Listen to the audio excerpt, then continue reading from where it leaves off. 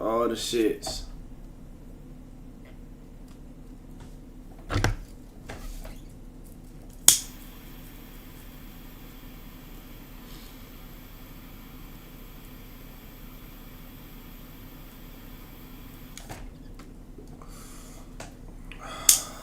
I hate rolling, sparking some of these, because sometimes, like, they be good. It got the rosin and shit. Better not be Reggie. Come on, bro.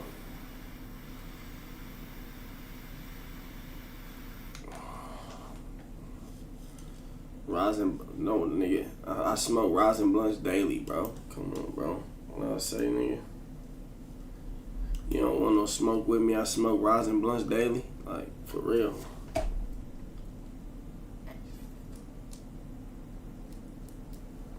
Like, why would I worry about a hater if I can keep going crazy? I had to cut some loose ends, dog, because people too lazy. I can't wear all my jewelry. I be looking too crazy. Dropped the top on the coupe, dog. The roof went crazy.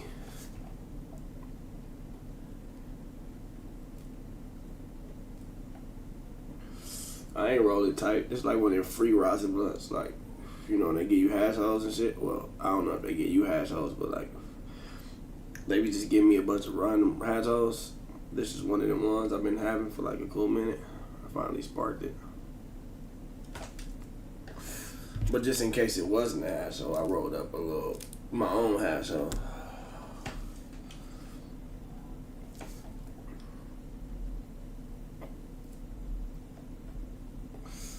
I just finished working out. It's a good workout.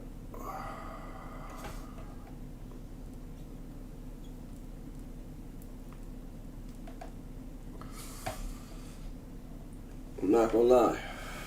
I feel accomplished.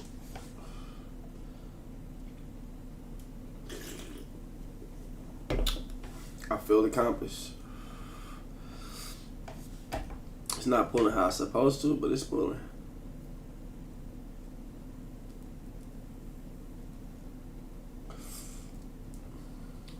There we go. There go the rosin. I always try to burn it down all the way into the rosin. And now I officially taste it. That's the goal, is to like burn it halfway, like this much, to when that rosin start hitting. Like, I'm the type of nigga spark this, like bam, and just pass it immediately. So by the time it get back to me, Ralphie, I saw you on the T-app. You ain't saw me on the T-app. You gotta have a bitch or a bitch to be on the T-app. I feel like that's for like people that are in like secret relationships, like, you know. I ain't got no hoes to be on the T-app.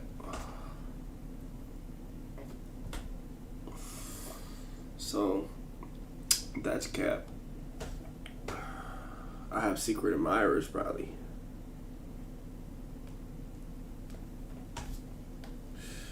And I'm too much of a good dude. People really like me. Like, people enjoy me. Like, people enjoy my time and company and shit. Like, you feel me? I'm really like him. Like I'm not one of them. I'm really like, you feel me? Like, you feel me? Like him.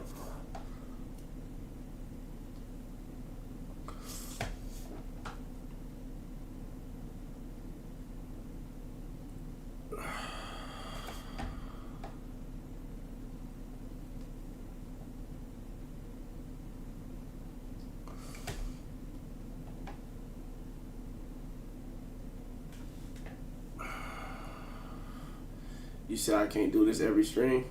Why I can't smoke gas every stream? What am I supposed to do? Not smoke weed?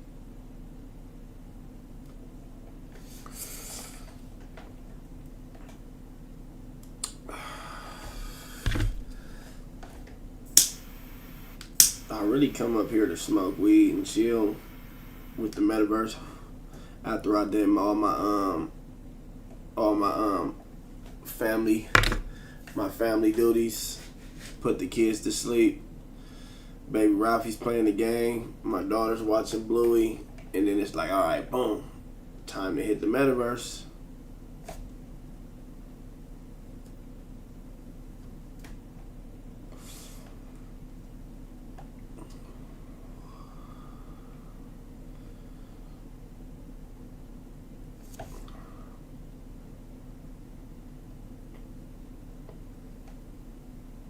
You play VR? I ain't played it, but I need to get one. I had a VR. I think it's one in the back. I really bought a VR. I had the whole shit. Got the shit. And I never played it, never hooked it up. I don't know why. Why didn't I hook my VR up? Because I don't know how I'd be able to stream.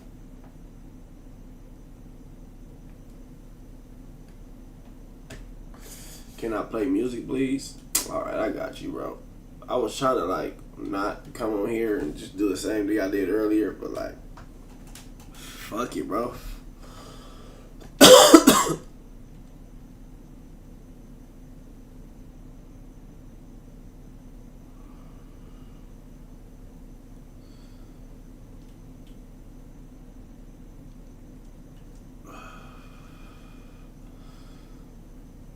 Listen to your new song. Let me tell you something, nigga. Fuck your new song, bitch. How about that? Yeah. Yeah. Yeah. Call of Duty chops, man, this whip pole walker. No, these ain't no barbers. The Call of Duty chops made his whip Paul Walker. Bitch, these Rick Owens, no, these ain't no Bob Barkers. You can trophy up, you just gotta ball harder. Another street nigga turned cop, law and order. I got all this money stacked to the top, I'm a hoarder. My plug, El Jefe, Trump don't send him across the border. I be in them houses in the hills, ain't no loitering. You don't like the #1 option, go explore again. You gotta pay to play, bitch, you can't even afford to win. Can't get no legal money, then I'm knocking on doors again. I'm a big fish, they was big fan, you little shrimp. Get him kick flip, gang of rip shit, little dip shit. I'm really him, bitch, you don't think I'm the shizness. Musta forgot her son, niggas must got dementia. A couple rap niggas going broke, better not mention us. Keep that pole on me, nigga, better not get intense with us. Make the wrong move, then another one bites the dust. Bitch weak, but she might get lucky when I be lustin'. Talk is cheap, bitch, give me some money that I can fuck with you. It's the celebration, look like Hanukkah when I'm with all my jewels. A bitch nigga better not say nothing when I'm with all my goons. Nigga thought he was Rocky Balboa, but I pity the fool. The plug got more served than Winnie the Pooh. It's a lot of niggas getting rich off shit we influenced. The Call of Duty chops made his whip Paul Walker. Bitch, these Rick Owens, no, these ain't no Bob Barkers. You can trophy up, you just gotta ball harder. Another street nigga turned cop, law and order. I got all this money stacked to the top, I'm a hoarder. My plug, El Jefe, Trump don't send him across the border. I be in them houses in the hills, ain't no loitering. Bro, this is one of my favorite songs right now. It was I Like Bitches in the Kitchen, or way worse, but this one turned into my favorite song real fast. I don't know how, but it skipped up. It ranked up. It ranked up. I gotta run that back. That's a RTB.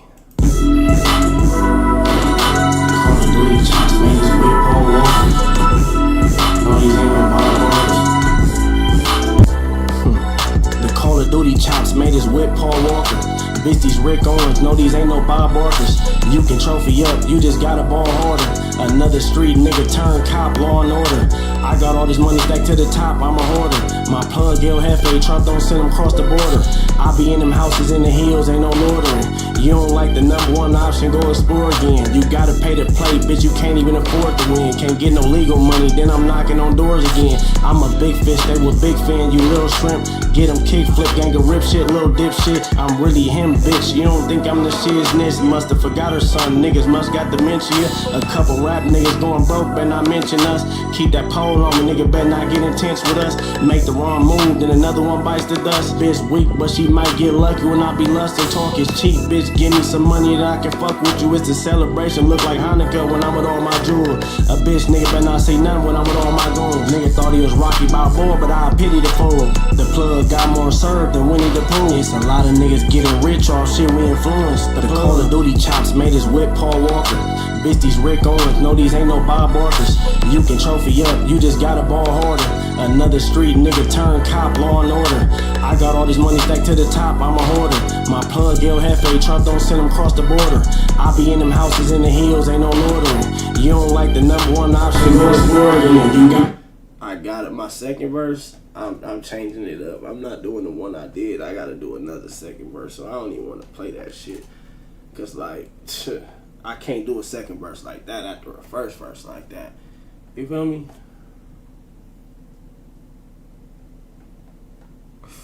The Call of Duty chops made his whip Paul Walker. That's a fucking bar, bro. Like, that's like a crazy ass bar, bro. Cause like, long live my nigga from Call of Duty, bro. He just went out like Paul Walker. So it's like, you feel me? Like, the Call of Duty chops made his whip Paul Walker. Like, bitch, these Rick Owens, no, these ain't no Bob Barkers. Like, you can trophy up. You just got a ball harder. Another street nigga turned cop, Law and Order. I got all this money stacked to the top. I'm a hoarder. My plug, yo, Hefe Trump, don't send him cross a border. I be in them houses in the hills, ain't no loitering. You don't like the number one option, go explore again. Like, bitch. If you don't like the number one option, go explore again. Cause like, for real, the Call of Duty chops made his whip Paul Walker. And bitch, these Rick Owens. No, these ain't no Bob Barkers.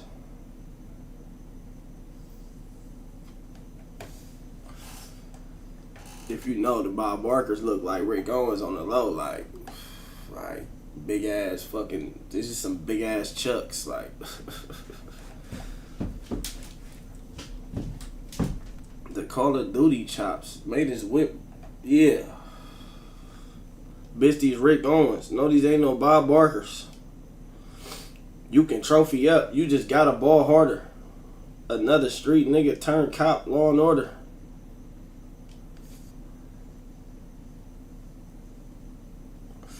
It's still one of my favorite songs.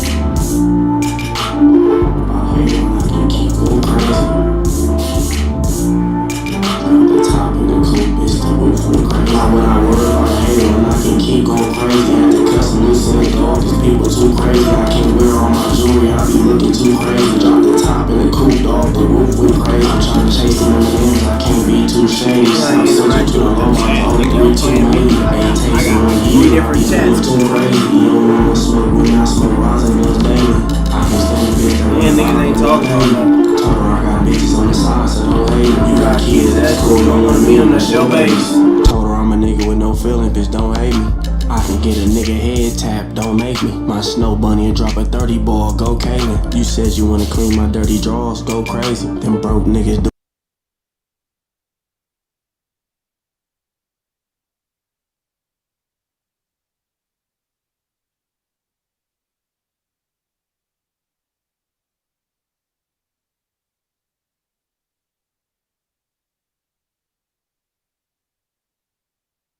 Go Kaylin. You said you wanna clean my dirty drawers, go crazy. Them broke niggas doing all that hating, don't phase me. Ride foreign with the fools, still rockin' no dames. I be fucking other bitches, I ain't doing no dating. I'm a dog, I don't think that's a miss, they go crazy. If I let you get some money with your tricks, you go pay me. My bank account, you did a magic trick, go crazy. Direct deposit, hit me, call that biscuit with the gravy. You just gotta listen, pay attention, you gotta pay me. If I walk on what Jesus did, they gon' hate me. What I worry about hating when I can keep going crazy. Had to cuss and loose in the dog, cause people too crazy. I can't wear all my jewelry, I be looking too crazy. Drop the top in the coupe, dog, the roof went crazy. I'm trying to chase some M&Ms, I can't be too shady. South Central to the low bounce, 032 made me. 8 tapes in 1 year, I be going too crazy. You don't want no smoke with me, I smoke rosin blunts daily. I don't need no cap breakers, I be boiling too crazy. Free my niggas in the pen, that was going too crazy. Told her I got a session, always when I'm too crazy. Not a child, play with me, you'll get flipped, whoopsie daisy. Can't be everybody boy trying to hoop with me, baby. I just need you to shake them Daisy Dukes for me, baby. Tear it off, bring the loot to me, baby. You gotta be beneficial, getting the coupe for me, baby. Why would I worry about a hater when I can keep going crazy? Had to cuss and loose ends, dog, cause people too crazy. I can't wear all my jewelry, I be looking too crazy. Drop the top in the coupe, dog, the roof went crazy. I'm trying to chase them M&Ms, I can't be too shady. South Central to the low bounce, 032 made me. 8 tapes in 1 year, I be going too crazy. You don't want no smoke with me, I smoke rosin blunts daily.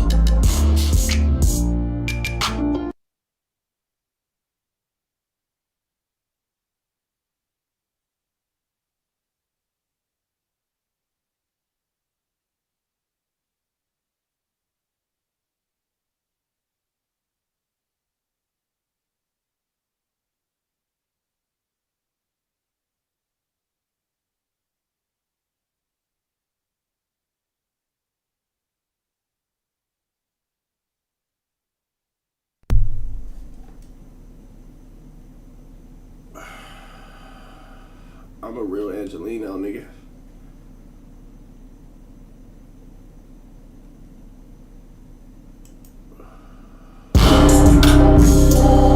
Gang in them, no lanes with them.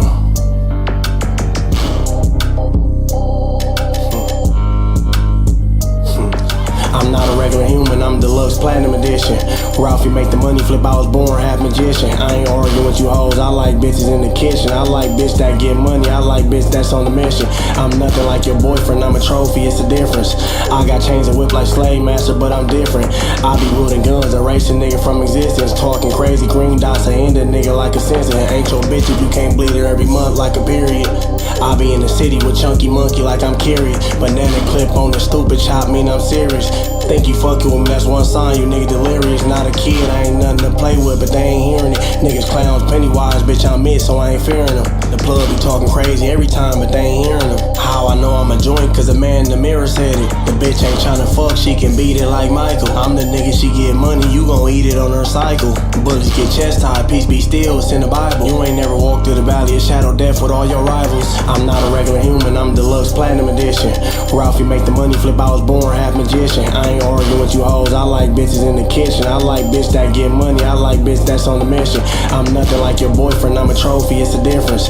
I got chains and whip like Slave Master, but I'm different. I be wielding guns, erase a nigga from existence. Talking crazy, green dots, I end a nigga like a sensor. Ralphie fear no evil, cause I got that orc with me. Thinking you a demon, gon' get yourself parked with him. In the deep blue sea with piranhas and sharks with him.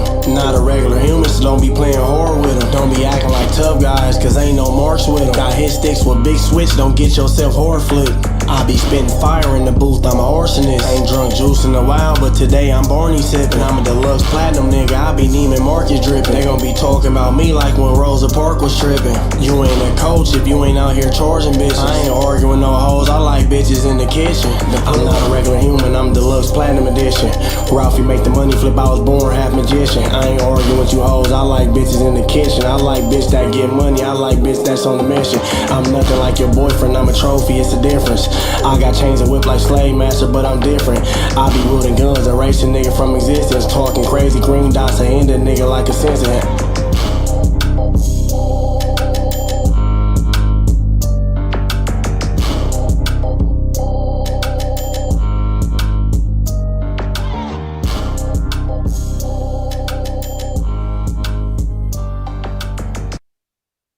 I ain't arguing with you hoes, I like bitches in the kitchen. I like bitches that get money, I like bitches that's on the mission. I'm nothing like your boyfriend, I'm a trophy, it's a difference. I got chains and whips like Slave Masters, but I'm different. 18.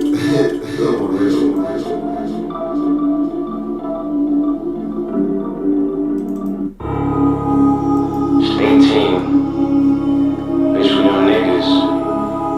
Niggas in the last place, we in first place. 15 years straight. Alright. You can use some improvement.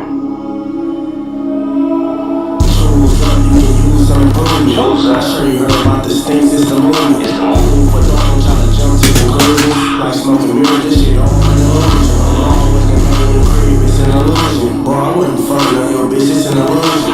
She think I can't say, but it's the delusion. Wondering why I'm sleepwalking, it's a pollution. I'm walking, sleeping high tech, and I'm flying high chain, buzz down 360, it's a life shot. Come hella dirty niggas out here trying to wipe party, bitch. Know to bring me all the money, I'm a big train.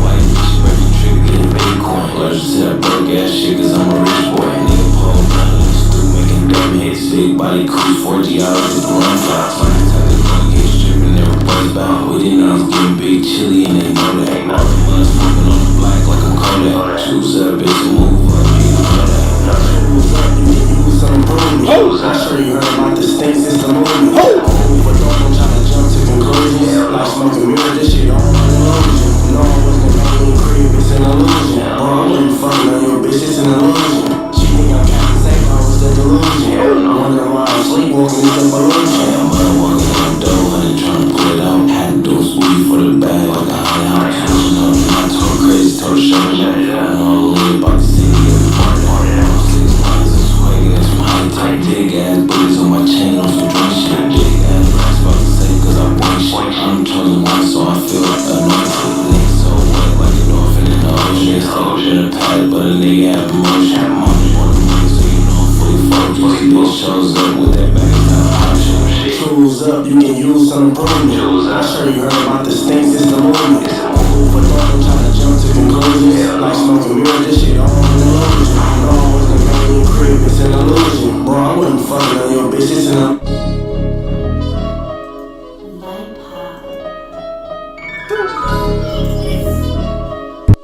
So how you do that? You can try to box the chop, all you gotta do is bob and weave. Nigga act like a bitch cause his granny named his mama Steve. How you gonna try to go against a trophy, not even a nominee? A lot of these niggas getting out too fast cause they copped the plea. Niggas stressing about shit that's just a storm in a teacup. Nigga better mind they business cause the chop came with D-cups. Woke up and spent 800, that was just a lean cup. Foreign wood crash, who wanna play Need for Speed with us? Living my imagination, it wasn't just a dream for us. Ballers versus bums, y'all in a different league from us. My life a movie, y'all niggas can't even get in the scene with us. Join the Elise, bitch, you might as well get on the team with us. He mad about some shit that's just a storm in a teacup. No, your bitch don't do porn, she just let me fuck. Don't go broke tryna keep up, boy, you gon' need that re-up. He think life a game until you need them V-bucks. Benji, Grant, and Jackson, that's the only old heads we trust. Strapped like a diaper, gang and them got them D-cups. All my niggas big dog, use a teacup. When you cookin' with big skillet, turn the heat up. I'm a fucking big dog and use a pussycat. Niggas lying, acting like they on, man, that's a bunch of cat. I be dropping bars so hard, they be like running back. Shrooms just whoop me like I'm hitting on a punching bag. Rolly plain Jane, I ain't fucking with the lab diamonds. Heavy shit, stay up on my neck and this ain't 10K. I ain't got a fucking dollar, all I got is Ben Franks. All this water on my neck, but I ain't in a lake. Big skillet, bitch, I'm heating up like some propane. Good finesse, all I drip is sauce, I'm not the last guy. I'm past fraud, I'm higher than a bitch, I need my double cup. I'm first place, I'm never second place, I'm not the runner-up. A double up is what I'm finna do when I flip this. Pocket full of biscuits, I'm sipping on some Tristan. Some rich shit, bitch, I can never ever be on broke shit. Diamonds hit the light, I got these bitches saying, oh shit.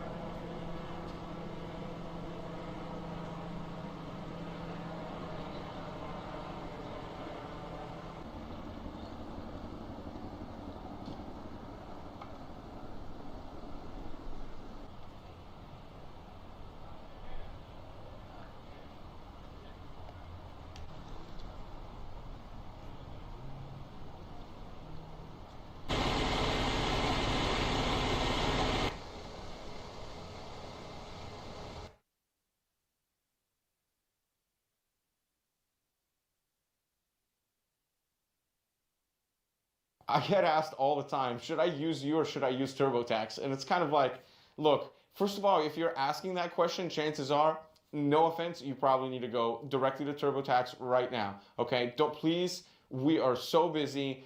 There is such a shortage of accountants out there. We only want to work with people that are 100% convinced that they need an accountant now, okay? And some of the main reasons for a milk, but keep going. Milk is one of them. Milk is one of them. But on some real shit, I went to jail for protecting my auntie. Yeah. Like, got up on my auntie, bro. I just put in. I was, always going to show love to my auntie and my mom and them. Some bro, she just put up on me like, some just slapped me to my Hoover, all this. I walked into something. So I basically like, what's up, bro? How you doing? The like, I'm like, hey man, you hit my auntie? Just asking, like, hey man, what's going on with my auntie? Like, what? Hoover, do, and just went crazy. And I beat the dog out of you, shorty. I just went for it. I went for it. I lost my mind. I ain't gonna lie, because he put his hands on me. Damn. He tried it.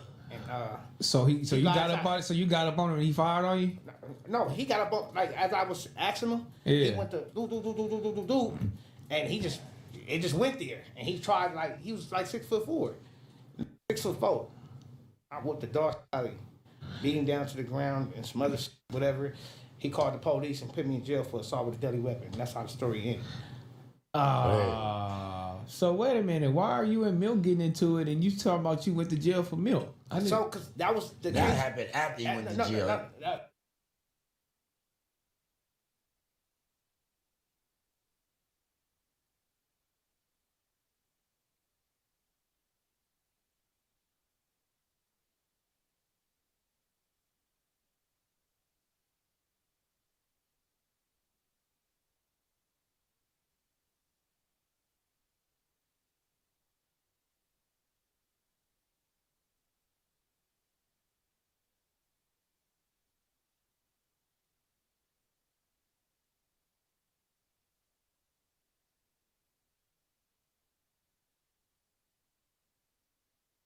That happened before. After he caught the case, he caught another case with Milk, and that's No. I caught a case. I caught Milk case first.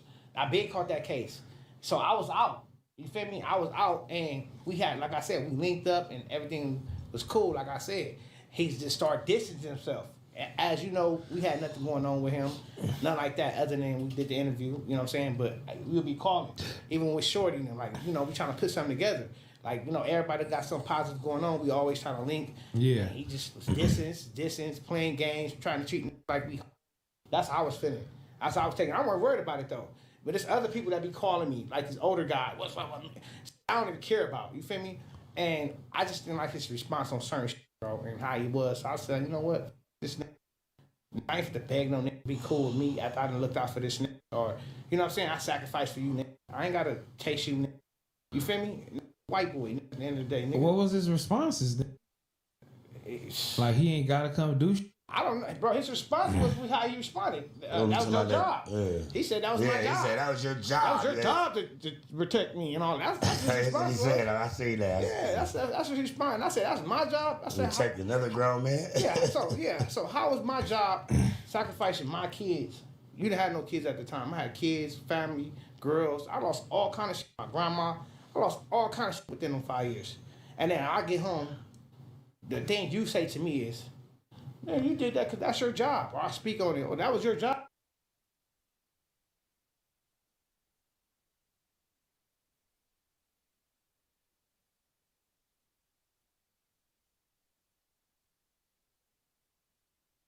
Oh, that's the response I get from you. That was my job. I took that as like basically like, you supposed to did that for me. Little. I ain't supposed to. So if I didn't do it, my name be right. Yeah.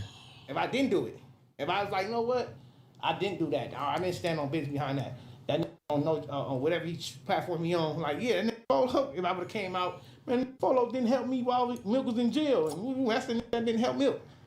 But I'm the nigga that helped Milk, and I'm the basically, you know, how would you call it, the black sheep. So you helping him, you know what I'm saying? Good heart. That's your job.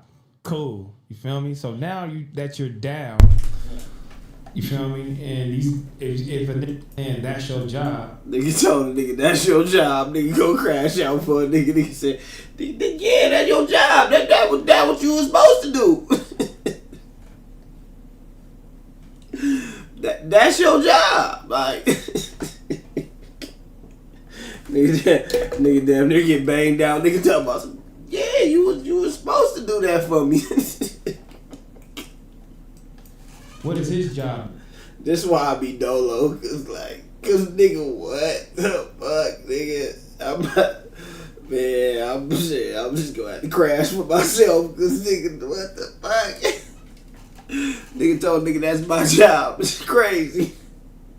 Now to do once you're down, did you receive anything from him? No, not at all.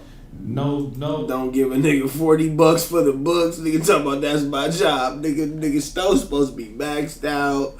Nigga everything you supposed to have nigga some stove. Nigga something. Nigga. Nah, gang, that was your job, bro. no commissary, no money on the books, no phone call, no visit, no nothing, no support from your homie whatsoever. Even when I got out, no support. No nothing. Just telling you that's your job. That's my job. Just like a white man. Yeah. Just like the white man is crazy. Trail be trolling. This nigga T-Rail is bullshit. Just like the white man. Nigga said it so casually though, like, just like the white man. Call him Christopher Columbus. That's why I call that. He Christopher Columbus of the Hoopers. He came, seen my style, because I've been over there, over here in the 70s.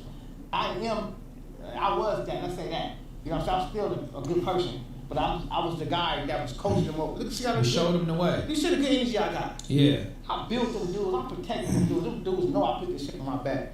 Them dudes, I stood in front of the bullets. I took time for them. I took all of their fades when they didn't want to. And I figured all my teeth. You know I got a squad with me. On the dead homies. You feel me? On the set, I took all fades for all kind of shit. I ain't got nothing in return. They left me in sales, quote scriptures from the Book of Job. You hear me? That's crazy. They left me in a cell with the whole scriptures from the Book of Job. I'm quoting Jay-Z verses hit on the wall. Staying strong. You know what I'm saying? Staying strong. Like I'm talking about not no store, not no nothing, because you in a hole or for the cause. You can't get none of that, bro. You got to wait on the spend $55 max, and you have to wait. That's gonna be gone because up in there trying to work out, stay focused, and got nobody to talk to. Come on, bro. Come on, bro. Leave you in the cell by yourself and on you. And you get out and won't even look at you, look down on you for helping them out. That's crazy, and I agree with, like, yeah, man, I wouldn't have worded it like that, but that's what we supposed to do. Not actually that's your job, but as a, you know, like gang member or a member or a person from the set. No, I could have got about that situation. But this is what we supposed to do for each other. Yes, sir. Also, what we supposed to do for each other is take care of each other while we down. Yes, sir. You feel me? Right. We supposed to take care of each other while we down. Right. Or, you feel me, when you get out, you feel me, if I could take care of you while you down, Yeah. at least I can try to help you do this. You know what I'm saying? know. Look, yeah. I can at least help you do this. Yeah. But instead, still, like, don't want nothing to get bothered about it. It's crazy. Yeah, but the coach Bobby Trail's real on some real hands. I don't want nothing from him. I don't want from him just to be like, you know what? That's my boy. Look at my boy. You know what I'm saying? Just to show him some love, bro. I don't need. So he got out and Milk ain't showing no love, and he took time for him. Oh, okay. That just sums it all up.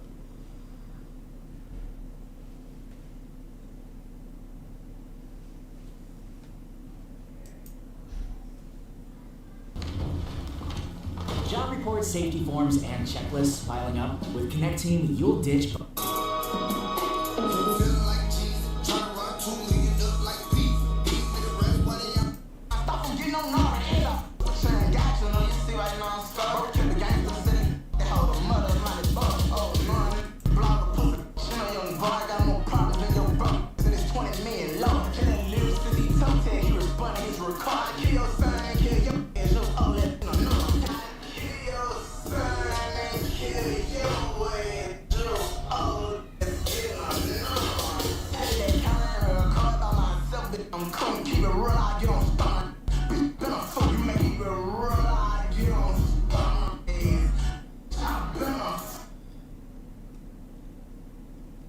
Y'all know why? Cause wasn't your boy NLE Chopper signed to like Birdman or some shit too? He probably like, nigga, you sending this bitch ass nigga to come diss me, nigga. Matter of fact, I'm finna get on your bitch ass old ass nigga. These niggas be crazy. And that was short lived. It's looking like NBA YoungBoy that sat up there the other day. He like, I ain't dissing that little peon. I'm finna just shoot shots at the big dogs.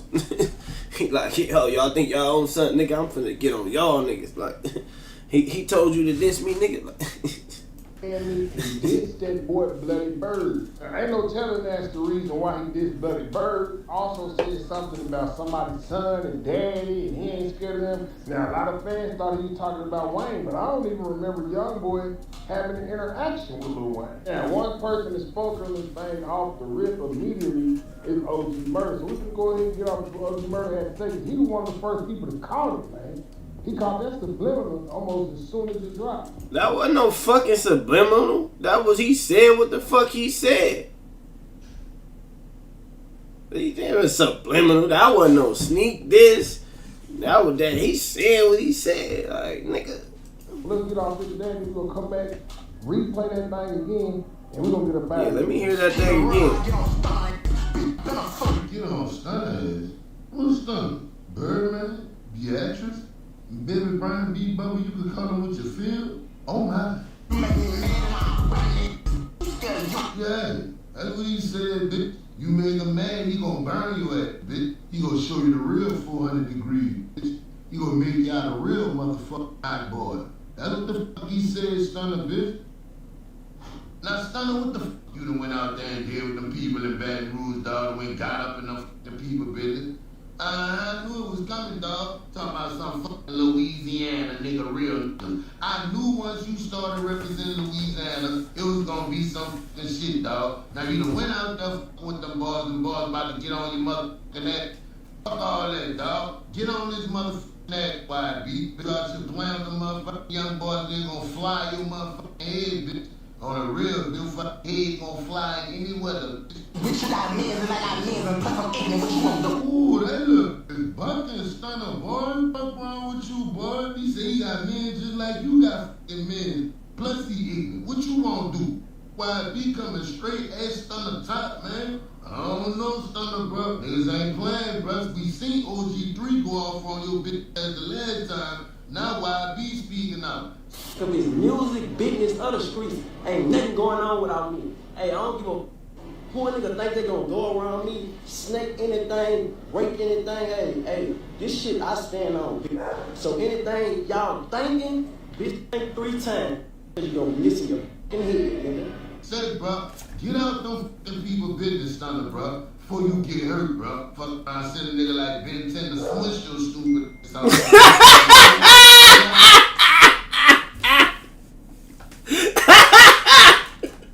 Nigga said, fuck around and send a nigga like Ben 10 to smush your stupid ass. Them dudes mixed, bro. Dude about to fuck your stupid ass up. Primo smoking, bitch. That boy say he like Zion in the city. He trying to block on them dudes. You heard me? Like, yeah, that look talking crazy, Stunner. That look YB talking to Stunner. Stupid as a motherfucker. Huh? Talk that shit, YB.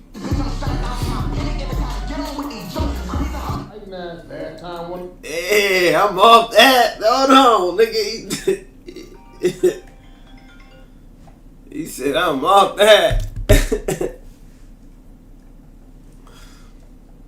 The YNs tried to press up on Bloody Bird, man. This how it went. Find something to play with. What up, Bird? What up, Bird? I'm straight up. I'm never. Fucking up my camera. I'm gonna stand about my. I'm just saying, the bro ain't no money now.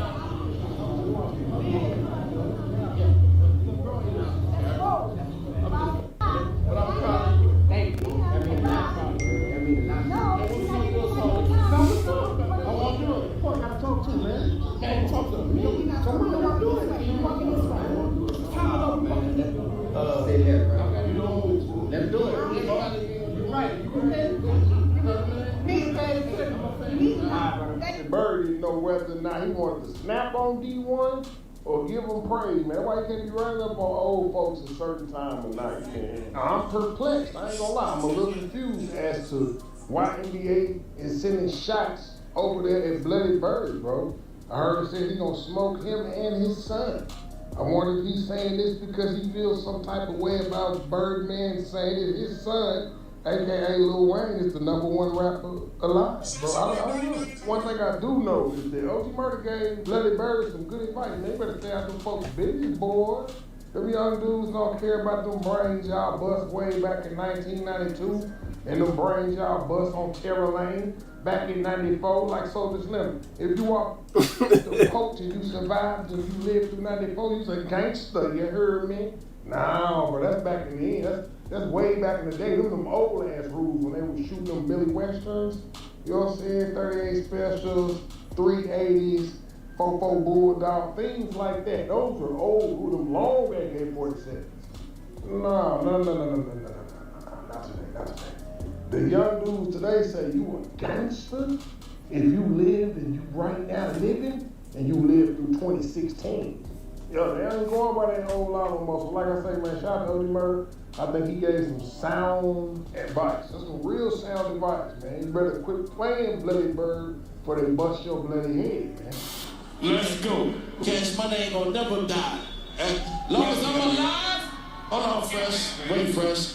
Long as I'm alive, Cash Money ain't gonna never die. Shout out to my nigga NBA Youngboy, NBA Rich Gang. Who don't like it? We with all the bullshit. If you ain't with us, fuck you. P, where you at, bro? Say something so they know that. Get ready to dance and experience the show everyone is talking about when Disney on it. Birdman's approaching 60. I say, you 56. You don't need this. But you're on a tour bus following along YB's tour. He said, man, I think this boy won. He says, I'm here to make sure that he don't cook the money. He said, they're ready to get his boy the money. I'm here to make sure he don't fuck up.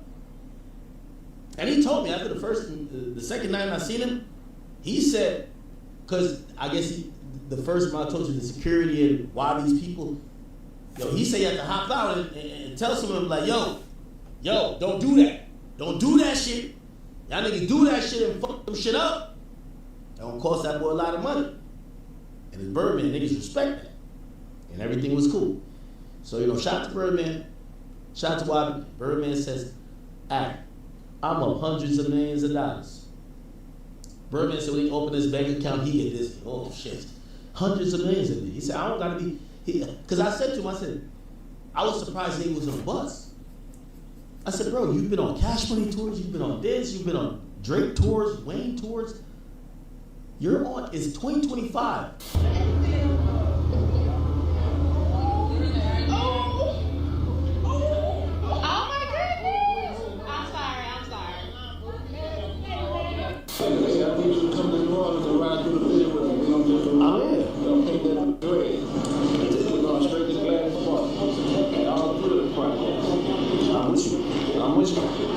Next week we got to Louisiana. I gotta see where you from. I'm gonna show you. I live in boys' home, do all kind of shit out there. So show you.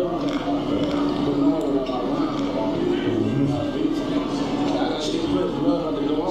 You about to go on? Yeah. Shit. Nah, I'm good.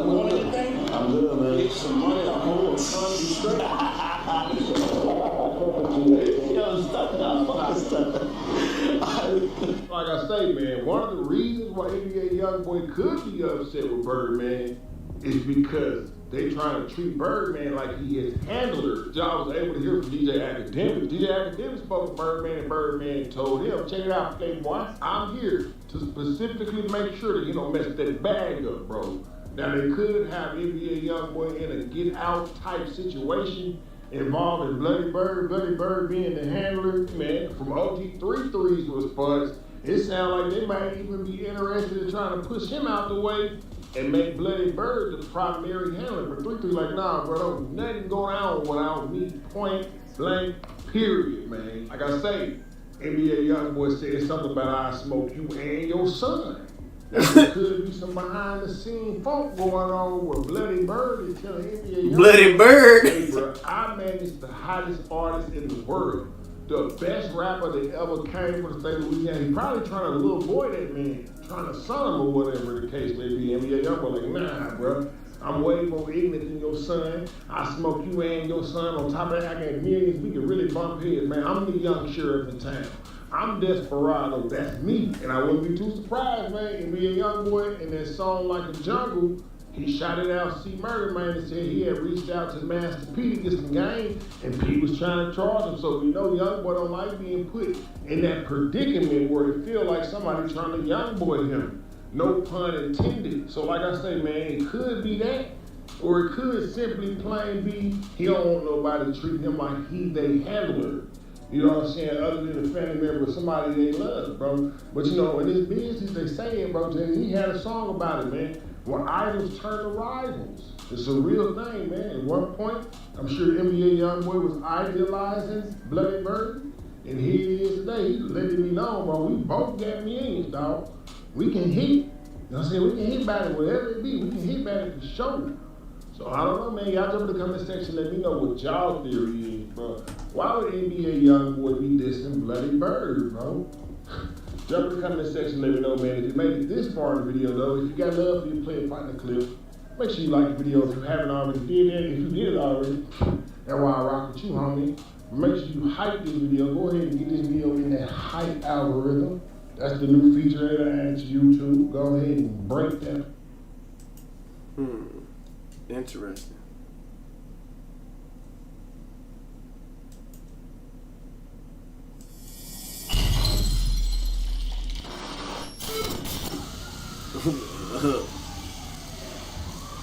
First off, shout out to the 40s. This ain't got nothing to do with no 40s. This ain't got nothing to do with no gangbanging. This got something to do with it getting on here clout chasing. So now, I'm about to expose his ass. All right, Spody Face. I thought this shit between me and you was over. I pulled up on you by myself like a man. No gun, no nothing. Now you want to get on the internet talking like I turned down the fade. Wack was right there. Now I wasn't gonna do this, but now I'm about to expose your hating ass. You did some fake theatric shit. Like, let's keep it all the way a buck. And turned around, sat down, and talked for a whole hour and a half. So be serious. Who's really a J-Cat and a liar? I walked in there and left the same way I came. All that shit you was talking on the internet, I thought when I walked up in there, you was gonna get off. But guess what? All you wanted to do was talk. That's how everybody know. You just clout chasing and you wanna go viral. That's why you look dumb and you expose your hand. Now I'm not gonna let you put your hands on me, but I'm not gonna go in there on some extra tough shit when you clearly just wanted to talk. The whole world seen that you just wanted to talk. But now, I'm about to expose your ass. The real reason why you got a problem with me is because you jealous of 4 extras. Like, let's keep it all the way real. The reason why Spody Face is mad at DC Baby Draco is because he is jealous of his cousin 4 extras. Let's talk about it. That nigga start doing broadcasting, you start doing broadcasting. That nigga bought a Rolex, you go buy a small Rolex. You was just mad that I was putting his music and his videos out. Let's talk about it. Let's talk about it, big bad Spody Face. Mr. Tough Guy. Hell nah. The spotlight is on him, not you. He's famous, not you. If you wasn't 4 Extra's cousin, you would not be getting no interviews. Let's talk about it. Cause you born. Cause one day you pushing the peace and the next day you pushing violence. How are you pushing peace and the next day you calling people out for fags? Let's talk about it. You're contradicting yourself. And you would do anything to go viral and be famous. You over there talking about your cousin broke your heart. Nigga, you broke your heart by hating on the next man. Let's talk about it. You need to sit down and see what you say sometimes. Cause you don't even understand what you be saying. One day you wanna push peace, one day you wanna push the violence. Every real nigga that's watching this knows that I'm telling the truth and that you are jealous. No.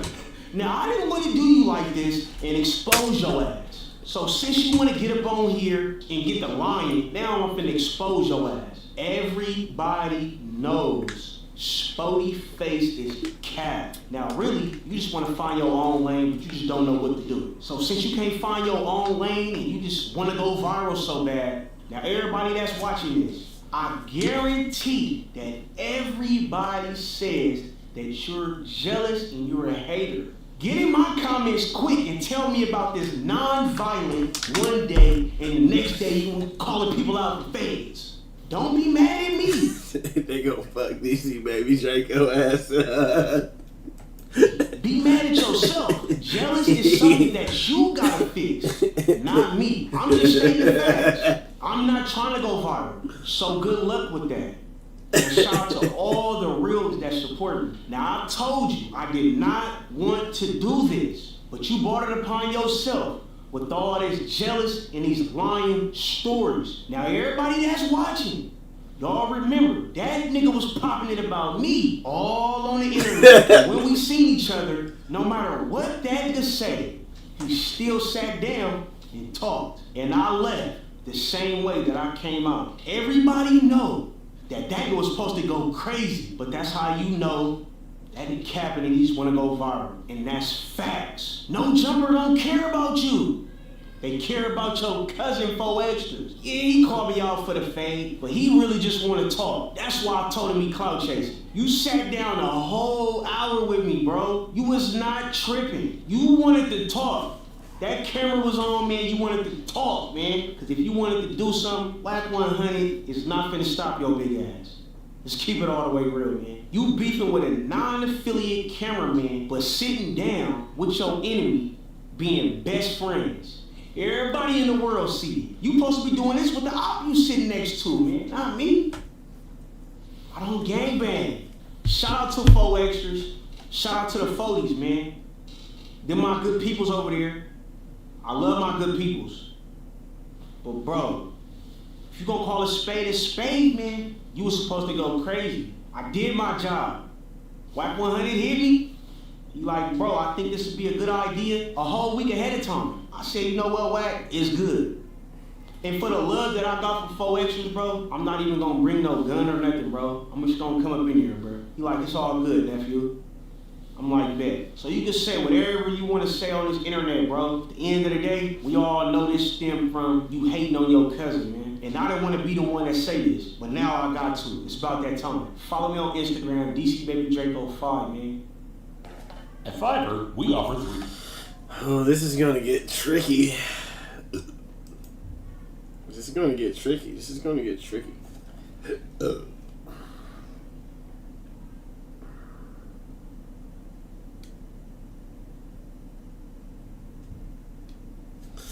It's one of those things you just sit back and just watch and just see what's going on.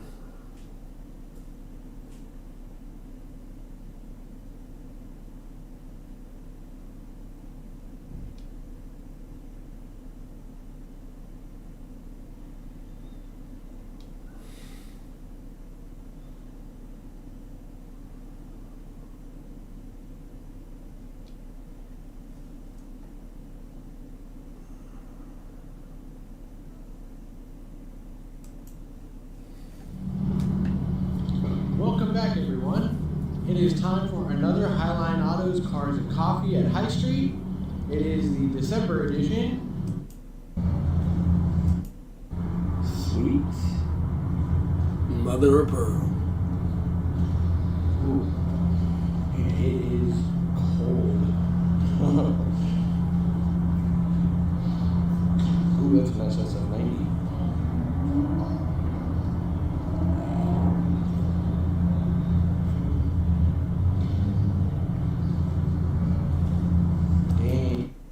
Sweat. Got 3 rolls out here. That's cool.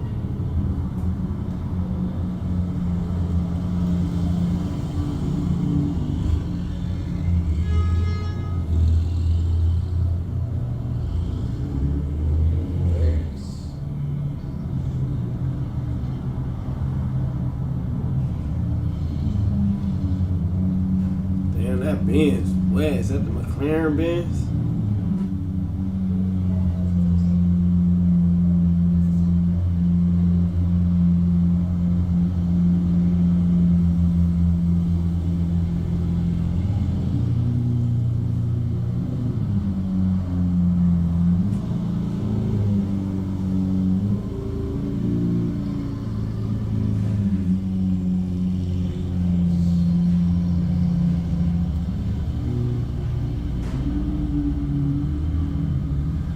Shit. Our cars and our car shows gonna be looking like this.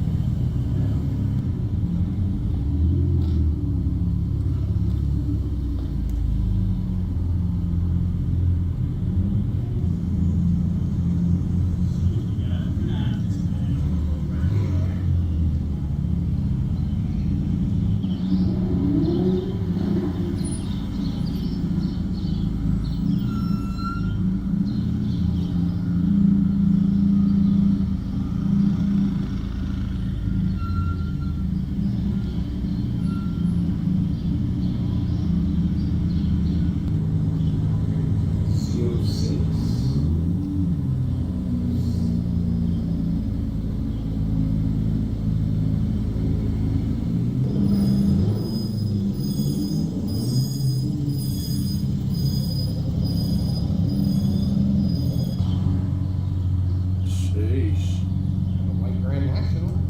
That motherfucker is wet. A white one, he tough. Sweet.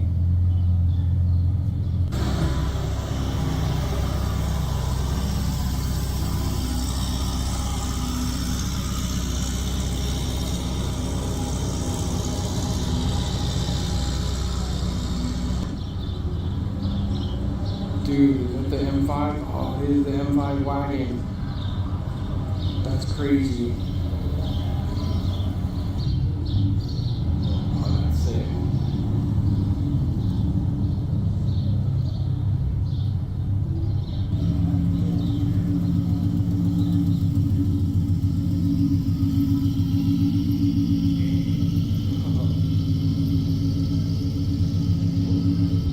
Oh yeah, here comes creative smoke.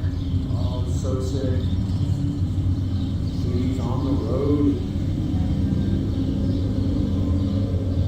Damn, that bitch hard. Look at his sick rolls. Dude, that thing is wild.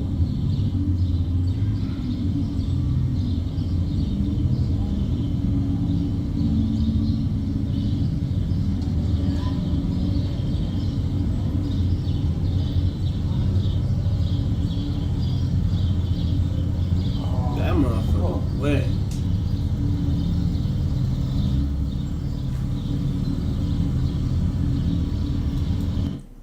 I need some popcorn. Chat, give me 2 minutes. I'll be back. Okay? Nobody move, nobody gets hurt.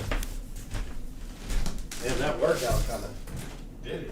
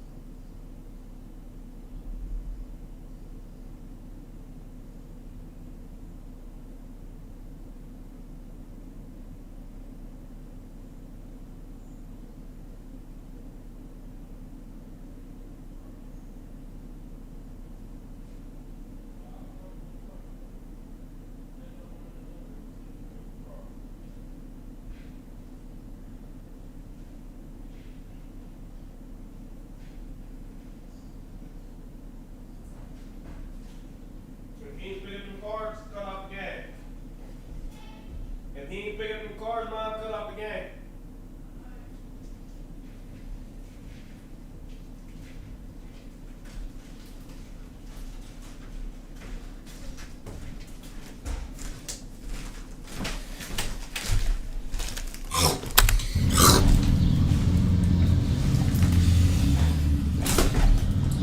I feel like I should have got more popcorn.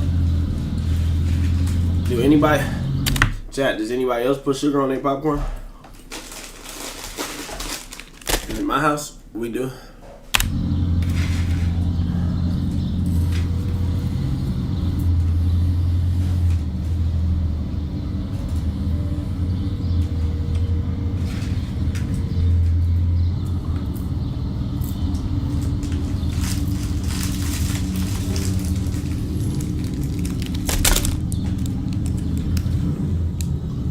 Martini livery on that.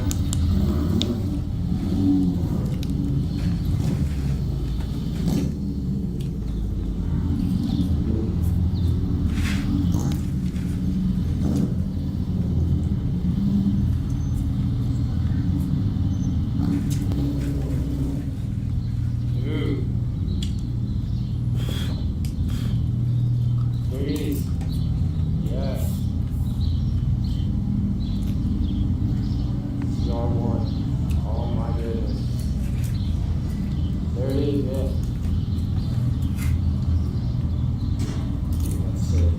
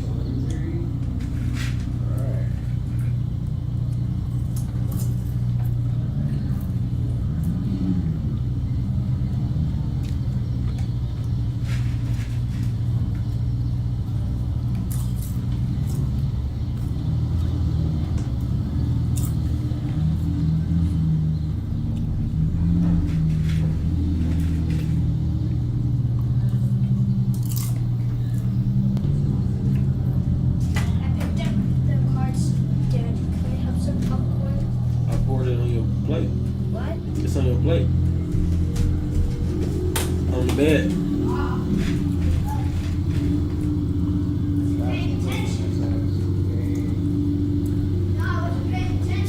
You gotta start paying attention.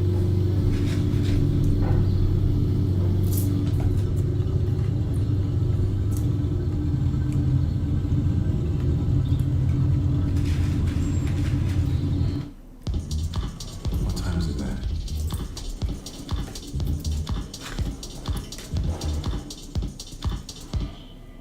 Lumpy.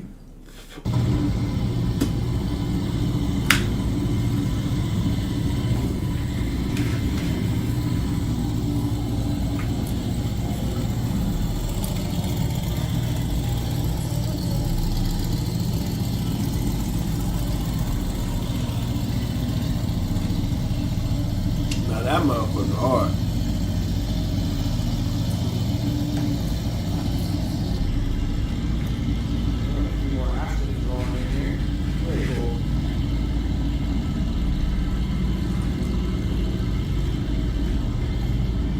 This, see now this chat, this is my type of car show, bro. Like old schools and shit is cool, but like when I go to a car show, I want to see some shit like this. Like you can have a couple old schools every now and then, but like it better be like some shit like this up in that motherfucker.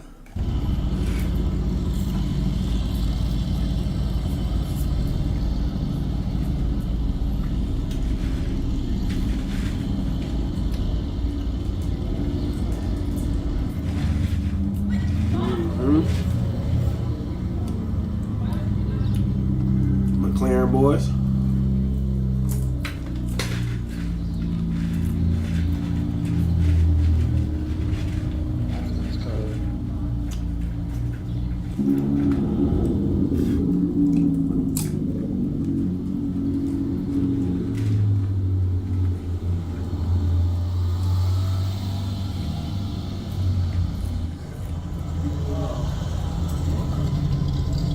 That's cool. Oh, it's a nice flavor. Man. Oh, yes. 4GK, baby.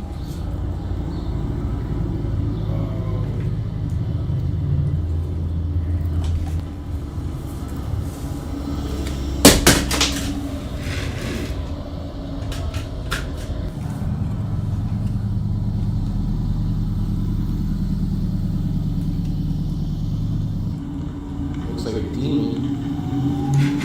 Yes, it is.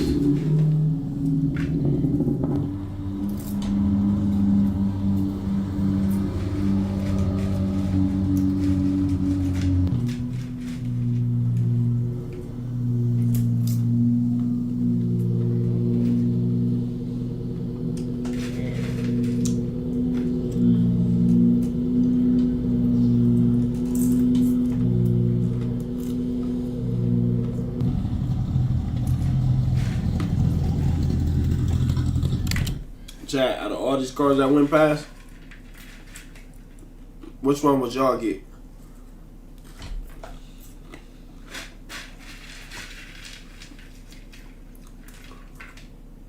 Out of all the ones y'all seen, which one was like, that would be y'all, the one I want?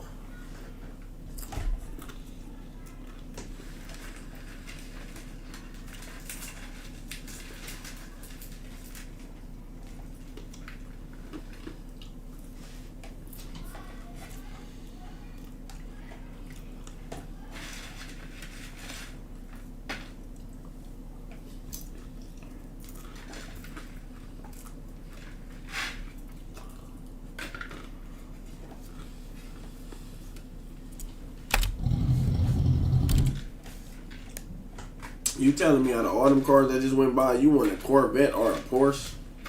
That's crazy.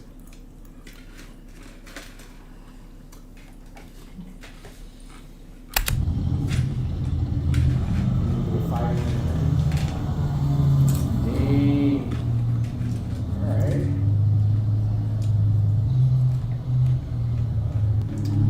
That's actually F12 Ferrari, not the 599. Yeah.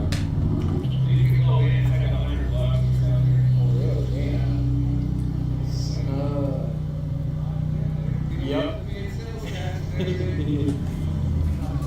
Excuse me, sir, you dropped the pile there. Right, just might as well walk it around, check out what else is here. M220 is totally cool.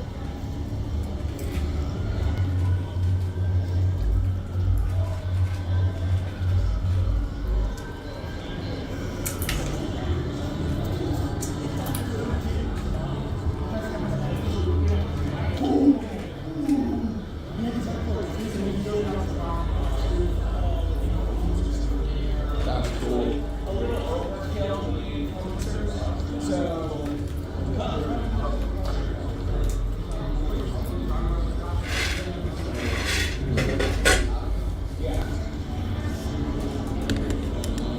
I like the way you think. A Lambo would be a hassle to keep up. Alright.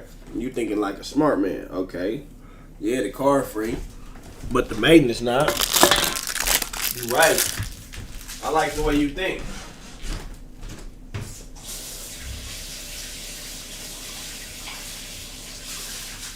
You just changed the whole dynamics, the whole aspect of things. You thinking like a wise young nigga. 765 That's it.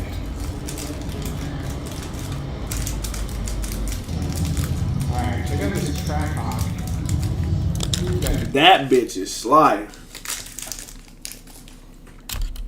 Giant nitrous bottles in here. It says this thing was 1,675 horsepower. Wheel horsepower. That is just crazy. Look at the keep track off. Dang. Craziness.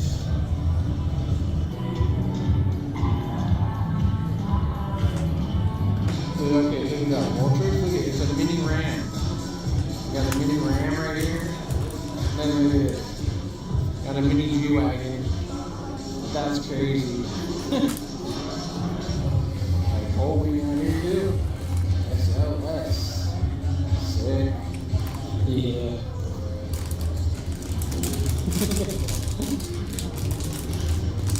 The doggies on? Yeah.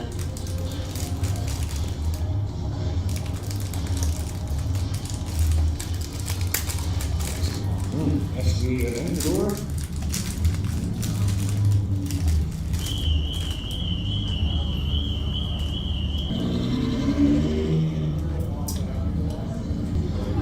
Check this out. Celine Cobra. One of the 4 built. That's crazy. That's really cool. That's cool though.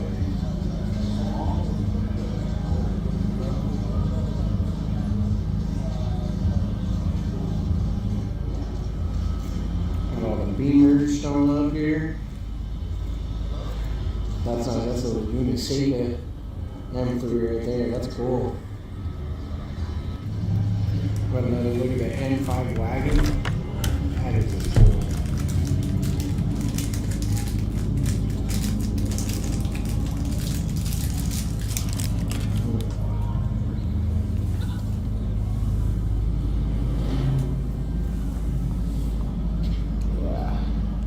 That's really neat.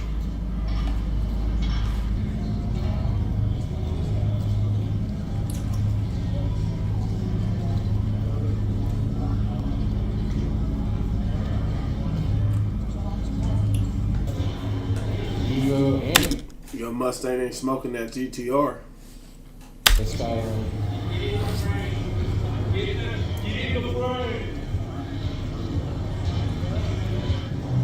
Sweet Jaguar.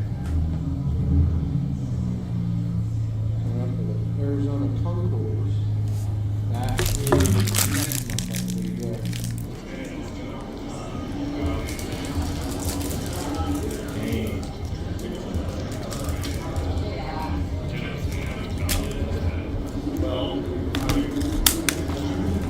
Sick STO. Another style here, too.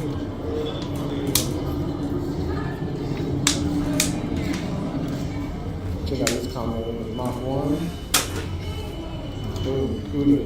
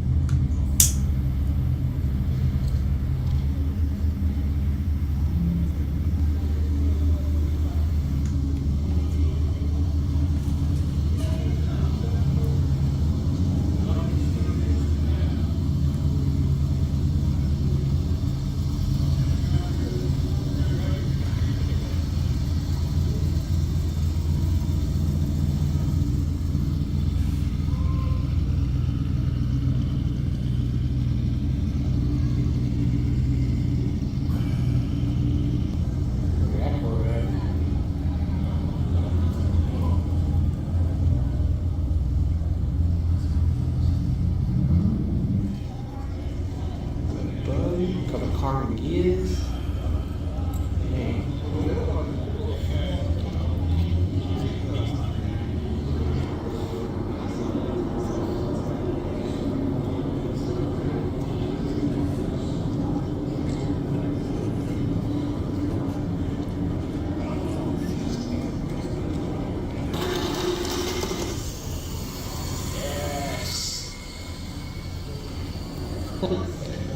You say Cadillac.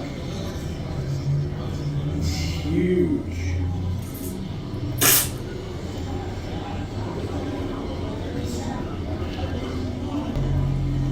That is so That sick. motherfucker hard. Now that bitch hard. Like some old schools like that, I fuck with. That bitch clean. Dead homies. Wow.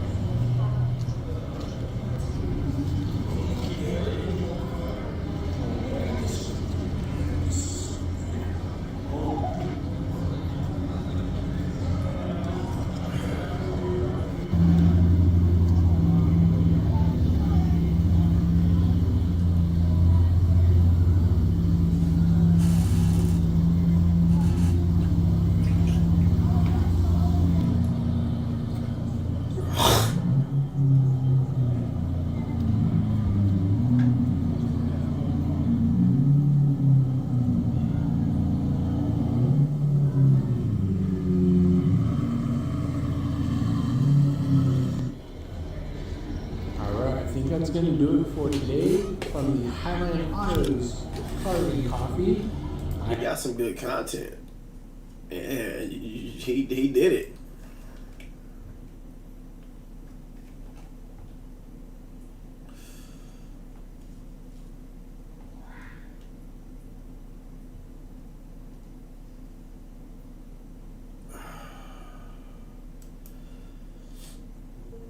I mean, the core idea of Bland is that everybody was sold a broken promise when phone trees came out. Jay Leno, a 75-year-old comedian, spent his entire TV fortune on cars and now owns the world's most famous $100 million collection. But here's the crazy part. Even he doesn't know how much it's actually worth or how many cars he has in his 140,000 square foot garage that houses over 180 vehicles spanning automotive history. Unlike other collectors who lock them away, he drives every car, including a $20 million McLaren to Starbucks and a Mercedes Gullwing to local car meets like it's nothing. Today, we're stepping inside the world's most famous private car collection. And trust me, you've never seen anything like this. 2017 Ford GT. Jay Leno's 2017 Ford GT is number 12 off the production line and one of only 250 built in the first year. Leno was specially selected to own it because of his deep love for cars and because he owned a 2005 Ford GT with the same serial number. The car cost him over $505,000, and that's the cheapest car in today's list. The base price was already a steep $450,750. But Leno added $55,000 worth of extras. The high-end 400A package alone added $25,000. He paid $15,000 for exposed carbon fiber wheels, $10,000 for the black paint with orange racing stripes, another $2,000 for titanium lug nuts, and orange brake calipers. Mailman to P, now you know damn well I can't type that in. That shit gonna have my whole computer smacked down. Even the interior had orange accents to match the outside. To protect the car, he had it completely wrapped with XPEL protective film. In his video, Leno said, "This reminds me a lot of my McLaren F1. A road car you could drive to Le Mans, win the race, and drive back." The exact price of his car was found by a Reddit user who zoomed in on the VIN number shown in his video. That is how closely people follow his collection. 1932 Packard Twin 6. This stunning green beauty is the first collector car Jay Leno ever bought. Back in the mid-1980s, Jay picked up the 1932 Packard Twin 6 from none other than Phil Hill, the first American to win a Formula One World Championship. Hill even restored the Packard himself at his own facility, making this car extra special. Jay once said, "It was my first real classic car, and I still love driving it." And he wasn't kidding. He drove this vintage ride almost daily for a while. It may be old, but it's incredible. Jay Leno got whips, no cap. Like, I fuck with Jay. Well, I don't know. He probably got some shit going on, so let me not say that. Incredibly smooth. The 12-cylinder engine runs so quietly you barely hear it. It's got a vacuum clutch right on the steering wheel, a rumble seat in the back, and adjustable suspension. Even now, Jay calls it one of the most reliable classics he owns. 1953. Cunningham C3. Probably one of the lesser-known vehicles in the Leno garage is the mix of Italian-style and American-made Cunningham C3. Cunningham was a yachtsman who won the America's Cup and later made his name in motorsports by building and racing his own cars. His team even took first in class and third overall at Le Mans in 1953. Jay's C3 comes with a 5.4-liter Chrysler Firepower Hemi 5.8, powered by 4 Zenith carburetors, and the body was made by Vignali in Italy. The final car was then assembled in Florida, giving it a rare blend of Italian looks and That shit kind of hard. American performance. He got whipped. All 25 C3s still exist today, but Jay's car is fresh from a full restoration. As per concept cars, its auction value is over $1 million. One fan said, "It's like driving art with a rocket under the hood." 2004 Porsche Carrera GT. This car spun out at 191 miles per hour, with Jay Leno behind the wheel. That's how wild the 2005 Porsche Carrera GT really is. Jay was at Talladega, pushing the car for a Porsche speed record, when he lifted off the throttle too fast and lost control. He flat-spotted the tires, but walked away safe. Not to forget that Paul Walker died in a Carrera GT crash. Jay calls it the last analog Porsche. It has a 6-speed manual, a 5.7-liter V10 engine built for Le Mans racing, and weighs just 3,000 pounds. It makes 603 horsepower and sounds absolutely insane. When it came out, it cost around $440,000, then dropped. That shit look crazy. I ain't gonna cap. In value, but now it's selling for over $1 million at auctions. Only 1,290 units were made, and Jay's is all original, even with the special terracotta interior and balsa wood shift knob. It's scary, but that's what makes it fun, Jay says. 2014 McLaren P1. Jay Leno took home the first McLaren P1 ever delivered in the US, and it was a volcanic yellow beast straight from Beverly Hills. It was the first privately owned P1 to hit American soil, and Leno wasn't wasting a second. He drove it straight to his garage and met McLaren's CEO, Mike Flewitt, to talk about McLaren's cars, racing wins, and legacy. Unlike collectors who treat supercars like statues, Jay hit the road fast, putting over 800 miles on the P1 in just a few days. Flewitt mentioned, "A few guys I know have already run up more than 3,000 miles," and added, "I like the fact that owners are driving these things and not keeping them as a work of art. This P1 is no joke." With a twin-turbo V8 and electric motor combo, it pushes out 903 horsepower. Bro, this nigga got whips. Old shit, new shit, new old shit, old new shit, shit that just dropped, shit that and all his shit drive. This nigga got whips. Does 0 to 60 miles per hour in under 3 seconds and reaches a top speed of 217 miles per hour. Jay drives all his cars, and lucky for us, he features the P1 regularly on his weekly web series. If anyone deserves the first US P1, it's Leno. 1932, Duesenberg SJ, Murphy convertible. Only 38 of these supercharged beasts were ever built, and each one was custom made with the owner's input. No two cars were alike. That's the kind of detail you just don't see today. Back in the day, this car had a 320 horsepower straight 8 engine that could go over 100 miles per hour. The SJ also came with a strong suspension and a rigid frame. When it was new, the chassis alone cost $10,000, while the average car back then was just $500. Today, its value is off the charts. In 2023, a similar 1931 Model J sold for over $4 million, and a 1934 version went for $2.7 million back in 2005. No one knows what J's SJ would go for now, but experts believe it's easily worth over $2 million. 1940, Lagonda V12 Leno He just be sliding these motherfuckers. has owned it for nearly 30 years, and this car was designed by a man who built Bentley engines and used to sing opera. The Lagonda Motor Company was started by American opera singer Wilbur Gunn in England. Later, W.O. Bentley, after losing his own company, built this monster V12 engine for Lagonda. In just 5 months, Bentley created the Lagonda V12 that placed 3rd and 4th at Le Mans in 1939. Ralph's shoppers get up high quality and down low prices. Ralph's, fresh for everyone. Only 2 of those race cars were made, and both were destroyed during World War II. Leno's car is a faithful factory spec replica. It has 4 carburetors, a 4.5-liter engine, twin overhead cams, and 220 horsepower. Even the fuel pump is original style electric. All I do is change the oil, Jay says. If it had a Ferrari badge, Jay jokes, it'd be worth 10 times more. 1913, Mercer Type 35, J Raceabout. You've heard of Ferrari and Lamborghini. But in 1913, the Mercer Type 35 J Raceabout was America's version of a supercar.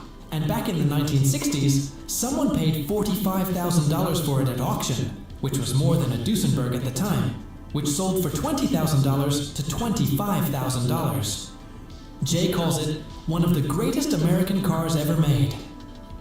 Built in New Jersey, it was painted yellow and black, possibly to match Princeton University's colors, since rich dads bought these for their sons heading there. It uses a T-head engine with splash lubrication, a 4-speed transmission, I want one, and no tachometer. Still, it can hit nearly 100 miles per hour. Jay even says, this was the Ferrari Enzo of its day. Mercer only made about 5,000 cars, and very few raceabouts are left. Thankfully, Jay's got one. In fact, he owns one of the company's 1913 raceabout cars. 1931 Bugatti, Type 51. Bugatti may be best known today for its Veyron supercar, but in the 1920s and 1930s, Bugatti was one of the world's great race car constructors, and the 1931 Bugatti Type 51 is one of the rarest gems from that era which Leno owns. It began as a Grand Prix race car and was once driven by Louis Chiron, the same man Bugatti's modern hypercar is named after. Chiron later owned it until 1936. In 1937, the car was sent to Louis Dubos to give it a sleek body like the Type 57 SC Atlantic. What came back looked like art on wheels. Even after the body and chassis were separated for nearly 50 years, they were reunited in 2000 by the Nethercut collection and restored to its 1937 glory. With a 2.3-liter supercharged engine, 200 horsepower, and a top speed of 140 miles per hour, Jay says it makes one of the finest sounds in all of motoring. 1967, Lamborghini Miura. Bro, this nigga got whips, bro. Like, it's inspiration. P400. This Miura sat unused for years because of a blown engine, until Leno got his hands on it. In one of his web episodes, Jay breaks down why this car is so special. The Miura changed everything, he says. This was one of the earliest Miuras ever made, and is widely known as the first car ever called a supercar. Leno points out its wooden steering wheel, the bold styling, and how back then designers had more freedom. That's what makes it so unique. It was a time when design ruled, Jay says, and this car proves it. Even today, people say it's one of the most beautiful cars ever made. 1928 Bentley Speed 6. A car like this is normally only seen in a museum or classic car rally, but here's Jay driving his, like it's his daily car. Originally built with a 6-liter engine, this Bentley Speed 6 now runs on an upgraded 8-liter one. It was once a true performance car, but Jay made some key changes to make it more usable. Instead of the old 2-carb setup, it now runs on 3 SU carburetors, and the magneto ignition is replaced with something far more reliable. It also has 4 valves per cylinder, and an overhead cam, which is rare for a car this old. Jay paired it with a Bentley Racing D4 speed transmission and added Gear Vendor's overdrive for a better drive. Driving this makes everything else look boring, Jay says. 2010 Koenigsegg CCXR Trevita. Damn. Only 3 Koenigsegg CCXR Trevitas were ever made, and Jay Leno's was... This nigga got one of 3 cars that was ever made is diabolical. He like one of them niggas. Delivered to him by Christian von Koenigsegg himself. Jay calls it one of the rarest, most exotic cars in his garage. What makes it stand out is its carbon strands coated in a diamond finish, something no other supercar has. Built by hand, the Trevita has a carbon fiber monocoque, a detachable hardtop that fits in the front trunk, and the biggest luggage space in any supercar. Its special double synchro helix doors swing forward and slightly up, making entry easy. Under the rear sits a 4.8-liter twin-supercharged V8 that runs on biofuel, making 1,018 horsepower. That is Bugatti Veyron power, but at almost half the weight. It has a 6-speed paddle shift, carbon ceramic brakes, and even passed 18 crash tests to be legal in the US. Mercedes-Benz 300 SL Gullwing. $8 million. Bro, this nigga got whips, bro. I need more whips. That is what Jay Leno's Mercedes-Benz 300 SL Gullwing is worth today. Jay's connection with Mercedes goes back to college when he worked for the company. He calls the 300 SL the McLaren F, one of its day. It first stunned the world at the 1954 New York Auto Show after importer Max Hoffman promised to buy the production run. Out of 1,400 built, 1,100 came to the US. Jay found his Gullwing in a California desert container, missing its engine and transmission. No rust, no major damage. Restored with Tony Nancy interiors and a House of Color candy apple red finish, it kept its original gauges and iconic Gullwing doors. Its 3.0-liter engine with direct fuel injection made 220 horsepower and 150 miles per hour. No wonder Elvis and Sinatra owned one. Jay also owns the oldest surviving Gullwing race car, an aluminum-bodied W194, and a magnesium-bodied version weighing just over 2,000 pounds. Both could hit 150 miles per hour in 1952, and even had plaid interiors to mark each team car. McLaren F1. Jay Leno has owned his McLaren. This nigga got whips. F1 for 20 million? 26 years, and someone once offered him $20 million for it. He drives it at least once a month, even though only 106 F1s were ever made between 1992 and 2000. But after years on the road, the black paint picked up swirl marks and scratches, so Jay decided to give it a full detail. He brought in Chris Walters and Jeremy Parazzo from his own Leno's Garage car care line. They lifted the car, removed the wheels, cleaned the tires and barrels with heavy-duty cleaner, and polished the paint using a dual-action polisher. They even used painter's tape to protect the chrome. The original F1 toolkit came out too, complete with a giant torque wrench. This F1 still has its original paint, carbon fiber monocoque, BMW 6.1-liter, V12 making 617 horsepower, and 12,000 miles on the clock. Jay calls it a collectible that's actually driven. 1934 Duesenberg Walker Coupe. This is the most Duesenberg Walker Coupe.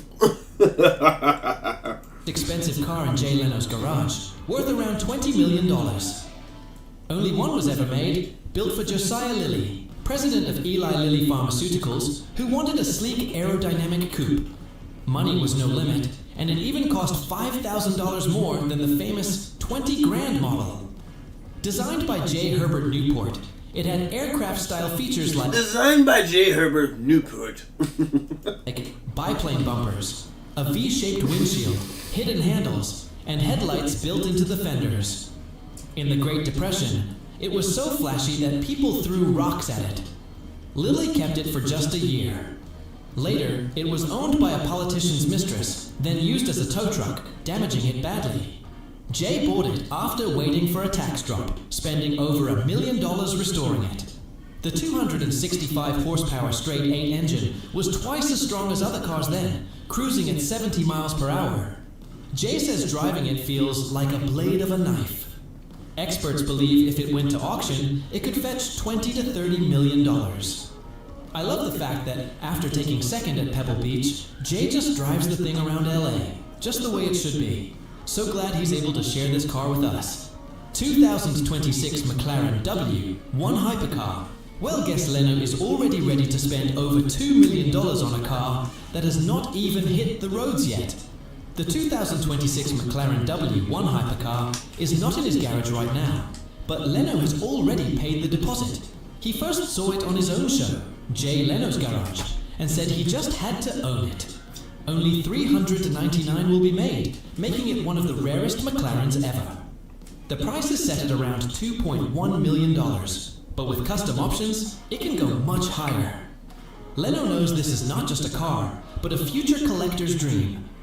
The W1 will have a twin-turbo V8 hybrid engine, producing up to 1,258 horsepower and 988 pound-feet of torque. It can go from 0 to 60 in just 2.7 seconds and hit 217 miles per hour. As McLaren calls it, this is the fastest accelerating street-legal car we have ever made. What's insane is that Jay Leno's McLaren F1, Mercedes-Benz 300 SL, and 1934 Duesenberg Walker Coupe alone are worth around $50 million. The only brand Jay Leno isn't interested in is Ferrari. Not because of the cars, but because of the way the company treats customers. As he put it, you're spending a tremendous amount of money. You should feel like a customer. Which car from his collection blew your mind the most? I fuck with Jay Leno, nigga. He said, nigga, fuck Ferrari, nigga.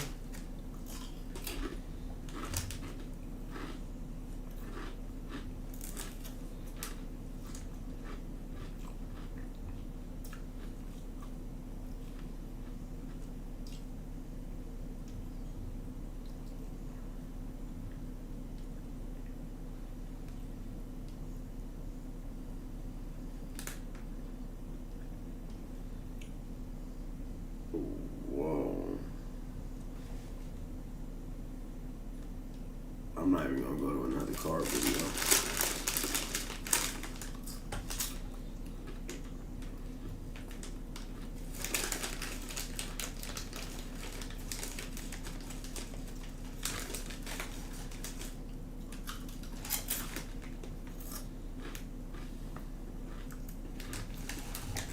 Running a crew is hard enough without chasing paper timesheets, endless texts, and missing job info. Meet Connectee. Later, they call it try to pay for it. This is the fun part. They can't get the door open. That's as far as the door goes. Right there. All we can see is a Nike box, so hopefully these black bags maybe have more shoe boxes in them. Little did we know we were about to uncover one of our top 3 storage units in over 6 years of buying them, so make sure you watch this video from beginning to end because it's unreal. You have a plan of attack? Well, yeah, that. You're just gonna have to try to see what you can push back or pull out. Okay. I can try to pull up this. Okay. Okay, let's see. That might help. Let's see. Come on, Neil. Come on. Okay, I got something out. Something's playing. Whatever this is, it's not slowly but surely. Come on. Okay, we got something out. I got something out. First bag. And we have First mystery bag. a Care Bear. Still in the box, actually. The box has seen better days. The Care Bear itself is in pretty good shape. What else is buried in here? This looks like all kid stuff, doesn't it? I'm seeing some Barbies, Bratz, I think. Toys. Is that a tablet?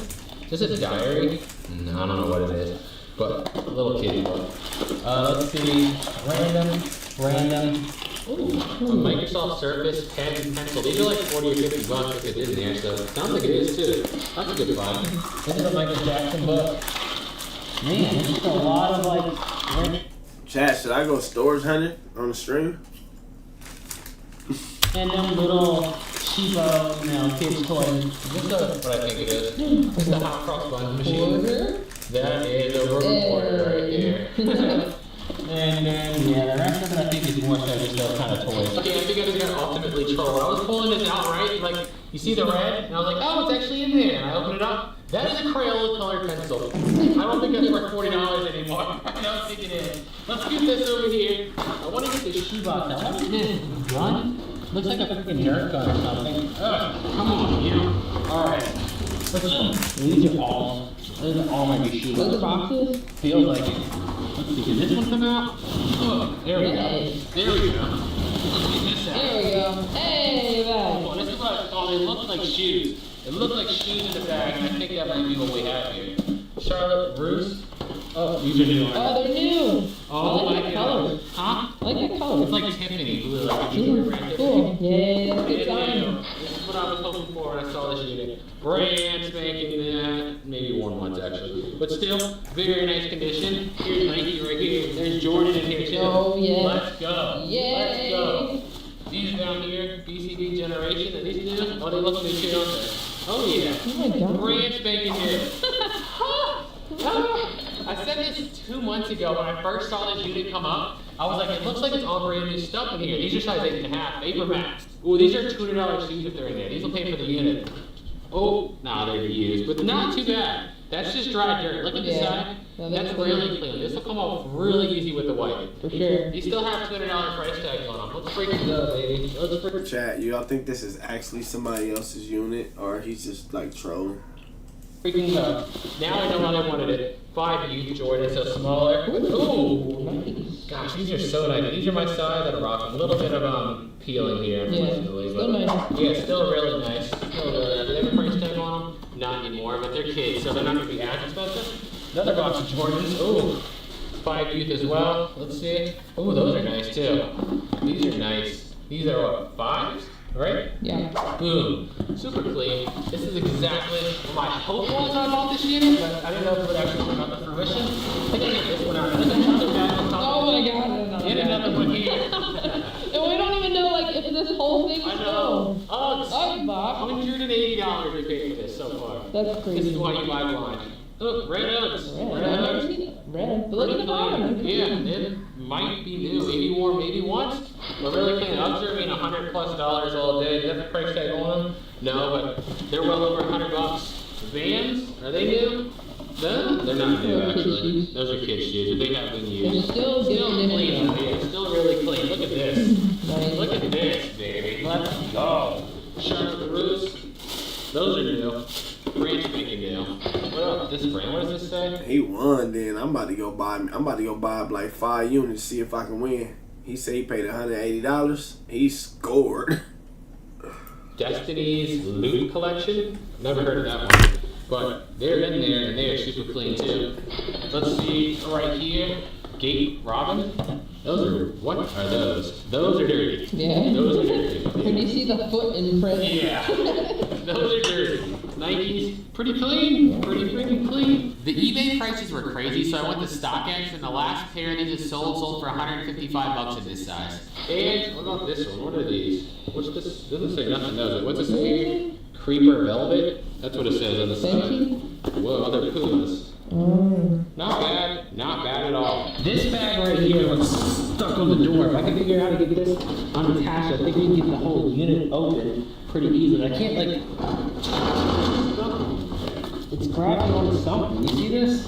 No, I can't see. It's grabbing on... There's a whole box of that. It's like stabbed straight in the middle. Let's just pull the shoes. Oh my God, Gucci. Ooh. Hold on. Okay, first off, 8.5 Nikes right here. The Gucci box, $595. $595 for the Gucci. They're used. But still, we only paid $180 for this whole unit. Right. And the Gucci shoes right there. Even Crayola, I bet you they're still a couple $100. Let's get them out the last. It's size 13. Okay. What was I say? Oh, clean though. Clean. These are, oh my God. Look at this one, 5U. Oh, look at those. Oh. They just opened. These are Pumas. Okay, so this one's the wrong shoe. First time it's happened so far, though. But these right here, man, these are my color combo right there. If I can fit- They genuinely seem so happy that they just scored right now. Like, this is like a crazy moment right now. Like, this is, it just seems like authentic. Like the wife, like, oh, look at those ones, honey. Like, oh, babe, those are, oh, you seen those? Like, it seems like, you know, they scored. Those, I'd be rocking the crap out of those. Those are so nice. Put them over here. Look at the sold listings for this single pair of shoes, and just remember we paid $180 for this whole unit. Let's see, how do I get this stuff out of the way? Oh, what are these? Ew, more see-through ones. No. Oh, this box right here is history. Let's just try this. You know what I'm gonna do? I'm just gonna rip the whole back. Okay. This might allow us to get in there. What box credit store? Hopefully not nothing too expensive. We didn't really have a choice. These only have a price tag on them, so. I don't know if you have more. Yeah, these might just be some cheapo ones. If I was going to destroy any box, I'm glad it's that one. And then we got Charlotte Bruce, they're in there, and one more in here. Ooh, those are crispy clean as well. Mia, M-I-A. Okay, but now can I get into the door? No, it's still Whoa! Oh my god! Look at all the things! They was happy as fuck, bro. They was just like, babe, look, when the more Jordans, like, they was just like, look at that Jordan box. Well, she was like, hey, honey, look, Jordans. Oh my god! Guys, it goes up. It goes up like God. There we go. Is that a shoe box here? Yeah. Those are boxes, those are boxes.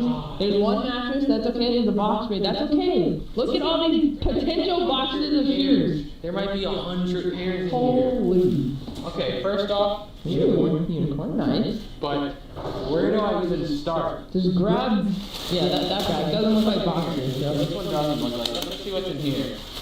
Let's see. Bags. Purses? It looks like it might be. Oh, this is gonna fall though. The second I move it. Oh. Okay. Let's see. These purses? Hat. A hat. But it might be some purses too. Oh, look at Naruto, Hello Kitty. Oh, that's funny. Then we got, what is that? It's heavy though. Is there something in here? I didn't even think to check the Naruto one. How do I open this? That's squeeze it. There we go. There we go, nothing. But it's heavy though. Ooh, that has something in it. Yeah, that's definitely. Oh. Ew. Do I want to open what's in here? Let's see. I kind of have to. Dump it out. Yeah, somewhere where we're not standing. Sure, yeah. Money! Money, honey, look, honey, money, honey, grab it. You see that? It's $1, honey. Yes, I got $1. It's all working now. What's in there? Is that all money too? Come here, come here. Oh, there's foreign money in here. There's a bunch of foreign money in here. And a bunch of, what are these all? Ding Ding rechargeable power cards? Oh, Dave & Buster's. Somebody had a Dave & Buster's addiction. And the rest of it's all change. There's probably like $5 in there, just change. Alright, I'm scared of this pee bottle. Yeah, that's a little questionable right there. Other than that, not anything else. Little stuff that I think about. Put this aside first. What else? Anything else in here? No, not that I'm seeing. What about in the front? In the front, they're just gloves. That's suspect. Oh my god, push pop? That is old school nostalgic. I know it right there. Let's finish going through here. We have some hats. The Richmond Brave, little smiley hat here. Hat. A Louis V? Uh-oh. I don't have a good ratio with these. I think my ratio That shit fake as fuck. is 1 real and about 300 fakes from storage units, so sounds about right. I don't never have good, hopes when I see them. There's nothing in there. Yeah, let's dump it out right here. I don't want to reach my hand in there. Let's dump it out. Kind of random. But it does have a heat stamp in there, but they fake those too, so we definitely have to get someone that knows what they're looking at to look at this. Nothing in the front. Put that aside. Let's see. Pink bag. It's got stuff in it too, but just makeup. You can see in that one, unfortunately. Here, another bag. Got stuff again though. What are these cards? You know what's crazy? This is the 3rd card I've seen. 3 completely different names. That's just a little sketchy, A little sketchy. Nothing else on there. What is sketchy is obviously a house with a fucking adult, a wife, and somebody else, a kid. It's obviously more than one person. Whose storage unit this is. Look at all the different items. You got females, you got grown fucking man shoes, you got little kid shoes. This is obviously a household. Black bag. It's full too. All these bags have stuff in them. Doesn't that just seem like somebody was snatching bags or something? Thirsty? Capri Sun. There's a Capri Sun. This is obviously like the kids' bags and shit that this bitch used. She's obviously like a Fashion Nova Sheen fucking bandit.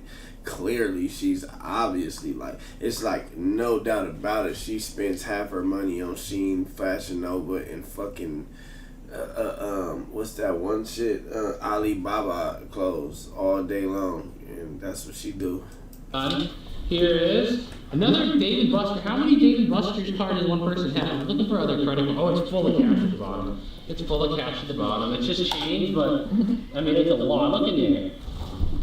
And the problem is the McDonald's barbecue sauce busted in there. Oh. So it's going to be sticky change, but I'm going to put it in a jug. So we'll get it out. Another Louis Vuitton, another Coach. I'm going to, like I said, I'm just going to have to guess based on my 1 in 300s that they're probably fake. But we'll get somebody who knows what they're looking at to look for sure. Let's go here. Why am I still holding your card? Yeah. Then we have more hats. More hats. What is this one right here? This is... What the heck is it? Candy? There's candy and some glitter. I don't want to touch the glitter. Once you touch it, it's with you for life. If you haven't left this video a thumbs up yet, Chad, y'all ain't gave this nigga a thumbs up yet? make sure you do it right now. This could be like one of the best ever, especially for the price point. If they opened this up, that would have been a $3,000-$4,000 unit all day. You could see their shoe boxes. I said that in the car. I was like, they look like shoe boxes, but I didn't think it would be this extent. You know, I was thinking maybe we'd have 2 bags of shoes down there, not 20 bags of shoes. Like, what the heck? Oh my gosh, let's open this one. Jimmy Choo? Yo, these are real. These are about to get so expensive. I'm sitting down here. Don't look at the box. Oh, they're slides. That's why. Ew. Ew. Okay. Jimmy Choo. These are real. These are super expensive. I'm pretty sure. I don't know much about design. Oh my god. Marcus, that's a expensive brand too. Aren't Jimmy Choo? Am I thinking of something else? I don't know. Oh, look. What? Oh, they're receipts. Neiman Marcus. How much did they pay for them right here? No, they definitely paid for them. Where's the price? It doesn't tell me the price though. But that's the receipt right from the store. So they're definitely paid for it. I wonder if I can take this back and go see. It just says it just says a gift? Yeah, it's a gift receipt. Oh man. Yeah, these look designer. It's a gift receipt with it. Holy crap right now. Here are the most recent sold listings for women's shoes that are brand new in this brand. These prices are insane. I'm just in absolute disbelief right now. Absolute disbelief. You know what's sad? It made me feel kind of bad because earlier, baby Broly had this little PT appointment, and I didn't go because I wanted to go be here when this unit went off, and I didn't want to give him a chance to pay it off again. And did we make the right choice? Yes, we did. Did we make the right choice? Clean as can be. I'd say 100%. Oh, what size is these? This is crazy. This is just absolutely crazy. Look at it. This is Pod 5, the first fully immersive sleep system.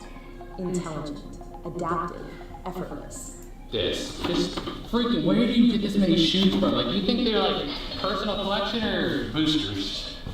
The only reason I say that is because I mean, most of the sizes are similar, but there's also some like really weird sizes in there compared to the rest. I don't know. Let's see.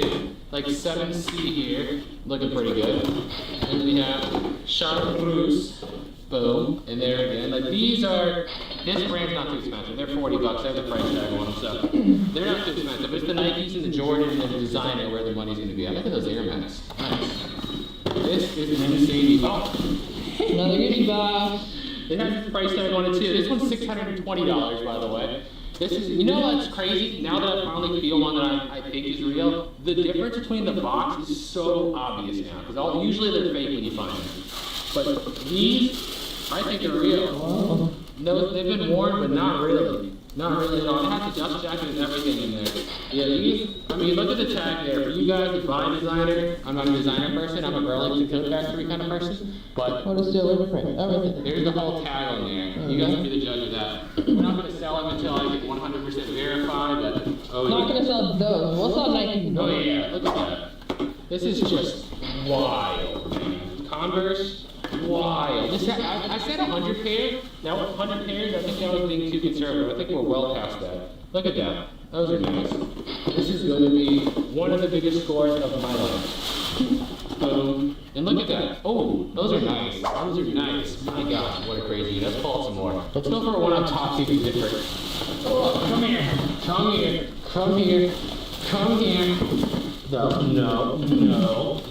You stay. Stay. Jordan Flake, right on top. Look at that. Absolutely gorgeous. Absolutely gorgeous. Let's see. Same sizes. These are for youth. Clean though. Really clean. Even the ones that are used. Oh, if these are real, these are pretty expensive. Balenciaga. Where's the price tag on these? $695. You see that? You see that? $695. Let's see. The box is like, yeah, it just feels nice. Ew, those are $695. I don't understand designer. I'm sorry, I just don't. I'm so not a clothes person. No offense to people who get them, do whatever makes you happy, but I don't get it. Oh, my gosh. My gosh. Easy Couture. This is like, is this a purse or an empty, our first empty box? What the heck? Let's see, our biggest slides. No! Well, you know, after all the designer and the Jordan and the Nike, if I was going to find one empty, I'll take Juicy Couture. Yeah. You know, I'll take Juicy Couture. Let's see what this is right here. What are these? Leaf? They're from Nordstrom. That's the only thing we see on them. They're definitely in there. Leith. Those are women's shoes. This is crazy.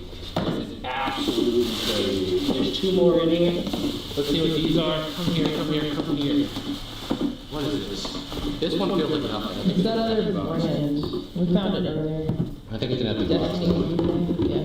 Yeah, empty box. This one right here is not. So, what has this got in there? Same thing? Yeah, same thing. Ooh, new? Woo!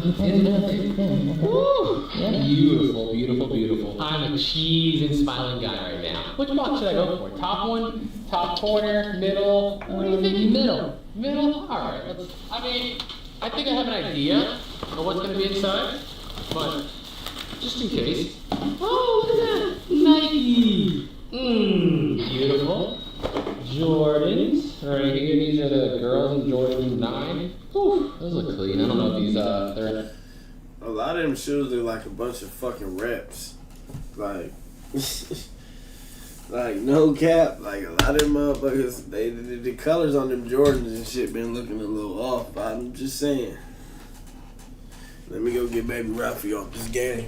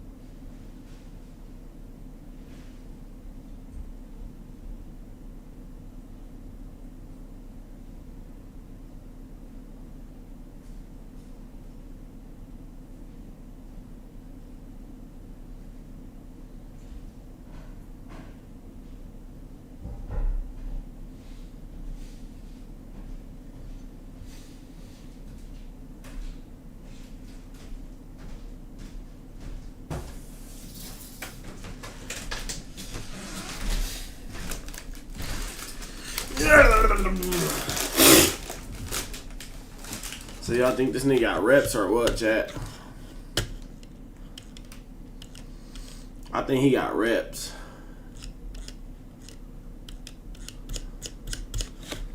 I think he got a lot of reps. In the right box here. Now we have to check those. But okay. These bright look like Patrick Star. That again, Uggs slides. These have the price tag on. They're $75 for these slides. Okay. Let's see. More Nike down here again.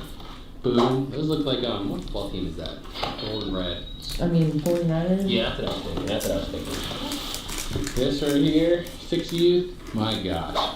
Have you ever seen in your life a shoe storage unit this good for that price? You might have seen one better that goes for a few thousand, but for $180, I don't think it exists. I don't think it exists. Can't beat it. Puma. Boom. Right there. And then this one, what is this? This Destiny Lupe thing again. I never heard of that brand, but those are in there and clean as well. Well, let's see. So besides all the shoe bags, there are some more boxes back here, but I'm gonna keep pulling out shoe bags. Alright. Because this is where the money's at. Oh my gosh, it's heavy. Jordan right on top. Jordan right on top. Jordan seems to be like their money maker. Like that's what they're looking for. Like anything that says Jordan, they're like, ooh, Jordan. Right. Let's see. Jordans, boom, in there. How many pairs do you think we have? I mean, 1, 2, 3, 4, 5, 6, 7, 8, 9, 10 just right here. It's well over 100, I Yeah, think. 5 at least in each bag. Ooh, sorry. Those Uggs? Yeah. At least. What are these? And that's being conservative. Yeah, these are and way. But it's got a pair, double pair in there. It's a little bonus. Pink ones are a bonus. I mean, look at this. If this box right, if that was visible, this would have been a $700 unit. That's it. Just this. $700 unit. Boom. In there and clean. The Vans freaking in there. Decent looking. And then Nikes. Ooh, those are pretty clean. Those are German size. Not too bad at all. And then we have, come here. Ooh, those are nice actually. Those are clean. Those I think are new. Some of them are new. I've only seen one pair that's like really dirty, and those were like a random brand too. So, but those are probably the worst Jordans I've seen, and they're pretty clean too. If you're wondering how and where we're gonna be selling all these shoes, we're gonna be doing them all live on Whatnot, guys, and we're gonna be having a show on Tuesday, literally 2 days from now, where we're going to start almost all these shoes at $1 auction. $1 start. I don't care if it's a $200 pair of Jordans. That's the thing. At You're not $1. Those supposed to. You're supposed to be trying to go to sleep, bro. I'm starting at $1, and I'm crazy. So let's go through this bag. All right, bro. Go to sleep, bro. A little bit more. Check it out. Boom. Nice. Right there. So if you want to download Whatnot, make sure you use our link on screen right now. If you use that link to sign up for the first time, what's the get code? Free $15 credit towards your first purchase. So why would you not want the code? Jordan still in the box. So use that link, click it, sign up, and then download the app. You said what? Alright. Log in using the information you just created, and then look us up. Our username is at. Huh?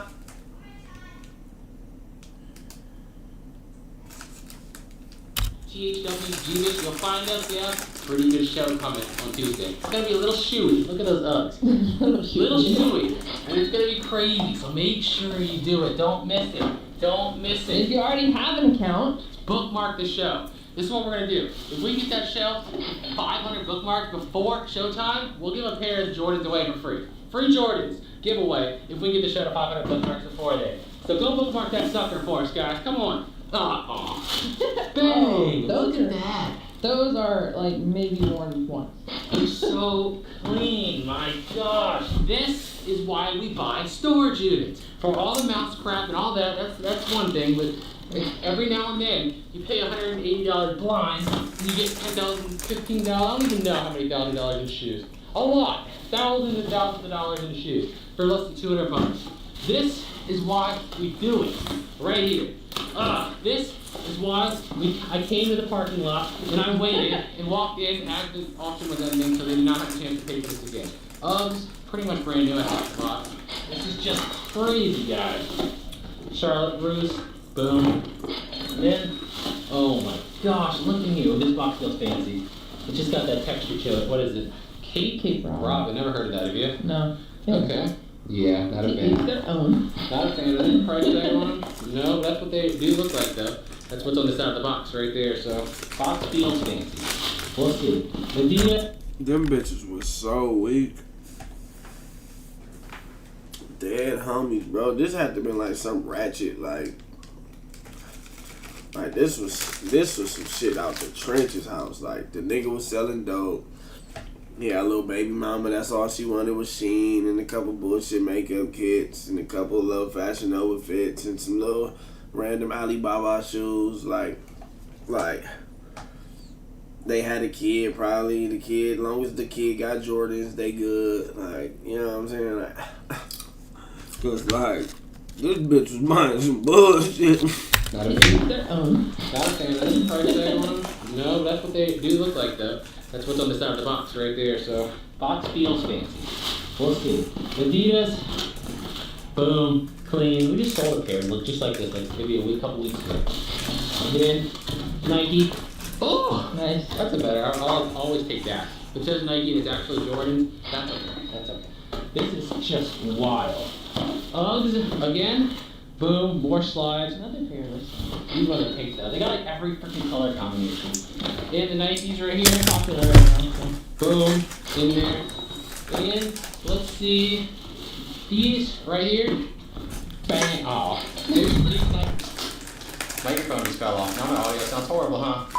When I was saying before my microphone so impolitely fell off, it's maybe these Nikes go in that Nike box that have the pair of Jordans, and those Jordans actually go in this box. So those Air Jordan 11s, that was in there? Might be. Might be, I don't know, but we'll do all that checking once we get it all home. This bag, oh, looks like it's full of plushy type things.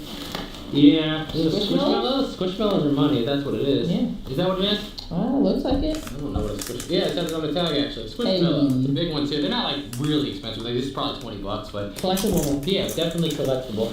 And yeah, this thing all the way down is just full of plushies and toys like that. So we'll go through them and make sure there's nothing else that's worth selling in there. I'm just sitting here taking this moment in because I've been doing this for 6 years and I've never had a moment like this quite this good. I've had good units, but I pay up for them.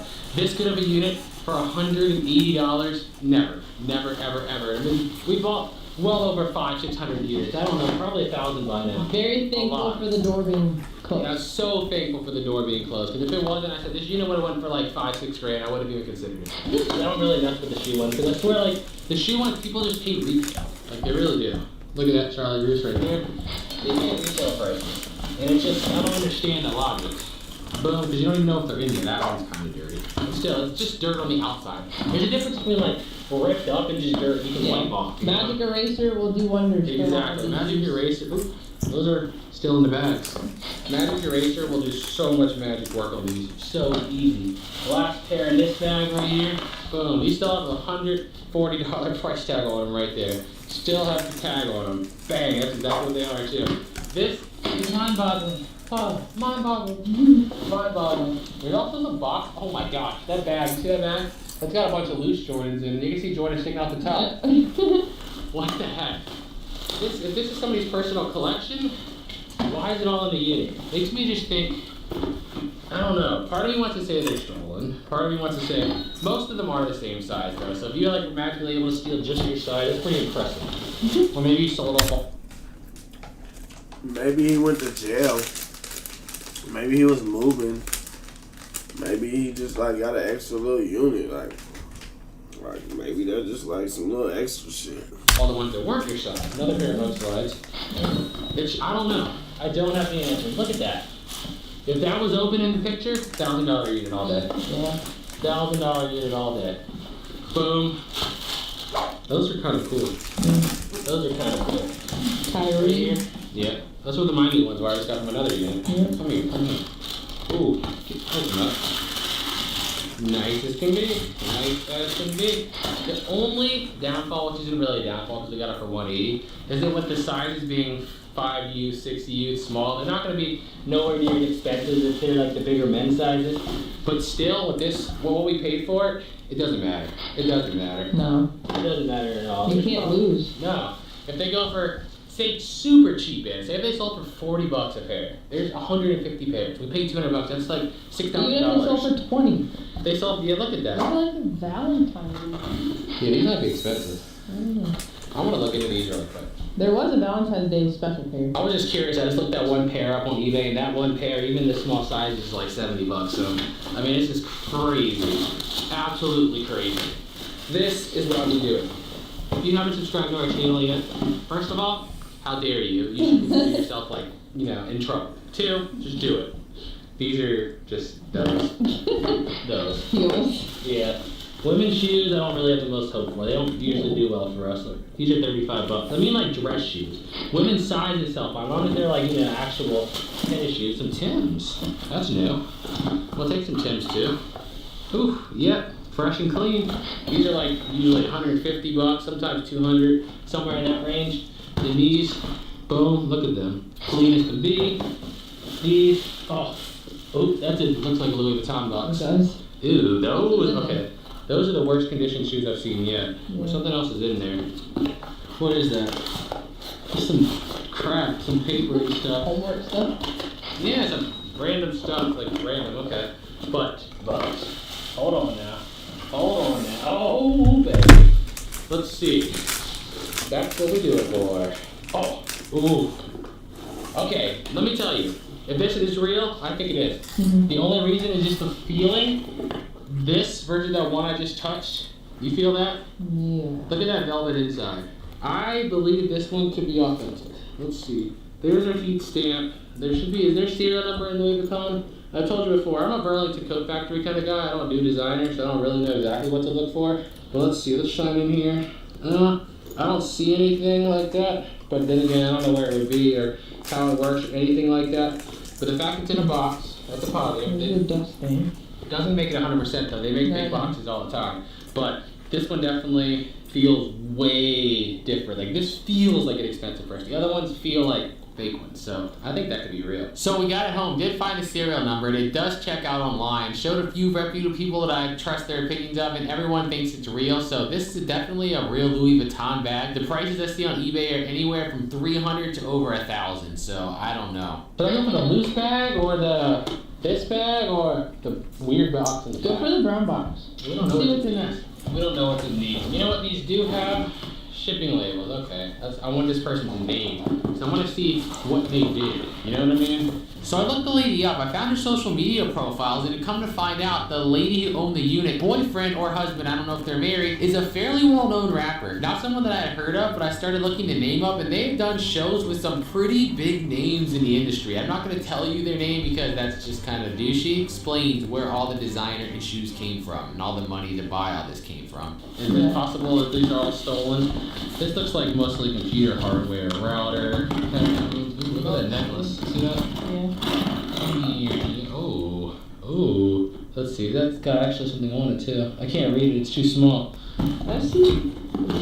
What? A bullet. Ooh, a bullet too, huh? What size is that? 40 S&W. Okay. Oh, there's more jewelry. I just set this somewhere. I don't know where. Come over here for a second. I'm running out of spots. I think you guys understand I don't want to leave this stuff and go load up the truck. I don't want to leave it alone. Look at these earrings right here. I'm going to put these in my pocket too because if they have this much designer and shoes, good possibility they're gold too. Crayon. There's another bullet. Couple around. Other than that, looks like a Master Chief leg or something. Another bullet. Looks like a crap. This is a little box in there. I don't know if anyone's in there. Let's see. No, the rest of it's just empty, but maybe there's a gun in there too. I guess let's go to another. Oh my gosh, the weight, man. Putting the blower, nigga. Wait. I'm trying to figure out how much shit he young got for $120, bro. I mean, $180, bro.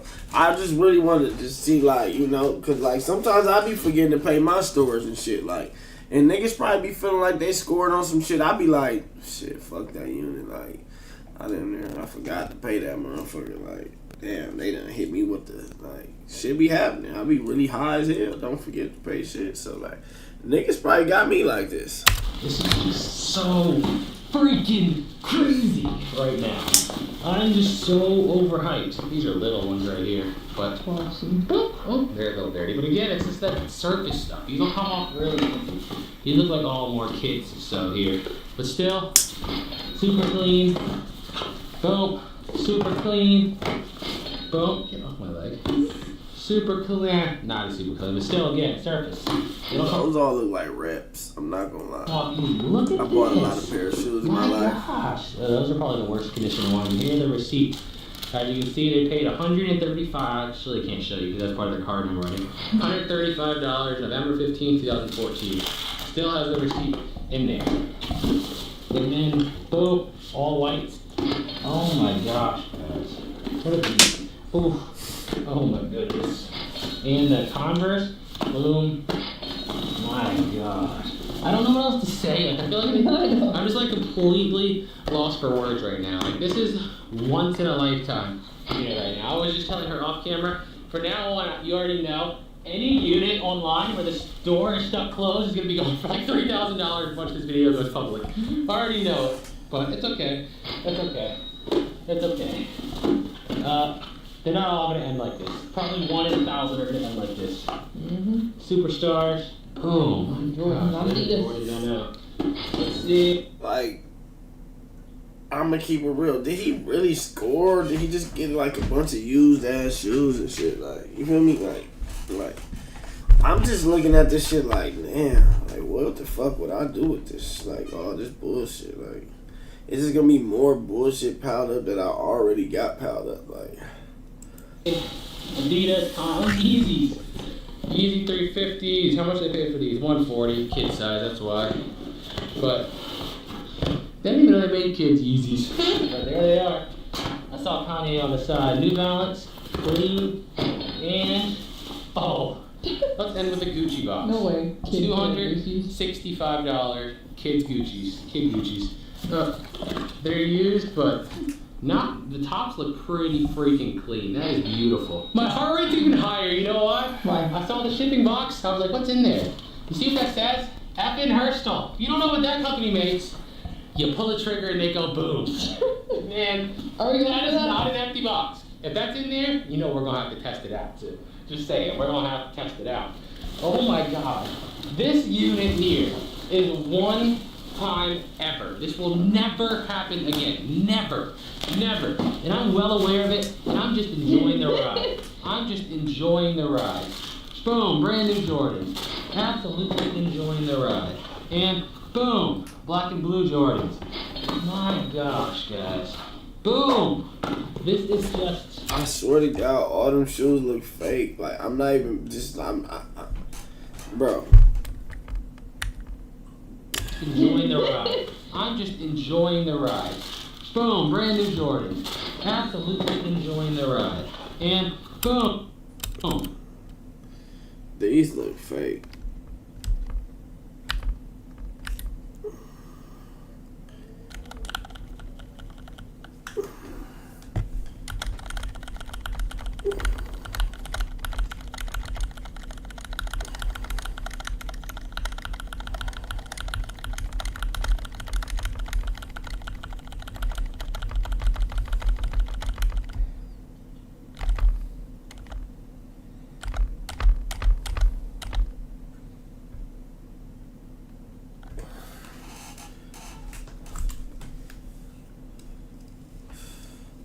Chat, what y'all think? I'm no Jordan expert.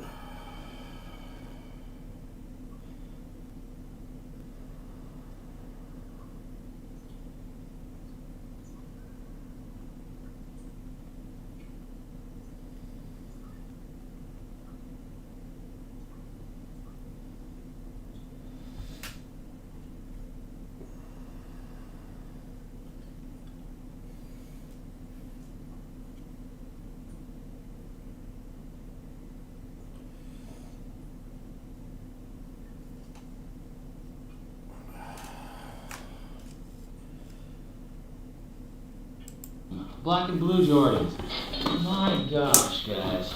Boom! This is just What do I even say? I don't know. What do I even say? At this point, I don't know. It's like, I don't know what to say. Just show them off. I'm just lost for words. I'm lost for words. I really am. This is just, I don't believe it. So I'm looking at it, I'm unboxing it, I'm the one in the video. I don't believe it still. I still don't believe it. I'm the one doing this. It's crazy. Absolutely crazy. Superstar, like, my gosh. Absolutely crazy. Whew. This is, oh. Thank you, storage gods. Thank you, storage gods. Let's see. But those are weird looking, but okay. They're in there. These right here. Boom. I'm sorry, that's confusing. I was looking down, like they put it. Storage gods. Thank you, storage gods. Let's see.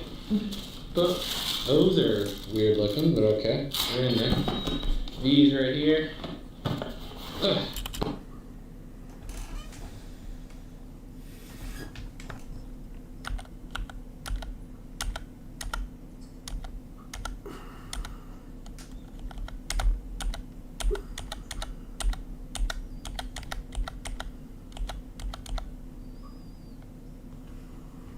I'm sorry, it's confusing. I was looking down, like they put a Jordan sticker on top of the Jordan logo. I was like, wait a second, that looks a little sus. No, it's on there.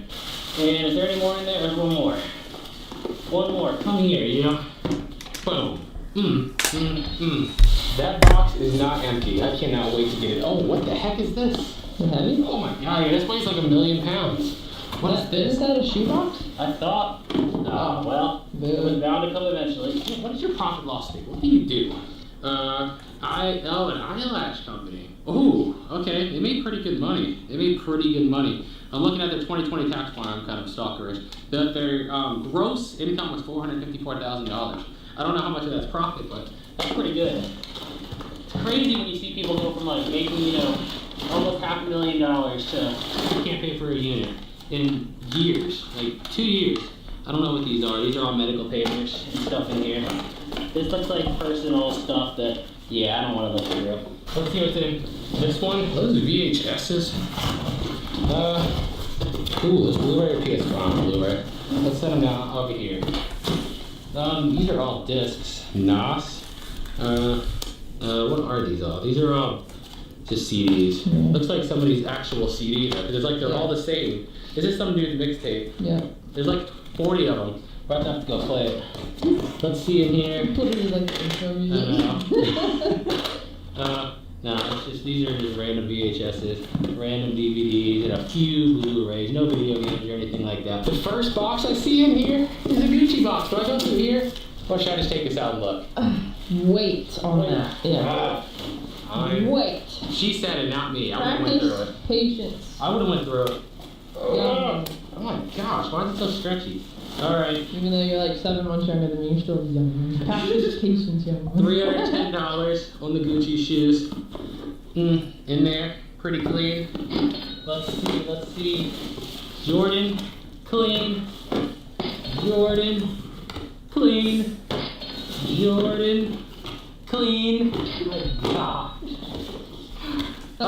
I told y'all this nigga paid $180. That's why I had to watch the video. I'm like, man, this nigga kind of won. I'm like, man, I'm ready to go do this live stream and just see if I can find a DTG machine or some shit, or like a, you know, some shit niggas put up. They trying to hide, cause I done had some storage units with some shit in that motherfucker, and I'm just thinking like, damn, I done had DT, like I done had a storage unit with the type of shit in here. The storage unit couldn't even cover all the shit that was in there. Like just all the shoes I got, my DTG machine, my screen printer, my computer, my studio, just this mic alone.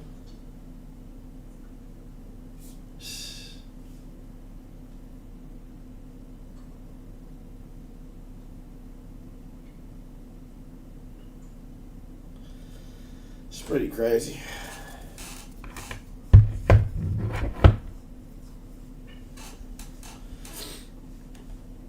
I'm returning here.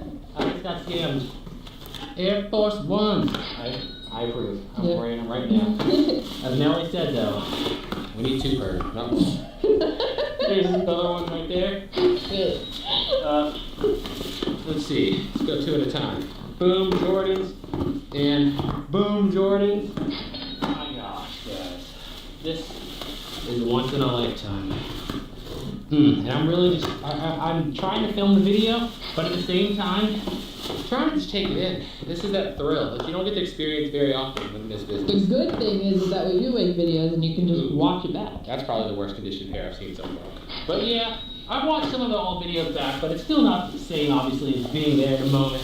But this is that dopamine rush that we live for. And you get to capture the moment. We do. And exactly how you felt. And more, those are kind of dirty too. But, okay, you know what? I'm growing impatient. Okay. I'm gonna get the big box. Okay. I just want to know. Let's do it. Let's do it. At least you waited one more box. It's definitely not empty. Ooh. Uh-oh. Can you get the big box? I'm trying. There we go. What is it? Keep going. Pull it. I can't. Alright, there we go. Does it say what it is on any side? No. It's upside down. Oh, okay. FN America. Oh, no What? way. What? Scar. If that is in there, do you know how many thousands of dollars that's worth? Oh my god. I'm gonna lay down here for it. I'll lay down. Heart rate. Oh my Heart rate. Heart rate. What's in here? Oh my gosh. No! No! No! Dang it. What are these? 30. There's the mag for it. Trigger guard. Dang it. You know what? There's still more space in the back of the unit. I'm not done yet. Look at this.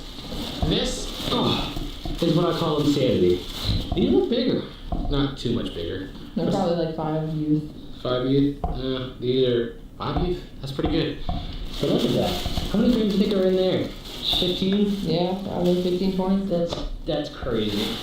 That's crazy. Like a $400 bag. Yeah, exactly. This, there it is. There's my scar. See, it's all right here. Look what it came for. There it is.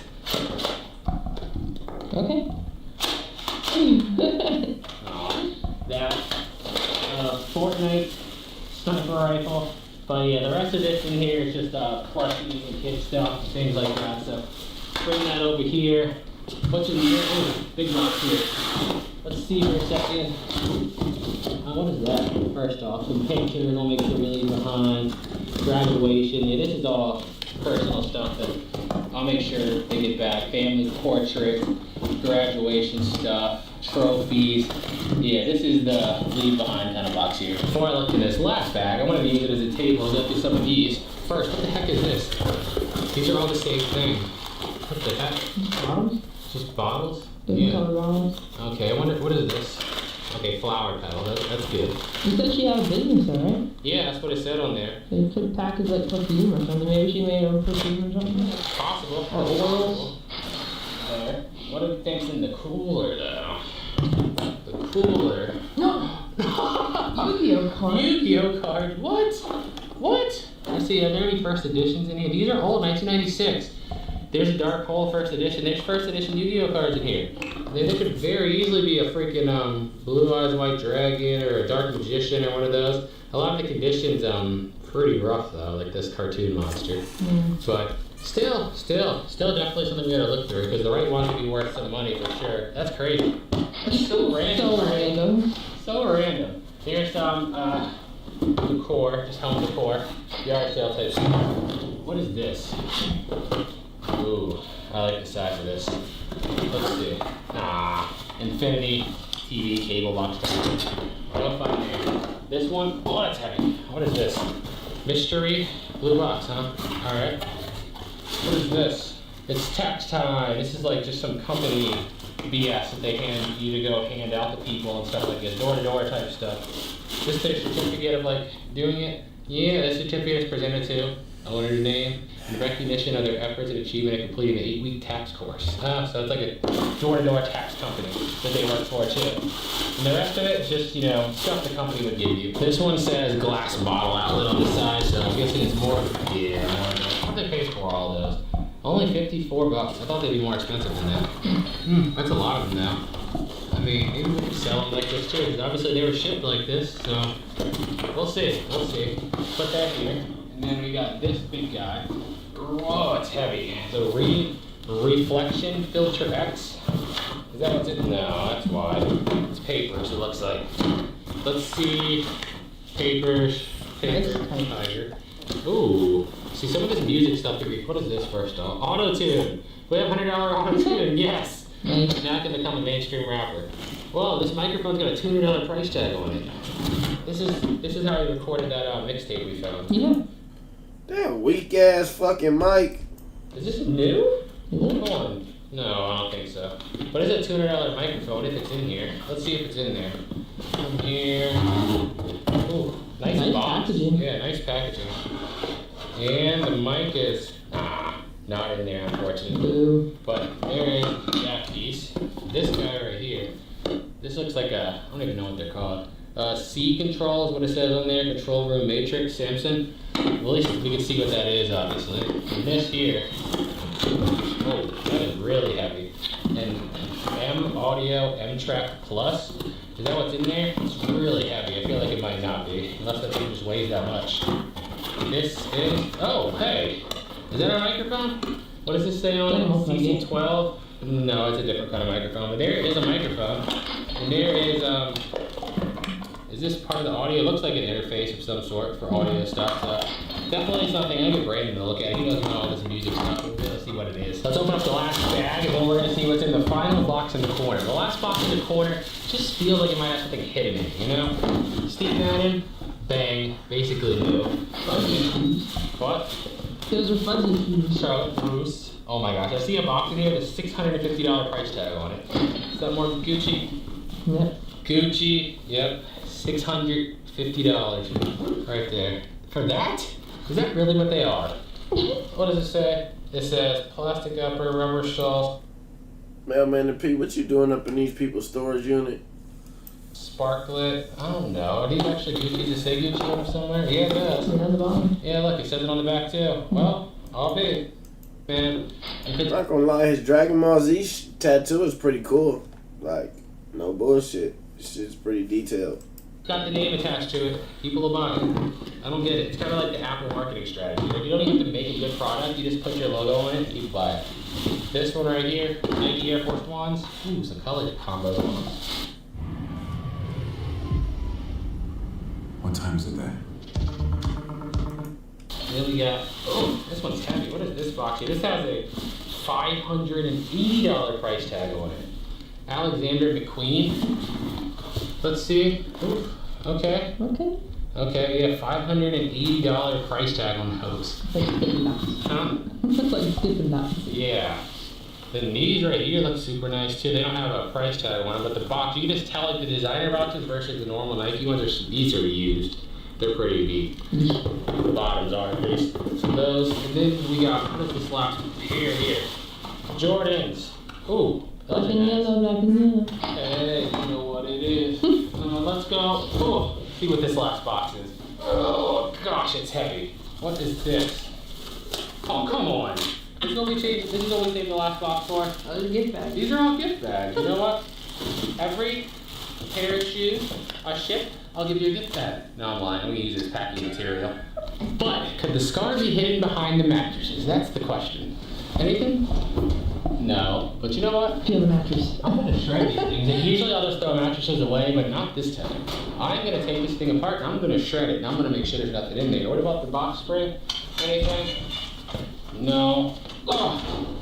No, there's nothing in the corner. I'm like looking up in the ceiling and everything. Man, alright. Let's load it up and get out of here. We found a stack of these concert posters, and it didn't take me long to realize the guy on the poster with Shy Glizzy was actually the same guy that was in the lady's profile pictures on Facebook, and I realized that was her boyfriend / husband. I don't know if they're married. So this guy has literally performed with the rapper Shy Glizzy. If you don't know anything about rap, this guy's got some pretty huge songs. I mean, I'm looking on his YouTube channel, I see 58 million views, 27 million, 13 million, lots of multi-million views. And now we have them all laid out. This is what $180 storage unit looks like.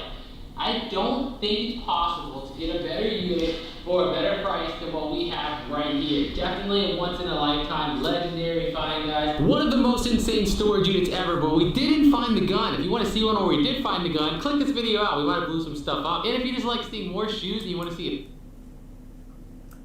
So he got shot at Glizzy homie shit. Baltimore, shot at Glizzy homie.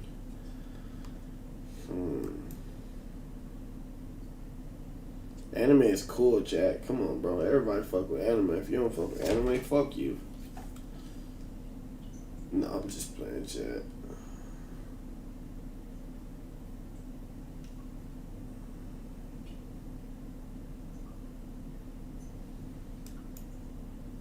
For tonight, 2 men, including a homicide suspect, are now in custody. I'm Summer Knowles. And I'm Stuart Moore. Tonight, this comes after a confrontation with Orange County deputies that forced deputies to open fire. West News' Tony Atkins is live at the Orange County Sheriff's Office right now. Tony, this incident is believed to be tied to a Christmas Eve shooting. Well, Summer, deputies tried to confront the suspect in order to eventually get a DNA sample that they needed in this homicide case from Christmas Eve. But investigators say when deputies showed up, they say another person that was with the alleged suspect then opened fire. This is extremely dangerous work, to go out and contact the homicide suspect to obtain their DNA. 2 men are now in custody after one of them allegedly tried shooting at Orange County Sheriff's deputies. OCSO says it happened at 9:40 Friday night here on Buchanan Bay Circle as deputies worked to get a DNA sample from the man suspected of killing a 17-year-old boy on Christmas Eve. As soon as our deputies exited their vehicle, this other man opened fire on our deputies, striking one of our vehicles. The suspect in our homicide case was also armed with a handgun, and he was detained. Deputies say the homicide suspect tried running back in the house. He was detained. The other man accused of shooting at deputies, a 20-year-old, was shot. Authorities say he will face charges for shooting at law enforcement. It sounded like they were just trying to shoot as much as they could and then took off. Friday night shooting all ties back to Christmas Eve. A 17-year-old identified as Jamar Jerome was shot in broad daylight at the Greens condominiums on PGA Boulevard. The shooting forcing residents out of their homes for hours. Christmas is all about family.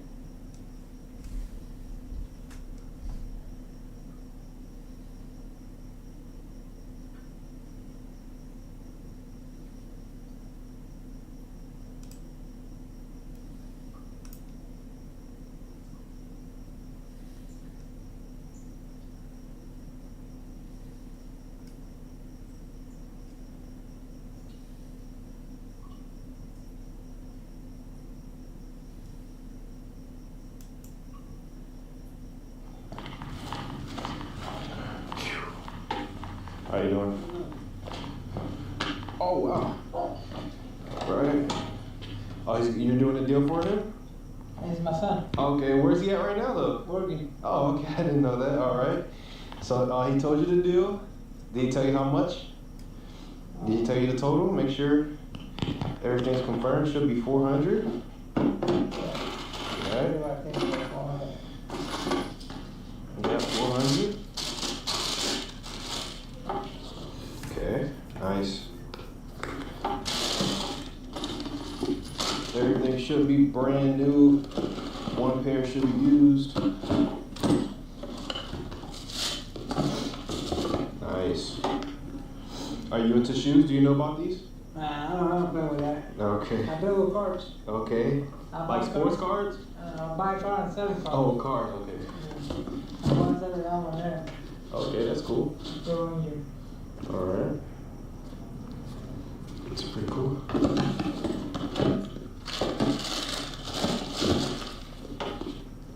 Nice. Alright. Nice pair. Nice. Okay. Let me see. How am I paying him? The Cash App, do you know? You want to call that? Yeah, alright. I'll do that. 1 second. Are you calling him? Yeah. Alright. Okay, No, you want to send the money to you? No. No. No. Carmenino? Hermini. Carmenino, right, perfect. Sent. All right, appreciate it. You want to confirm, make sure you got it? What's good, bro? Oh, you remember me last time I was on, what the call off? I remember the braids? Yeah. Was it the braids? Yeah. I ain't gonna lie, fam. You finna going through it right now. What you mean? What you mean? Going through it right now, so. Need some quick bread? Hell yeah, I got these, right? But I don't know how much you want for them, so I'm gonna see your offer first. For these? Yeah. These yours or somebody else's? Like, all these mine. Alright. How'd you get these? I like from, what they call Magic Mall. Oh, Magic Mall, these probably ain't official then. These real? Nah, these real. He said he's the only real shit he got in that bit, but they got all dumb reps like Balenciagas and all types of shit. Yeah. He said he's the only real one they got in that bit. Yeah. Alright. But I put this on deep on, right? It's never had deep up, and I was getting offers. Yeah. On the way here and shit. So like, see, I'm gonna see what he's talking about first before. Yeah. I'm gonna see what he's talking about first. What number? He talking about some yeah. He is not trying to buy them bullshits. He trying to make him buy the motherfuckers. He is not fucking with it. Yep. Who you trying to get to for everything? Shit. I might pass on those because I don't really buy designer. Alright, but these? Yeah. Alright, So just a Jordan. I don't really do care with that. I'm gonna sell this on the online anyways. Alright, these shit. I got more shit in the crib, but alright, these three, you look at them bitches first and just tell me what you want from them. Alright. Cause last time I hit you about those, you said 30, I said what hell. Yeah, 30 balls. I was like, And you don't got the insoles for them, bro? No. I mean, yeah. Alright. But what do you have in the crib? You got more Jordans or what? I got Jordans, I got dunks and shit. I got shit. Alright. How many pairs? I got 3. Alright. Sheesh.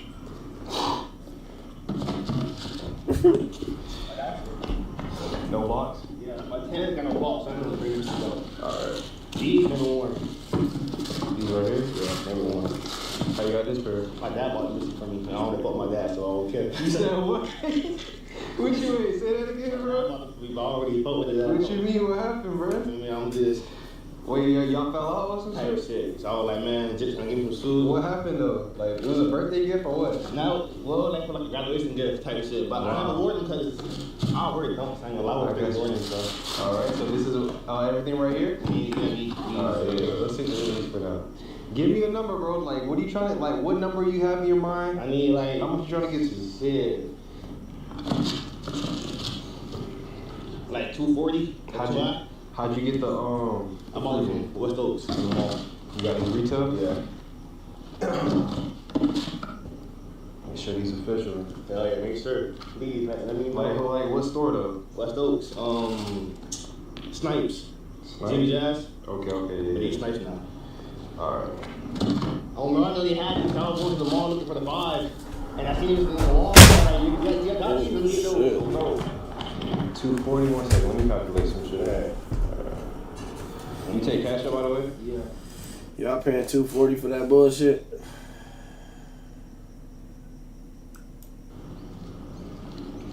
I'll be at... Is y'all paying $240 for that bullshit? Not to sell. He been whooping niggas all day.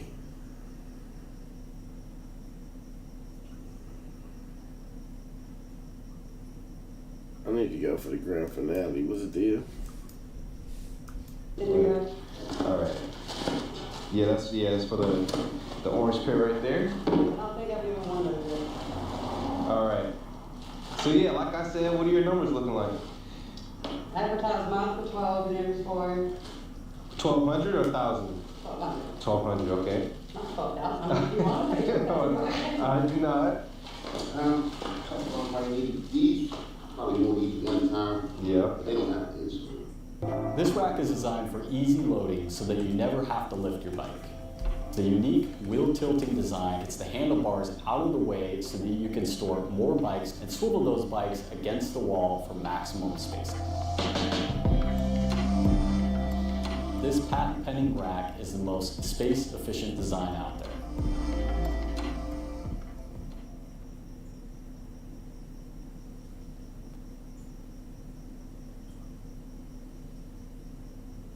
Got you. Maybe that's all. Those are a day or two old. I wore them twice. Got you. Okay. So let's say they too old or too wore out or nothing like that. You should be able to deal with the white and black here. Got you. I had these one day. I put my foot on the pedal wrong in the car. I already know. Yeah. All right. So that's all, man. Take care. Now you wanted. Sir. Oh no, I was gonna say you wanted 12 for just yours, right? Just a size 5, right? I'm gonna be far off. Just to let you guys know now. Did you guys get? Oh, so this is a cleaning set right here. You guys got? All right. All right.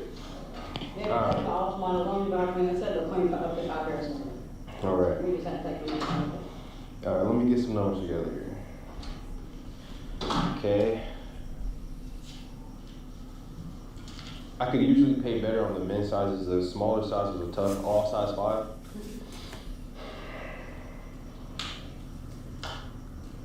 Nice. And did you have a price in mind for yours? Anything? 160 a piece for mine. Okay. Yeah, we'll be closer. I'll be closer. Let me see how many pairs total. 1, 2,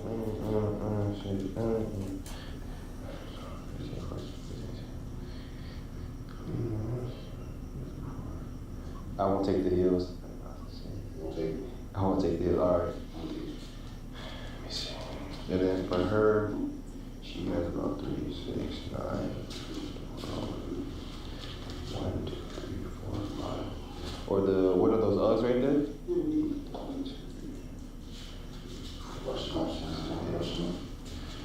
All right. 20 times plus. Good. This is hot. Stepping into what AC is. You guys not gonna want to hear it.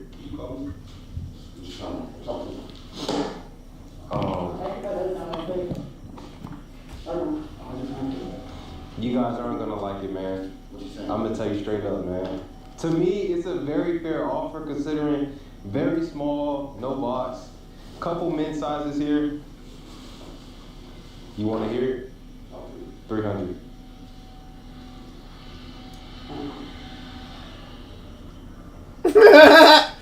Whatever was going off in the background stopped. They like, wait, that nigga just said 300? Nah, hell no. All right. Just my first number. Yeah.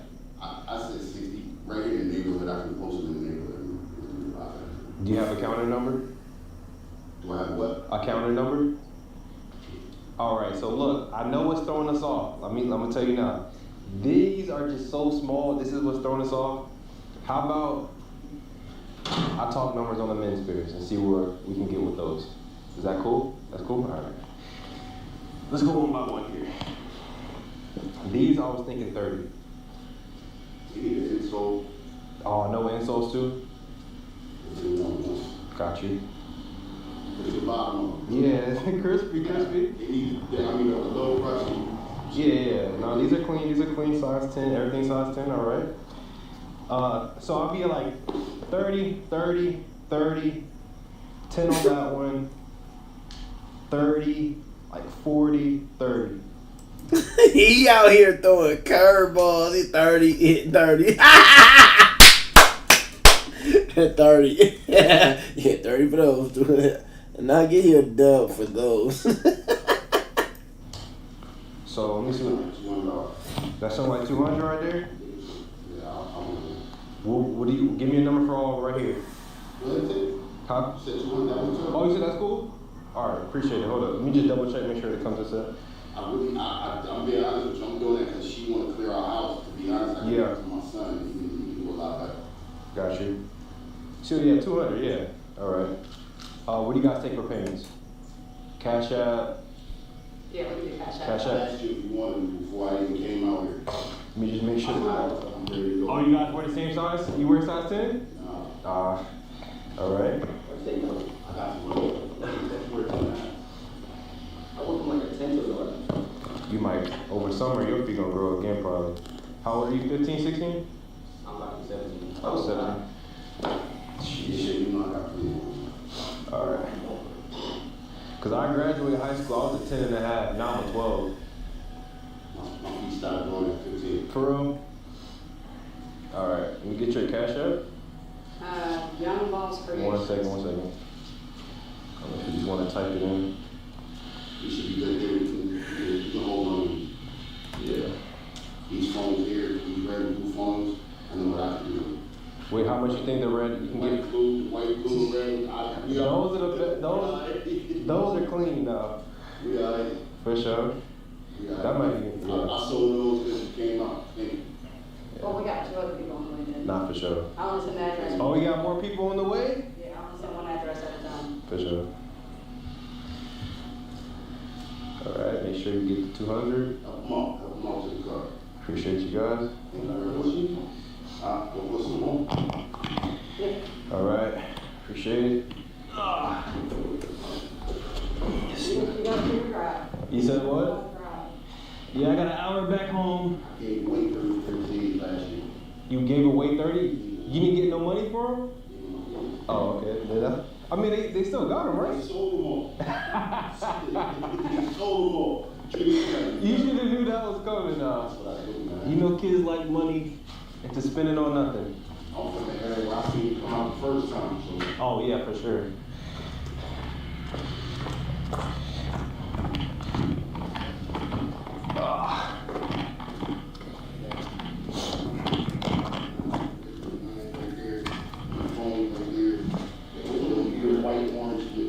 White and orange 12, those you don't see like that.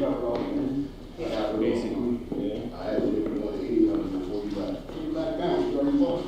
And I don't even know. He steady talking about what he had back in the days and shit.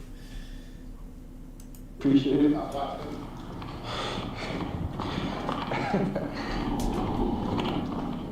Just walk up there. Appreciate it, bro. All right. Thank you, guys. All right. Yo. What's good, bro? What you got?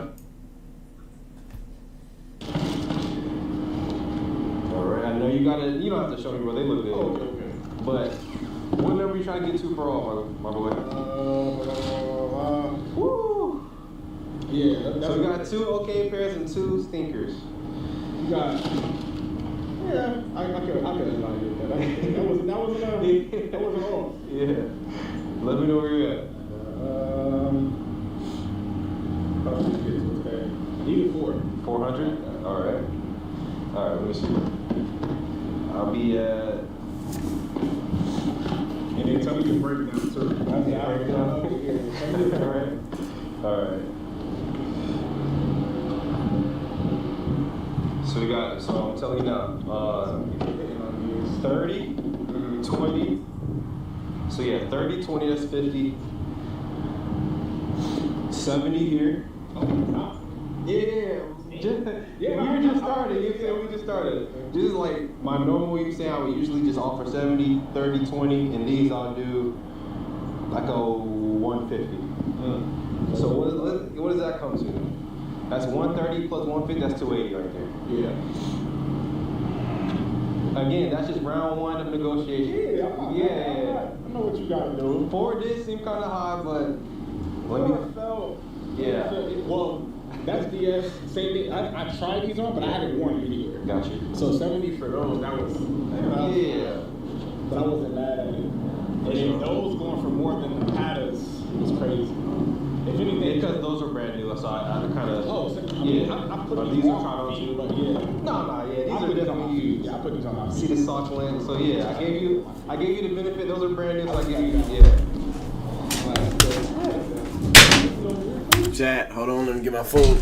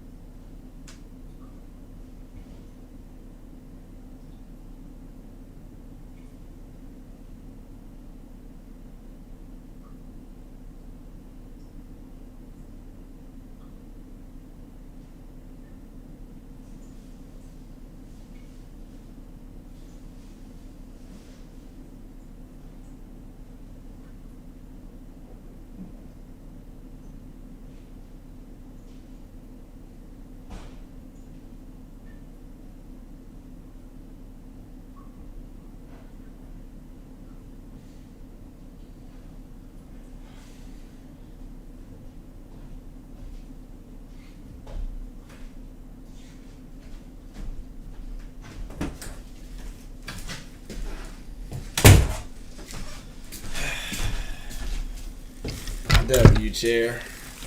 That's just round one of negotiation.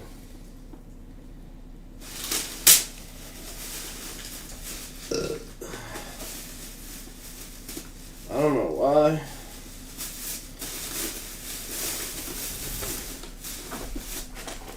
Chicken.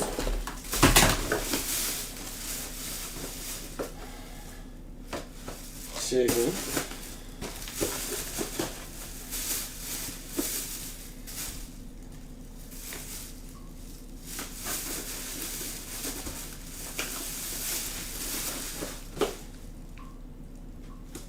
Chicken and waffles. Hold on.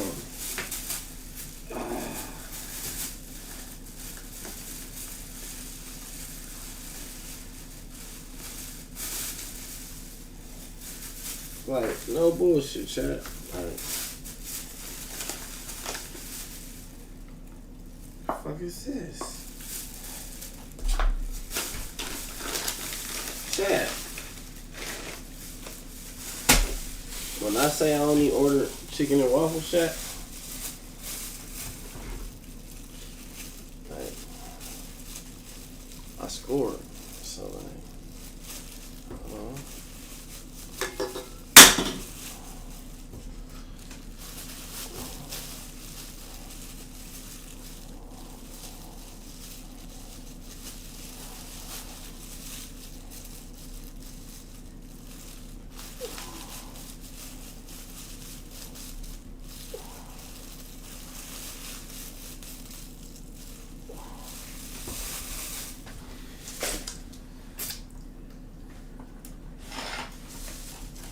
chat.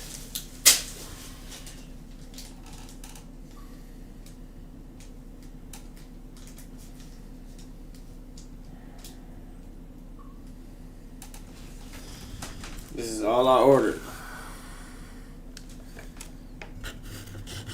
We're gonna go full screen.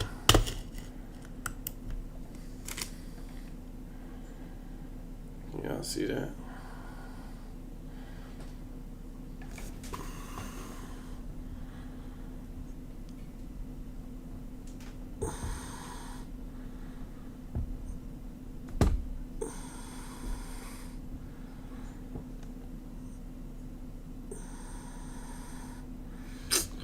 Y'all ain't gonna be able to see it.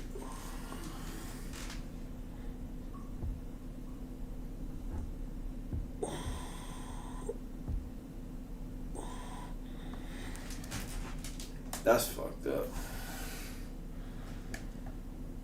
Maybe if I turn down the light. All I ordered was a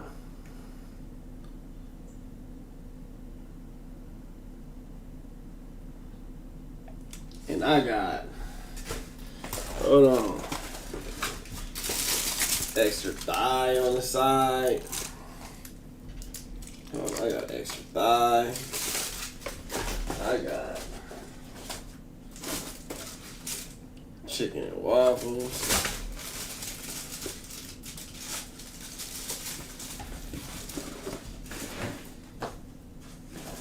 I got chicken and waffles. That's all I'm saying. I gotta put that on the gram, like.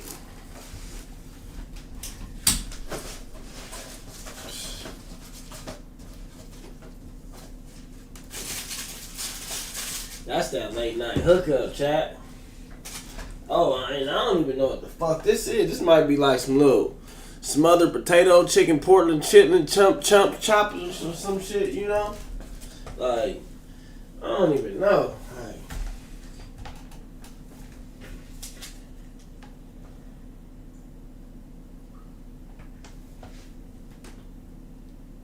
when you order just this, and then they give you all this,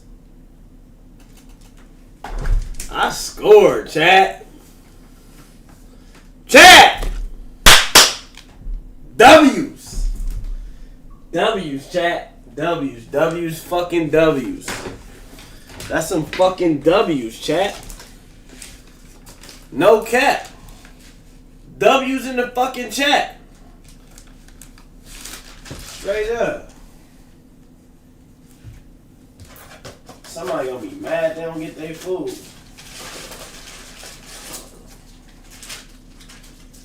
And I order more butters than this, bro. I hate when they do bitch ass shit like this. Fucking bitch.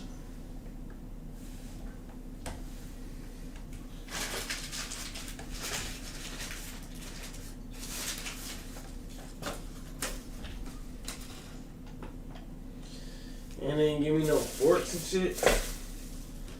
Oh, okay, I understand it now. Now I see why I got all the extra shit. Cause I ain't got the simple shit I need.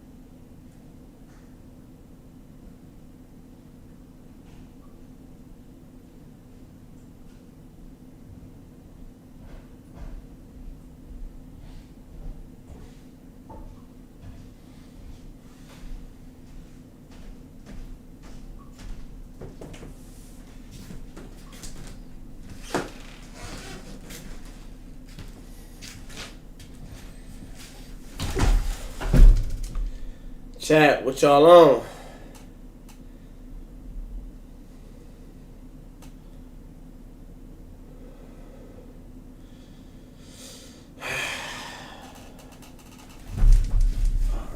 Alright, let me get this waffle. Butter down. Let me show y'all how to do it the Ralphie way, chat. You get that butter. You make sure that thing buttered down. You know what I'm saying?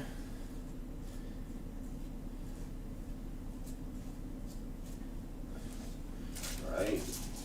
So that one buttered down, right? This one I'm gonna have to use some of that.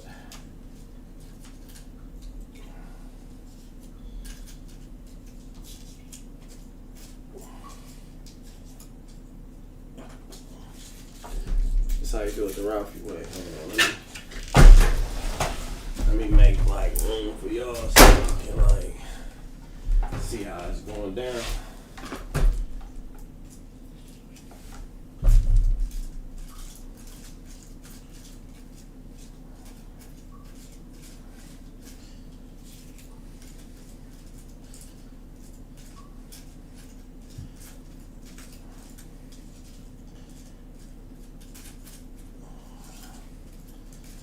Gotta make sure you butter that thing down.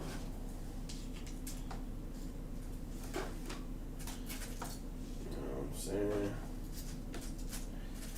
Hold on.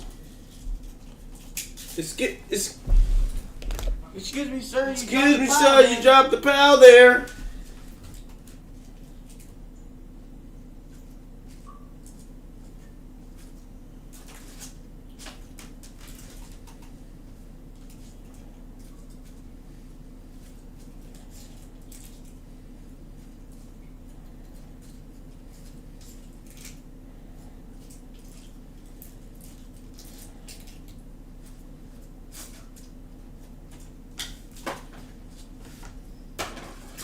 So look, chat, this is how I do it, me personally. Like, I just go like ripping it across. You know what I'm saying? Like, I give it a quick little rip like this. I hit it with a little one tear. Bam. Hit it with another tear. Wham. Sometimes I get it with a little light tear right there. You know what I'm saying? Like, hold on, let me put this to the side so I can show y'all how I do it. Right? You hit it with a little, right? You go one across, bam, across the top. And then sometimes I hit it with a big tear. It just all depends on how I'm feeling. Right? You give it a little spread. You spread it out a little bit. You know what I'm saying? You spread it out just a little bit, right? I don't even think y'all can see it, but like, you feel me? This, I'm trying to show y'all how, like, you know, you go serve, bam.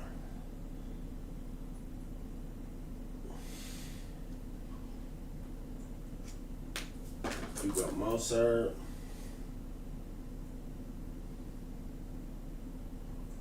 Might gotta use like 2 or 3 of these though.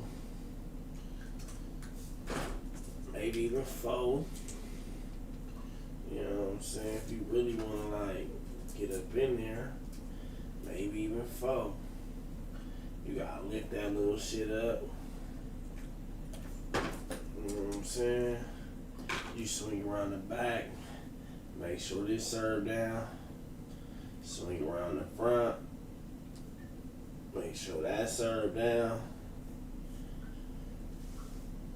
Seeing what you do is, right, chat?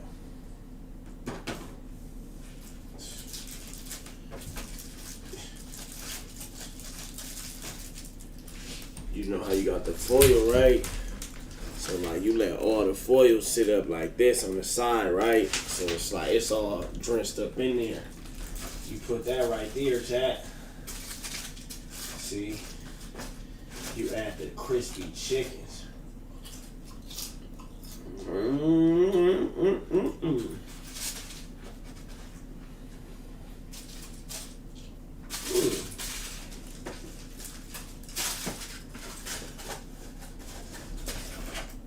You add the crispy chicken, right?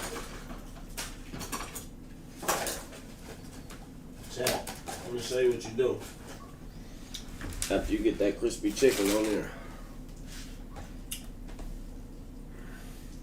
you get that gravy. You get that gravy, and you drizzle that gravy on the top. If you don't like it too much on there, you just spread it on the side. You know what I'm saying? So you can get your little dips. You know what I'm saying? Just in case you still want your little shit a little crunchy. But you know, me personally, I like my shit a little. Alright, I do weird shit like wash my hands after I prepare a meal. Just to eat again.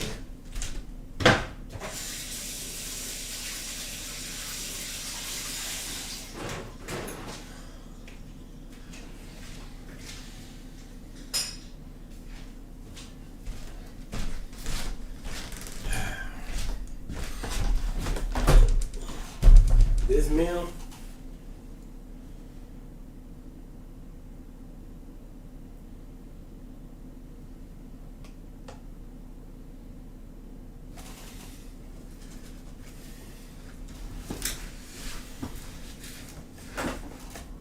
chat, I'm just saying, the Ralphie way,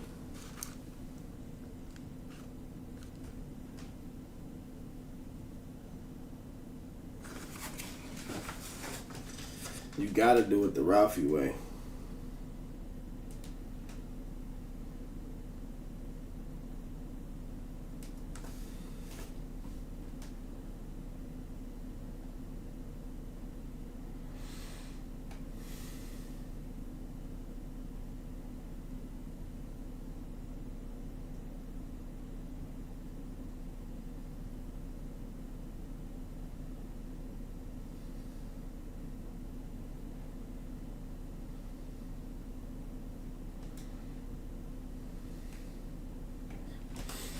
So chat, how y'all feel about this nigga scoring on these shoes? I just had to show y'all my food.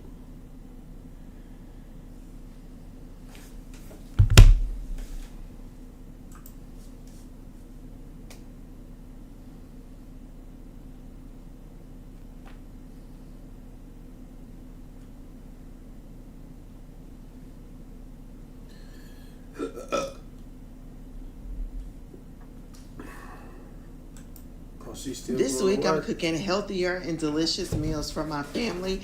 And did y'all see that pretty oven roasted chicken? So I'm adding some potatoes, some carrots, some celery. I'm gonna also add some onions. I want them to sit right up under the chicken. I'm adding some large garlic cloves just for the flavor. Gonna add some olive oil and season as well.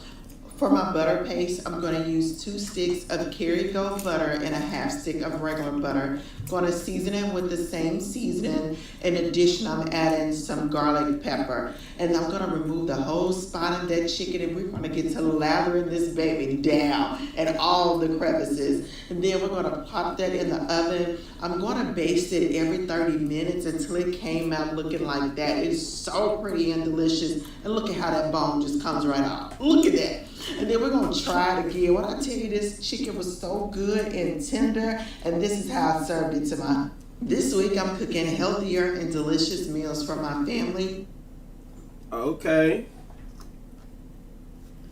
I see you, girl. It's just healthy.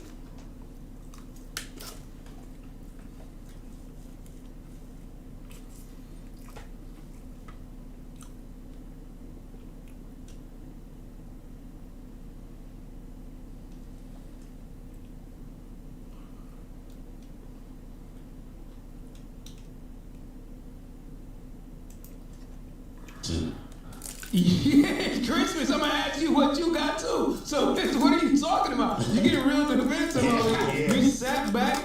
I don't like your body language. I don't like the your way you body question language. it. I don't like the way you question Where did you get her? A lot of stuff. I can't think Your of body it. language equal. You didn't get her nothing, man. Okay, I did though, so that's your narrative, but I did. Did you get her something? Yeah, man? a lot of stuff. Where did you get her? A lot. I can't keep count. It was too much. What? That's fine. What was the best gift that you felt like you got her? Money, gave me gift cards. We got over $200 on it to go shopping, do what you want. Oh, you got a gift card. Yeah. That is a great gift. Mm-hmm. That's great gifts, man. You feel me? That's great gifts. What did you get? I really didn't want nothing for Christmas, but I got shoes, a couple of outfits, and I was blessed with that. Yeah. Why nowadays we don't want nothing Because for we Christmas? grew up out of that. It's not for us, it's for the kids. It's for the kids, It's huh? for the kids now. It's not about us no more. It's I'm for the not kids. even excited to I'm not, get. because we're not, and we're grown, so Like, don't we even worry excited about to it. have the kids to be happy now. You know what I'm saying? Right, To right, me, right. I'm blessed just to wake up and see that day.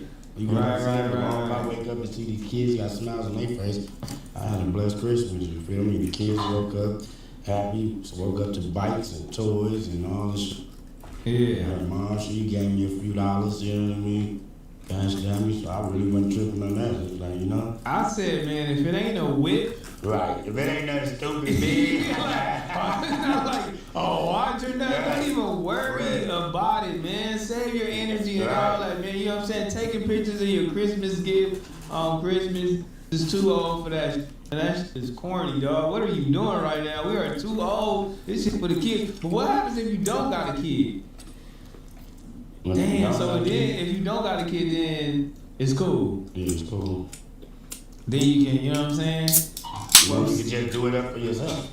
Oh, okay. You go get what you want. You ain't gotta worry about what somebody else getting you. Now I got the money, I can spend what I want. You know what? I always want to go get, let me go buy this, right? Let me go treat myself instead of cheat myself. Let me go get this right here. You know what I'm saying? On some shit like that.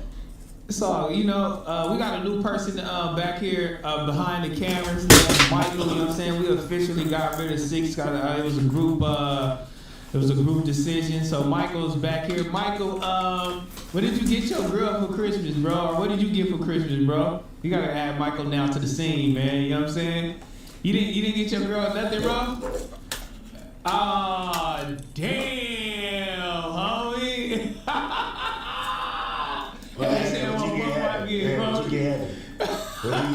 Nah, I love all Heather gifts, man. Every time Heather give me something, whether small or big, it's always like real, you know, intentional. From sound like he bought Heather something exclusive, and then he ain't really getting nothing like that.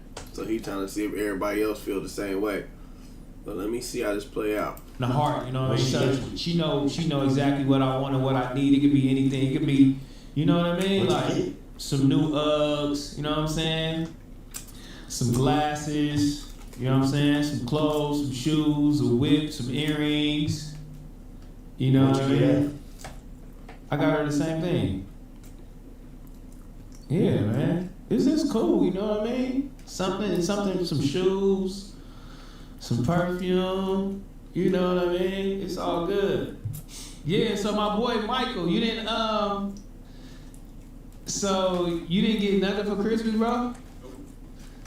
Damn, homie. 6'2" Apollo now, homie. They can hire anybody over there. Is it really higher than I can pay? Oh, anybody volunteer. That nigga pulling up here. He gonna pull up any seat for you to sit in. I seen a blog where I forgot who it was asked. I think it probably was you. They asked King, do you see yourself being there 2 years after this and not getting paid? He said, I would have said 2. I would have gave him a year. Hey, yo, we canceled Christmas on 6. Y'all mess with 6 in the chat? That is crazy, homie. That is crazy the way they said that. That is crazy, bro. He over there. He gonna run the Teeter Awards. You know what I'm saying? He gonna be the production behind that. You know what I'm saying? Tiny ain't letting him touch that Teeter. That Tiny ain't going for that. That's gonna be creative. He ain't letting you touch that. Hey, you gonna be the production behind the Teeter Awards, bro.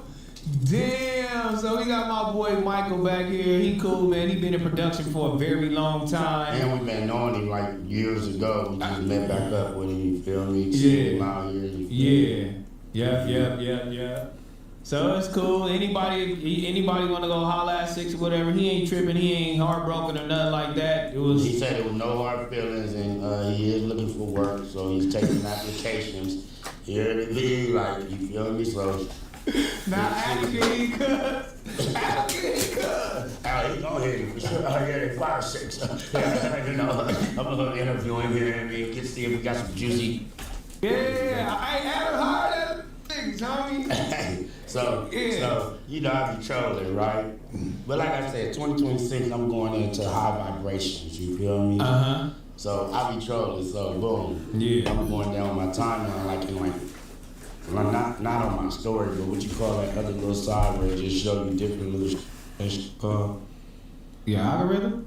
Not the algorithm, but that people you don't follow. It's suggesting you videos? No, the other little, when you click on the little thing next to the stories, it show a gang of photos and shit of different people. On what, Instagram? What? You got your stories and you got your feed posts. Oh, you talking about your it shows you mostly what they call it. Oh, a For You page. Yeah, the For You page, whatever. Yeah, the For You page. The For You page. So you know I'm high vibration. So I ain't in 2026. I ain't around. Like I'm on some real. Yeah. So I seen the boy Lush, right? So you seen Lush? I seen him. I was like, troll this nigga. So I go on there and boom. Go to the deal. Merry Christmas. Why he hit me back in the lunch? Oh, yeah, Merry Christmas, bro. Much love to you and your family. Oh, he was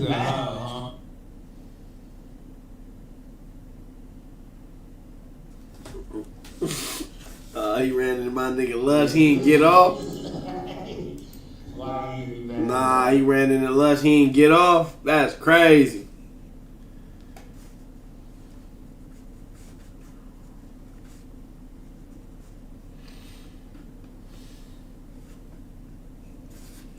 He was supposed to get off. He seen Lush and then get off. T-Rail, you got to DP him.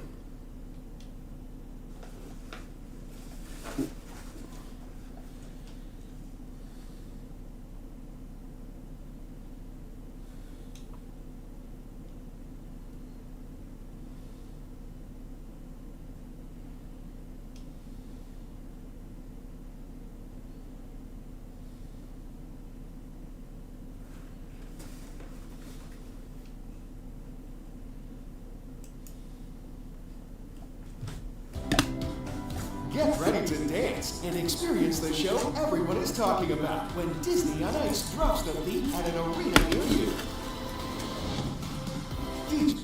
On the streets to building a brand worn by A-list celebrities like Future, Young Thug, Quavo, and Coi Leray. But how did he pull it off? How do you go from nothing to having collabs with some of the biggest names in the industry? Today, we're taking a closer look inside the rise of Desto's brand. It's an awful lot of cough, sir. You must be really sick.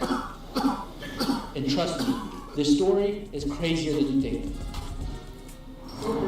My boy, what up, bro? Awful lottery, bro. What's going on with y'all? We need an awful lot of free game today. What is this? This is your warehouse? Oh, bro, you don't come in here to control this. You come up here and observe. Oh, my bad. I gotta check in. Welcome to the warehouse. We in here working, bro. This shit ain't no joke. This ain't for fun. This ain't for games. We actually busting that. Right now, we're redoing the showroom. You know, you come in here, you see shit like this. Never been before drop. You know, double cut pockets. Don't.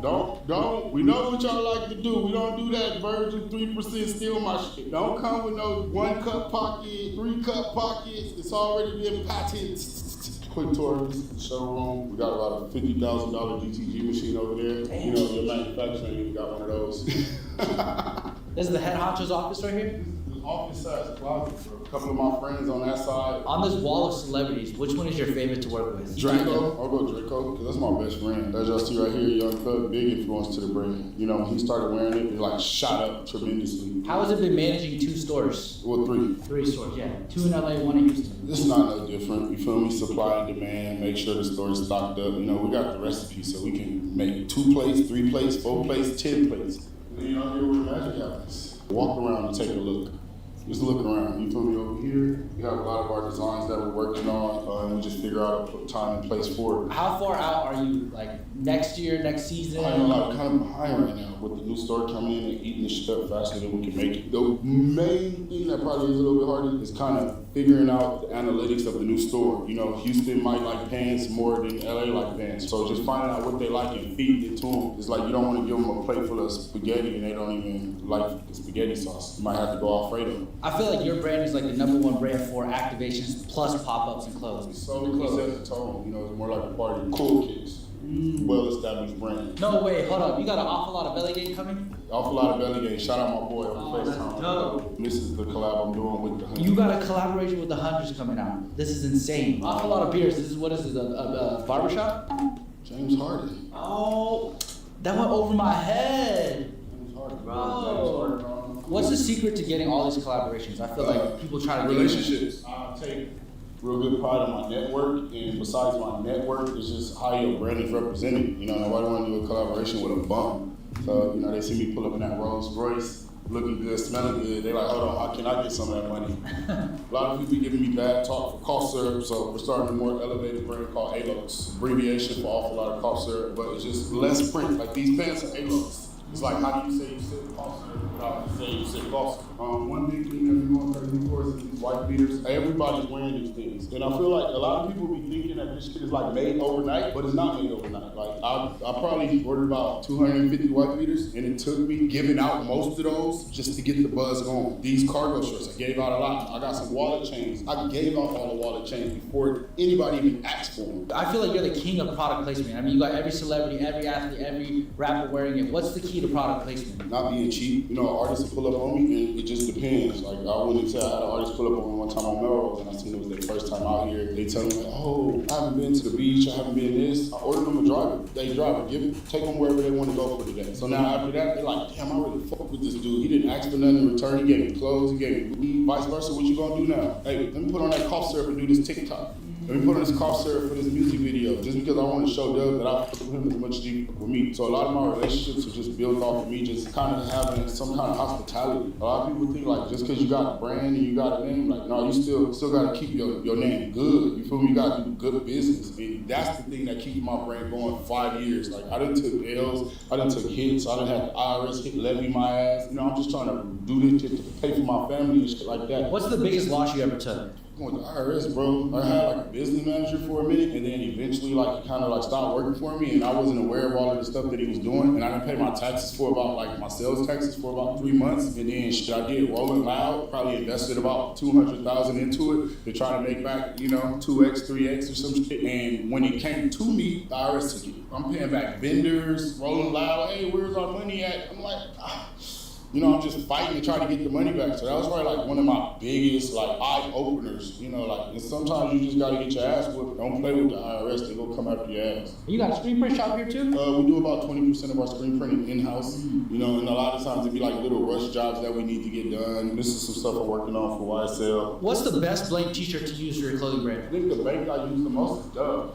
LA Apparel. I love LA Apparel. Why do you like that blank the most? It's just kind of industry standard at this point. You know, I use a lot of Made. Don't get it twisted. Made is my hoodie, my sweats, my everything. Some of these blank companies, they don't always have a full size run with the capacity that I need or how quick I need it. They'll never not have a size for you. If you need it, you got it. Have you seen the Netflix documentary on him? I love it. So how do you feel about that? You know, it's... Hey man, it's like you see what he's done and you see what he created and how he drove a company from a little Canadian dude to a $500 million company. You're not gonna get that way without being a little unorthodox. There's gotta be a little craziness. Yeah, you're gonna be a little weird. You know, you're gonna be a little freaky. You're gonna be a little, you know, but you see how he's getting, you know, sex sells. And sometimes you can't be like a businessman sitting behind a computer coming up with these things because you're not gonna feel it. You gotta kind of be in the motion. Damn near you is sex to make sex sell. I see how you get from here to there. You know, now I'm not saying I'm trying to be here. You know, I don't want that. But you're married, you got kids. Yeah. You know, I see how I got there, and I see what it takes. These are the shoes. Oh, so you got shoes coming out. I feel like shoes are really hard to make. How'd you figure out how to make shoes? So I collaborate with somebody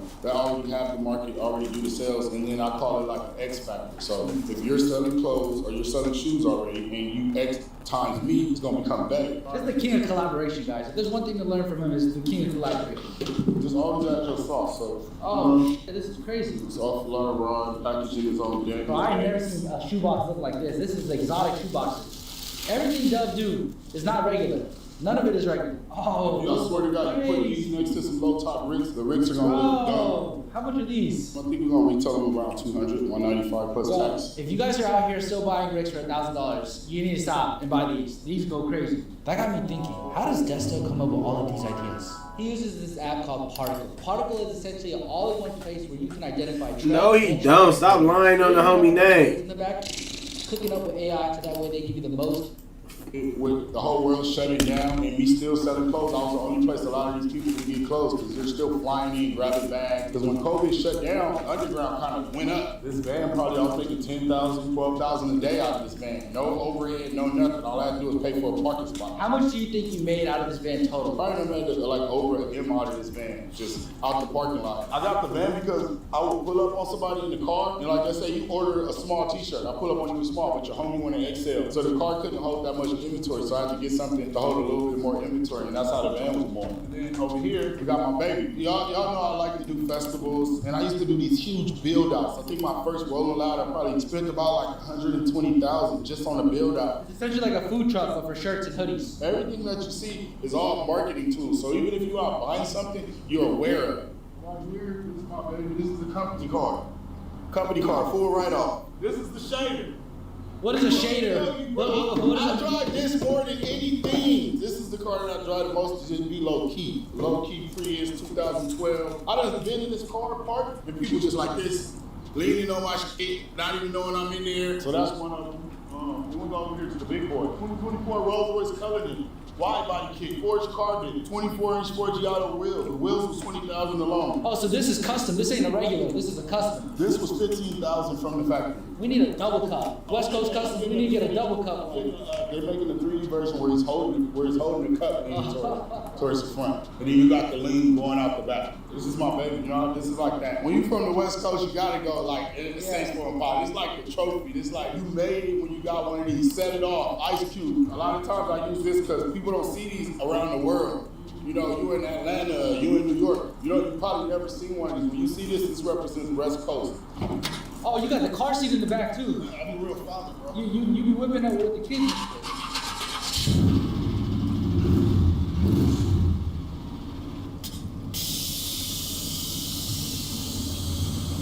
You are my toys. Did you ever think that you would be able to live like this? I'm gonna tell you a funny story. I always knew I'd be driving in a nice car, living in a nice house, wearing jewelry. I just always thought it was somebody else's. Can you explain this photo to me? What is this photo? This is the photo that started it all?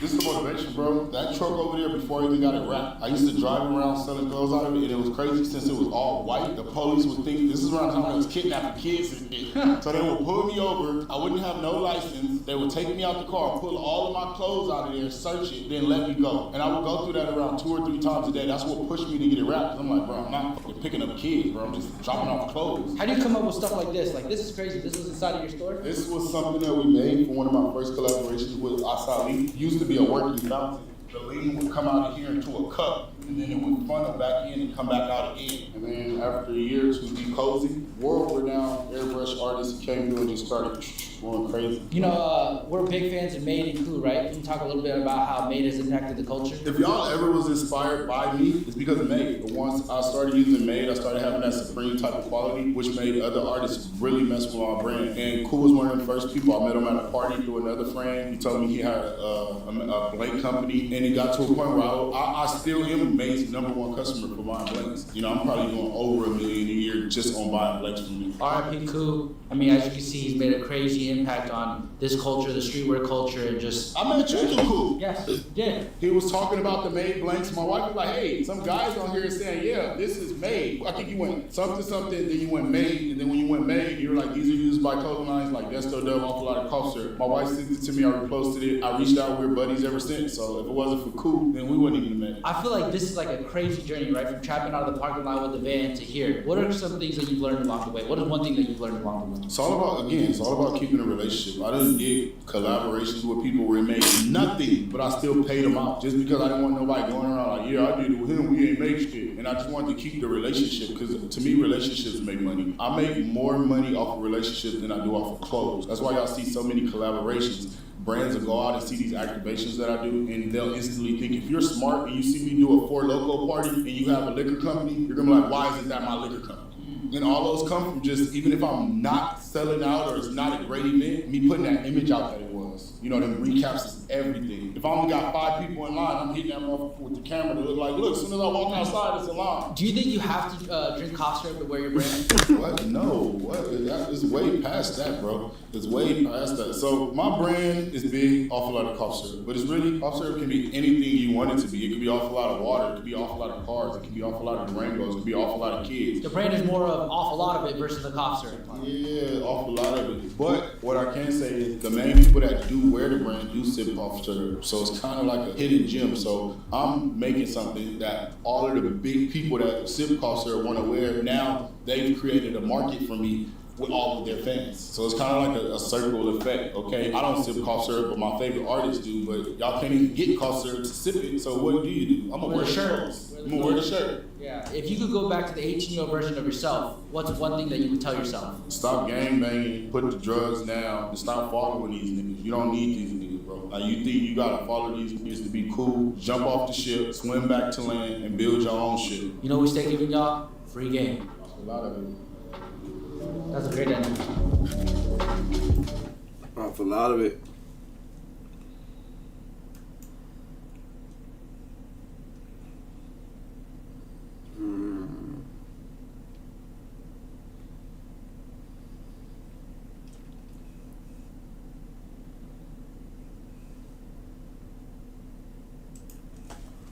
I swear to God, I didn't know he had a girlfriend. Like, I swear to God.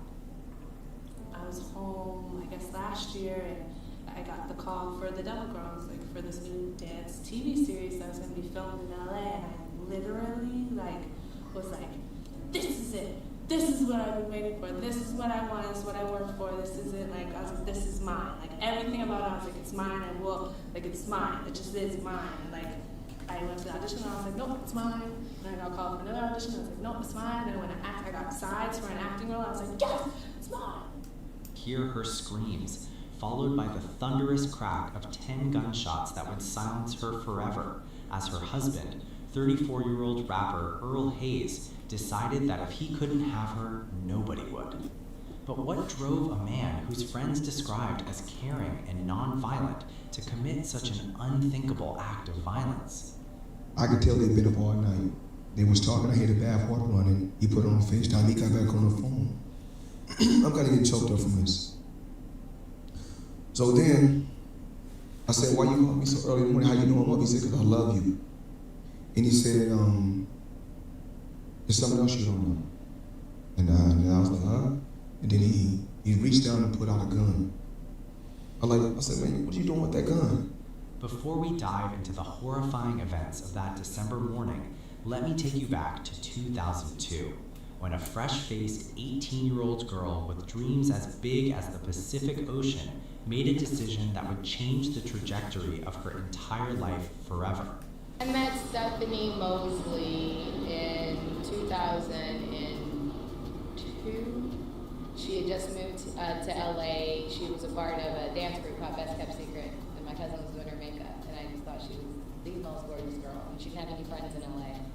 And she just had the dancer world, so I decided I'd take her under my wings, and at that time I was headed to college, and I decided I wanted to be a model, so we made a pact, and we decided that we were going to figure this business out and become stars.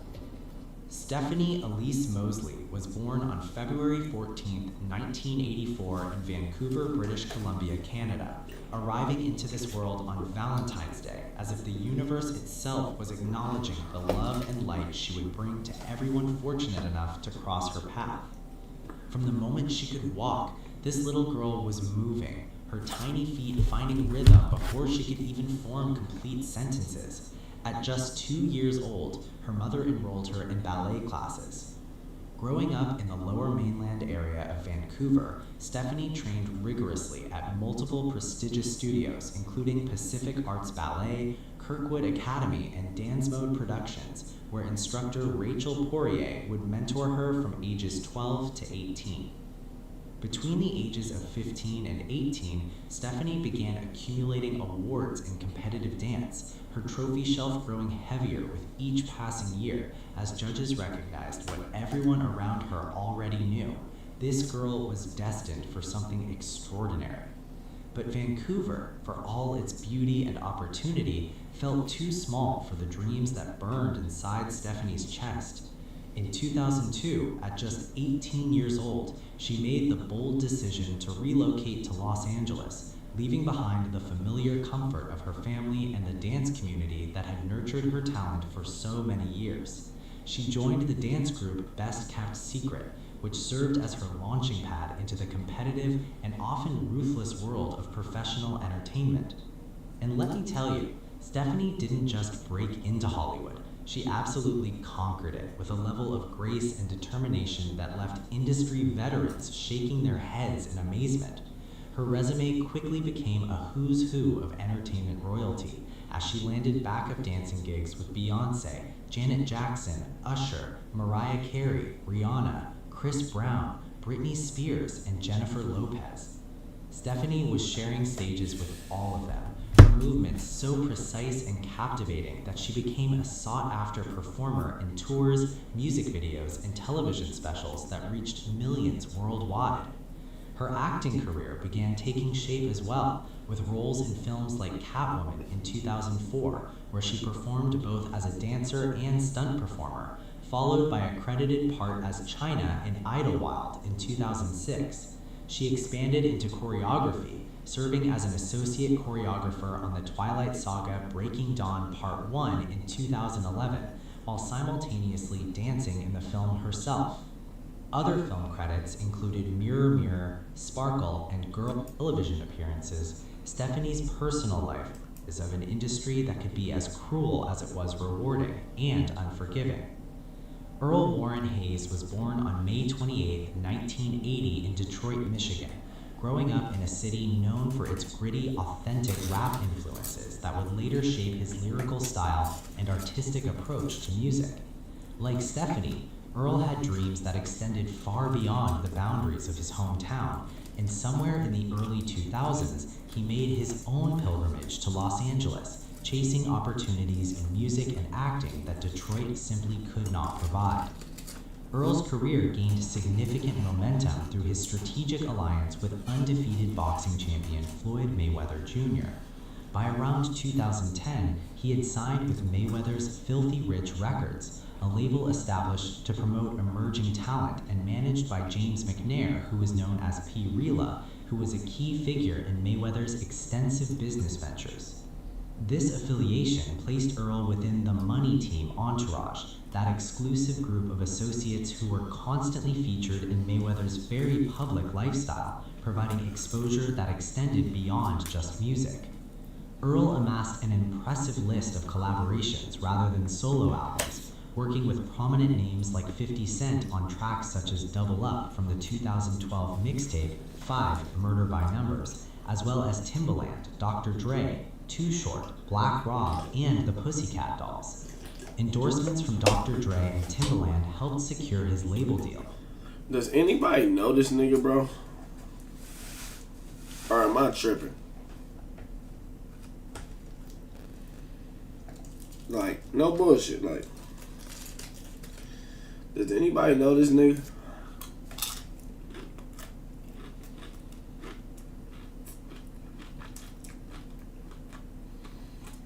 Am I too old, like, or too young? Like, I don't know. And he released material like the remix to Carrie Hilson's Get Your Money Up and numerous freestyles over popular beats that showcased his flow and street authenticity.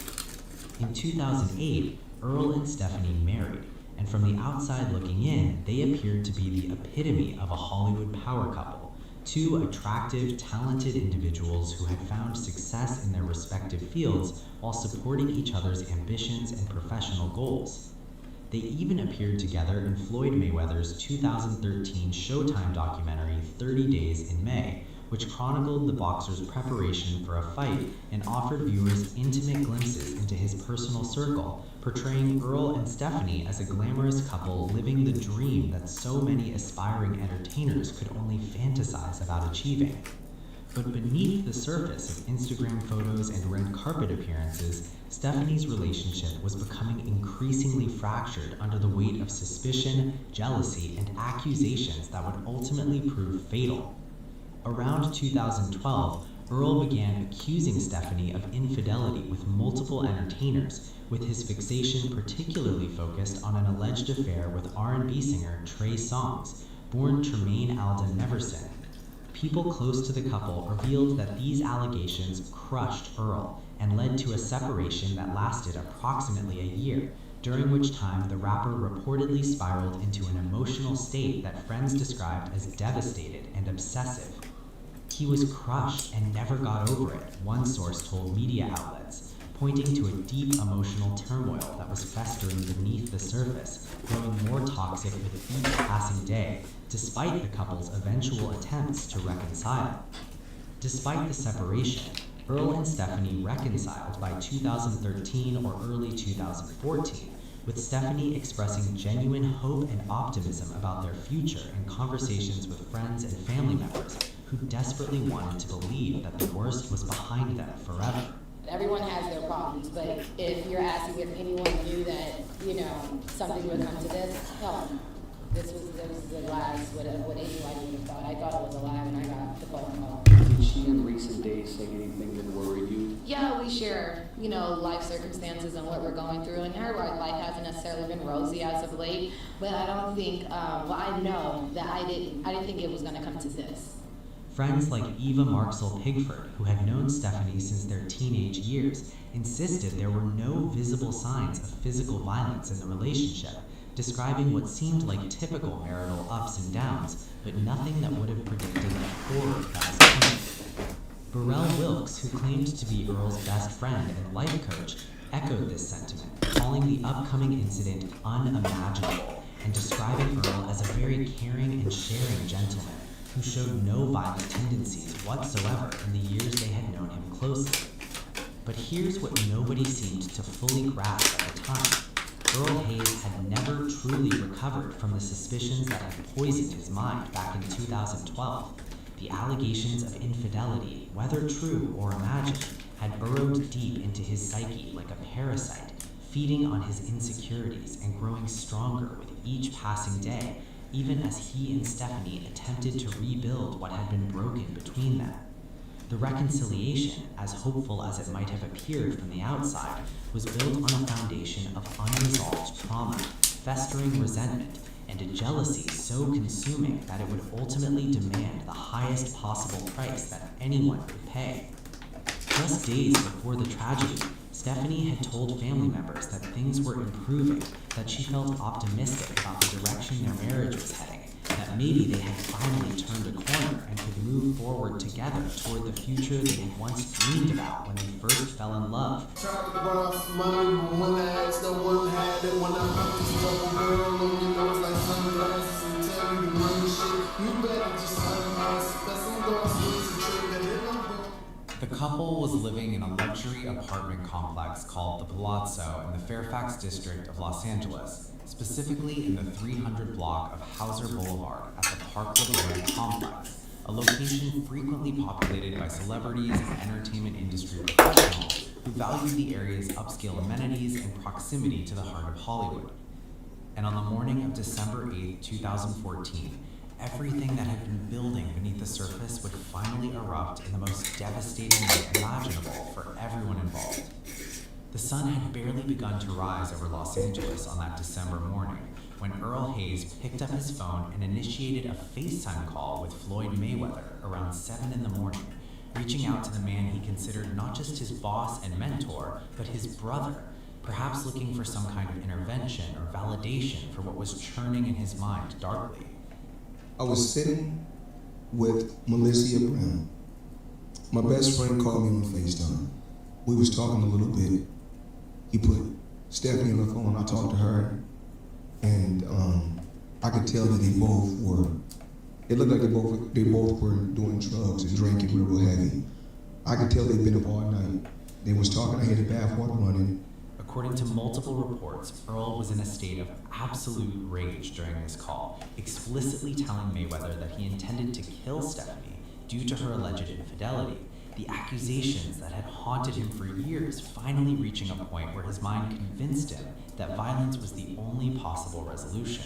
Mayweather, described Nigga as sound like a brother, bitch. attempted desperately to calm him down, his voice pleading through the phone screen as he urged Earl against violence and suggested that he should get a divorce or leave the relationship peacefully rather than doing something he could never take back or undo. But Earl was beyond reason at this point, his judgment clouded by whatever substances he and Stephanie had allegedly consumed throughout the night, and his emotions twisted by years of unresolved suspicion and jealousy that had consumed him completely. Mayweather then heard something that would haunt him for the rest of his life. Heated fights between Earl and Stephanie. Bang! Shots fired. Floyd said he was in a state of confusion. He didn't know what to do. Followed by Stephanie's screams piercing through the phone speaker, a sudden silence that felt like the world holding its breath, and then the thunderous crack of gunshots echoing through the device. And then he reached down and put out a gun. I said, man, what you doing with that gun? Started shooting. Approximately 10 shots were fired at Stephanie, each bullet tearing through her body with devastating effect, striking her head, torso, and legs as Earl ensured there would be no chance of survival, no opportunity for medical intervention to save the woman he claimed to love. I got y'all. I scared y'all. My bad, chat. My bad. I didn't mean to scare y'all. I was just trying to, add a little, theatrics in there, a little emphasis. Controlling completely. Earl briefly returns to the FaceTime screen, informing Mayweather with chilling calmness that he had killed Stephanie and now intended to end his own life, followed by another gunshot that Mayweather heard through the phone as Earl turned the weapon on himself, placing it against his head and pulling the trigger one final time without hesitation. And then he shot her, and then he put the gun to his head. And that's what it was. Then I had to bury my best friend. Neighbors in the 600-unit complex, alerted by Stephanie's screams and the initial barrage of gunfire, immediately called 911 around 7:30 in the morning. We received a radio call of several shots being fired inside the location with a woman screaming. So the officers responded immediately, were able to contact the person who made that phone call, get some additional information, and they made a decision at that point to make entry into the location. LAPD officers arrived promptly at the 300 block of Hauser Boulevard, but upon approaching the locked bedroom door, the man living here in an apartment just beyond this gate here in the Palazzo Apartments. This all unfolded, you can see from Sky 5 around 7:30 this morning, a neighbor calling 911 after hearing gunshots and screaming from a woman in a next door apartment. We're told the initial call said that as many as 10 shots were heard. Patrol officers arrived on scene, they entered the apartment, they found a back bedroom door closed, and when they tried to enter that back door, that's when they heard an additional 2 shots. The SWAT team was called in. They came in as a precaution, and when they finally entered the apartment, they found a man and woman dead from gunshot wounds. This prompted them to classify the situation as a barricade and summon a SWAT team for tactical entry, escalating what was already a horrific situation into something that would cause temporary evacuations of the building and significant traffic disruptions throughout the area as law enforcement established a perimeter and prepared for the worst-case scenario they could encounter. This was very disruptive this morning for the morning commute. Part of Hauser was shut down while this all unfolded, and neighbors on the first 3 floors of this complex, this is a very big complex, some 600 units, were evacuated this morning. Again, we are waiting on the coroner to arrive here, and we are also waiting more information. When SWAT finally breached the door, they discovered both bodies in the bathroom. Stephanie, who had been shot multiple times with wounds to her head, torso, and legs, possibly in the bathtub where she may have been trying to escape or take refuge, and Earl with a self-inflicted gunshot wound to his head. Both were pronounced dead at the scene by paramedics. Their lives ended in a moment of violence that seemed impossible to reconcile with the glamorous couple who had smiled for cameras just months earlier in happier times.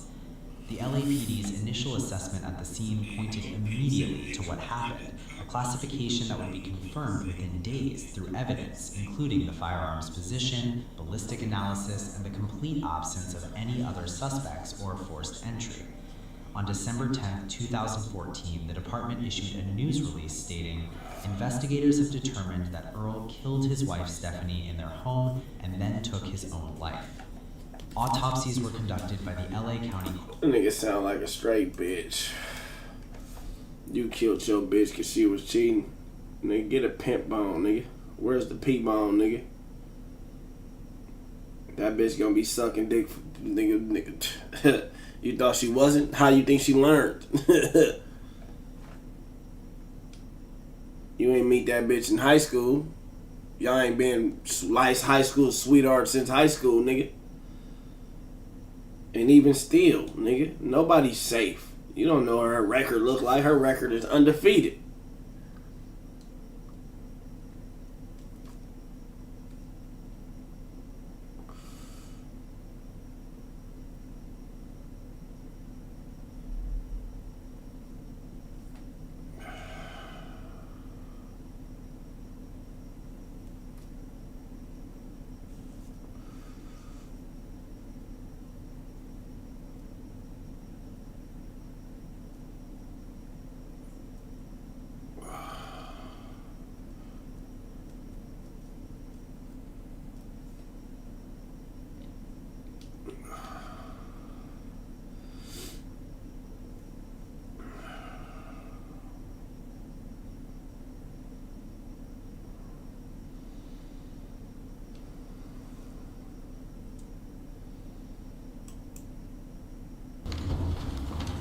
Job reports, safety forms, and checklists piling up. With Connect Team, you'll ditch binders and paperwork. For digital forms, your crew actually fills out on their phone. Get schedules out in minutes with all the job details so everyone knows what they're doing.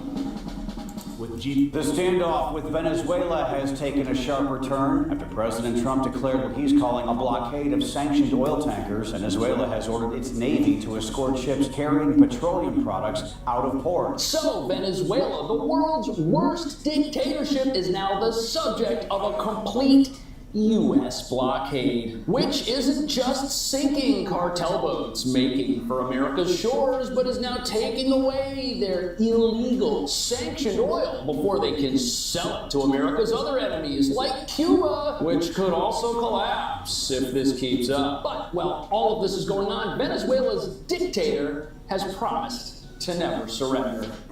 No blood for oil. No war for oil.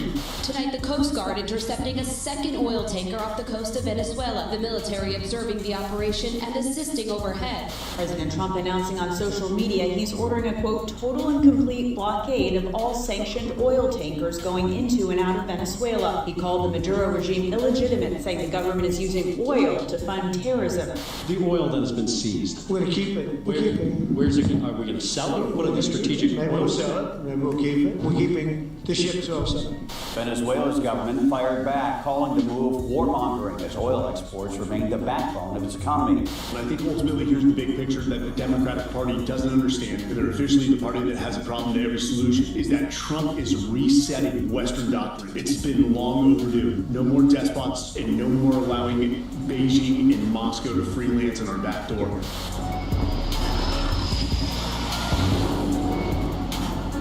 So President Trump is taking on all of America's Caribbean communist enemies at the exact same time. And what nobody defending Venezuela will bother mentioning is that Tren de Aragua couldn't exist without the Venezuelan government. Neither could the cartel allegedly controlled by the country's leader, and now communist Cuba can't exist without the Venezuelan government. The entire world would be so much better off if that government were a bit more peaceful. Because this cartel's first country funds its existence through every illegitimate means it can find. After all, funding their country through communism hasn't worked out very well, has it? Something Venezuela's wonderful people know all too well as they continue to suffer daily under the hand of an economic system that will not help them get ahead. But that might soon change. After all, Nicolas Maduro is in a ton of trouble. There's a massive reward out for him. The airspace over Venezuela is closed. The waterways are closed. This whole country,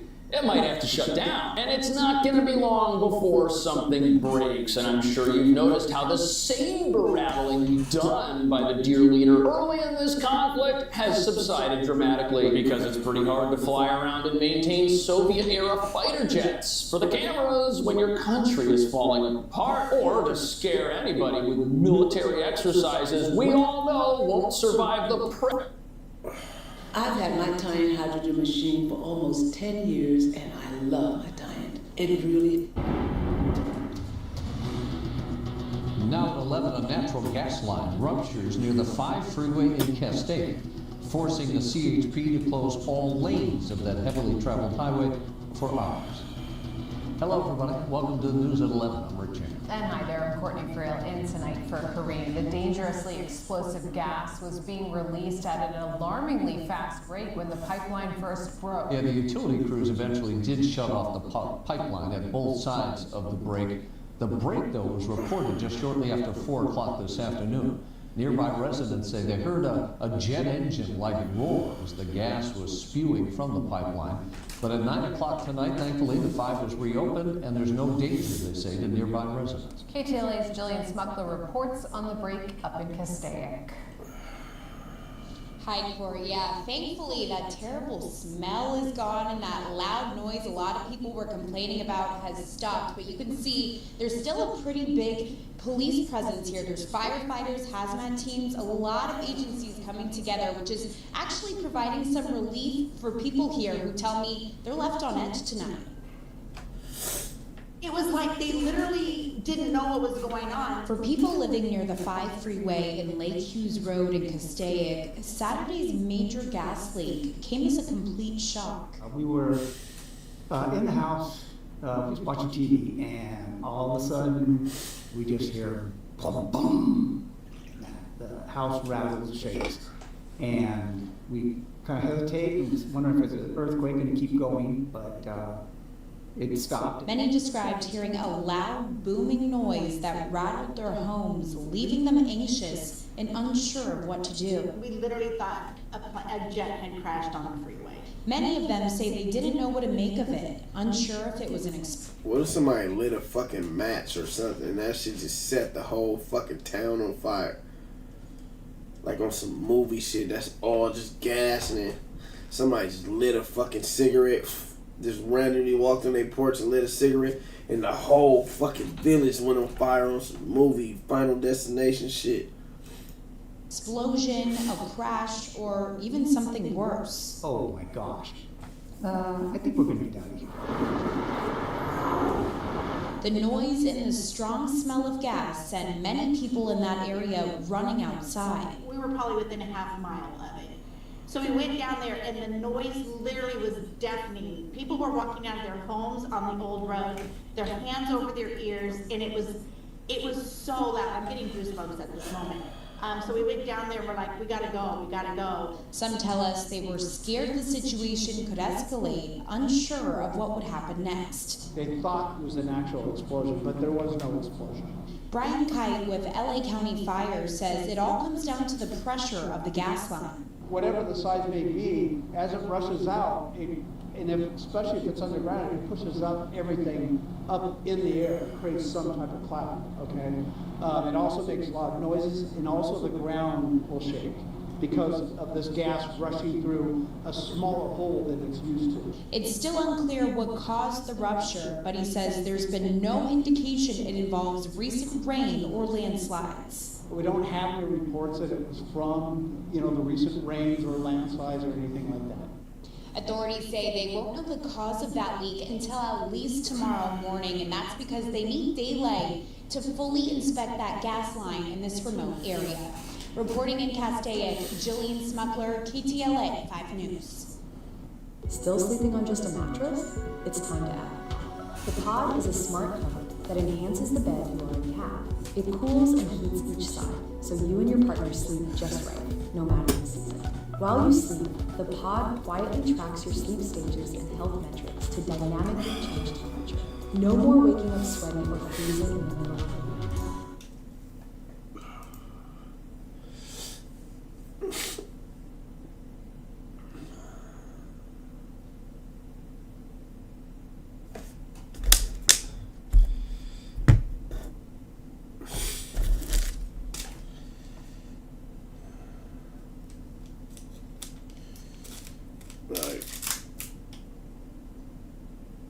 I really got an extra waffle and some chicken today.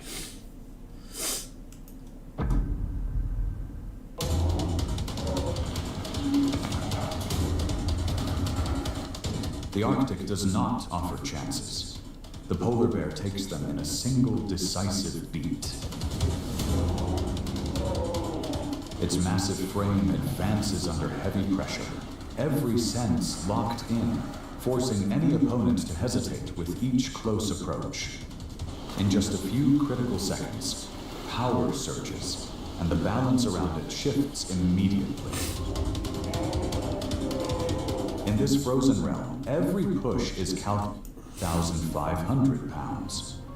With long, powerful tusks, walruses can drive forceful pushes that make the bear hesitate with every attempted approach. Because of this, taking down a walrus is a major challenge.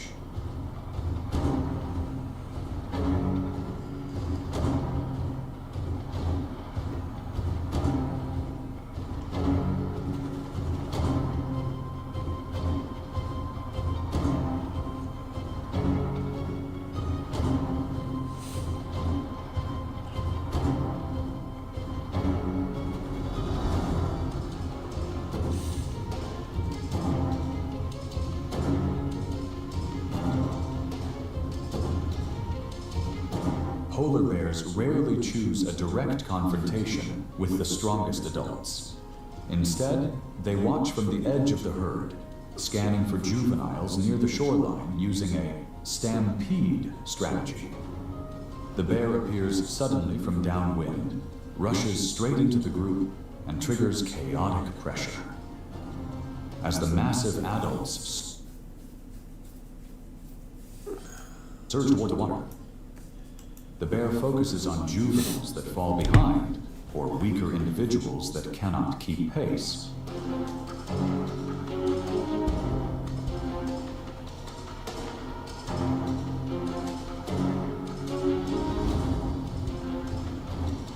The payoff can be enormous, around 150,000 calories, roughly equal to the energy gained from a ringed seal.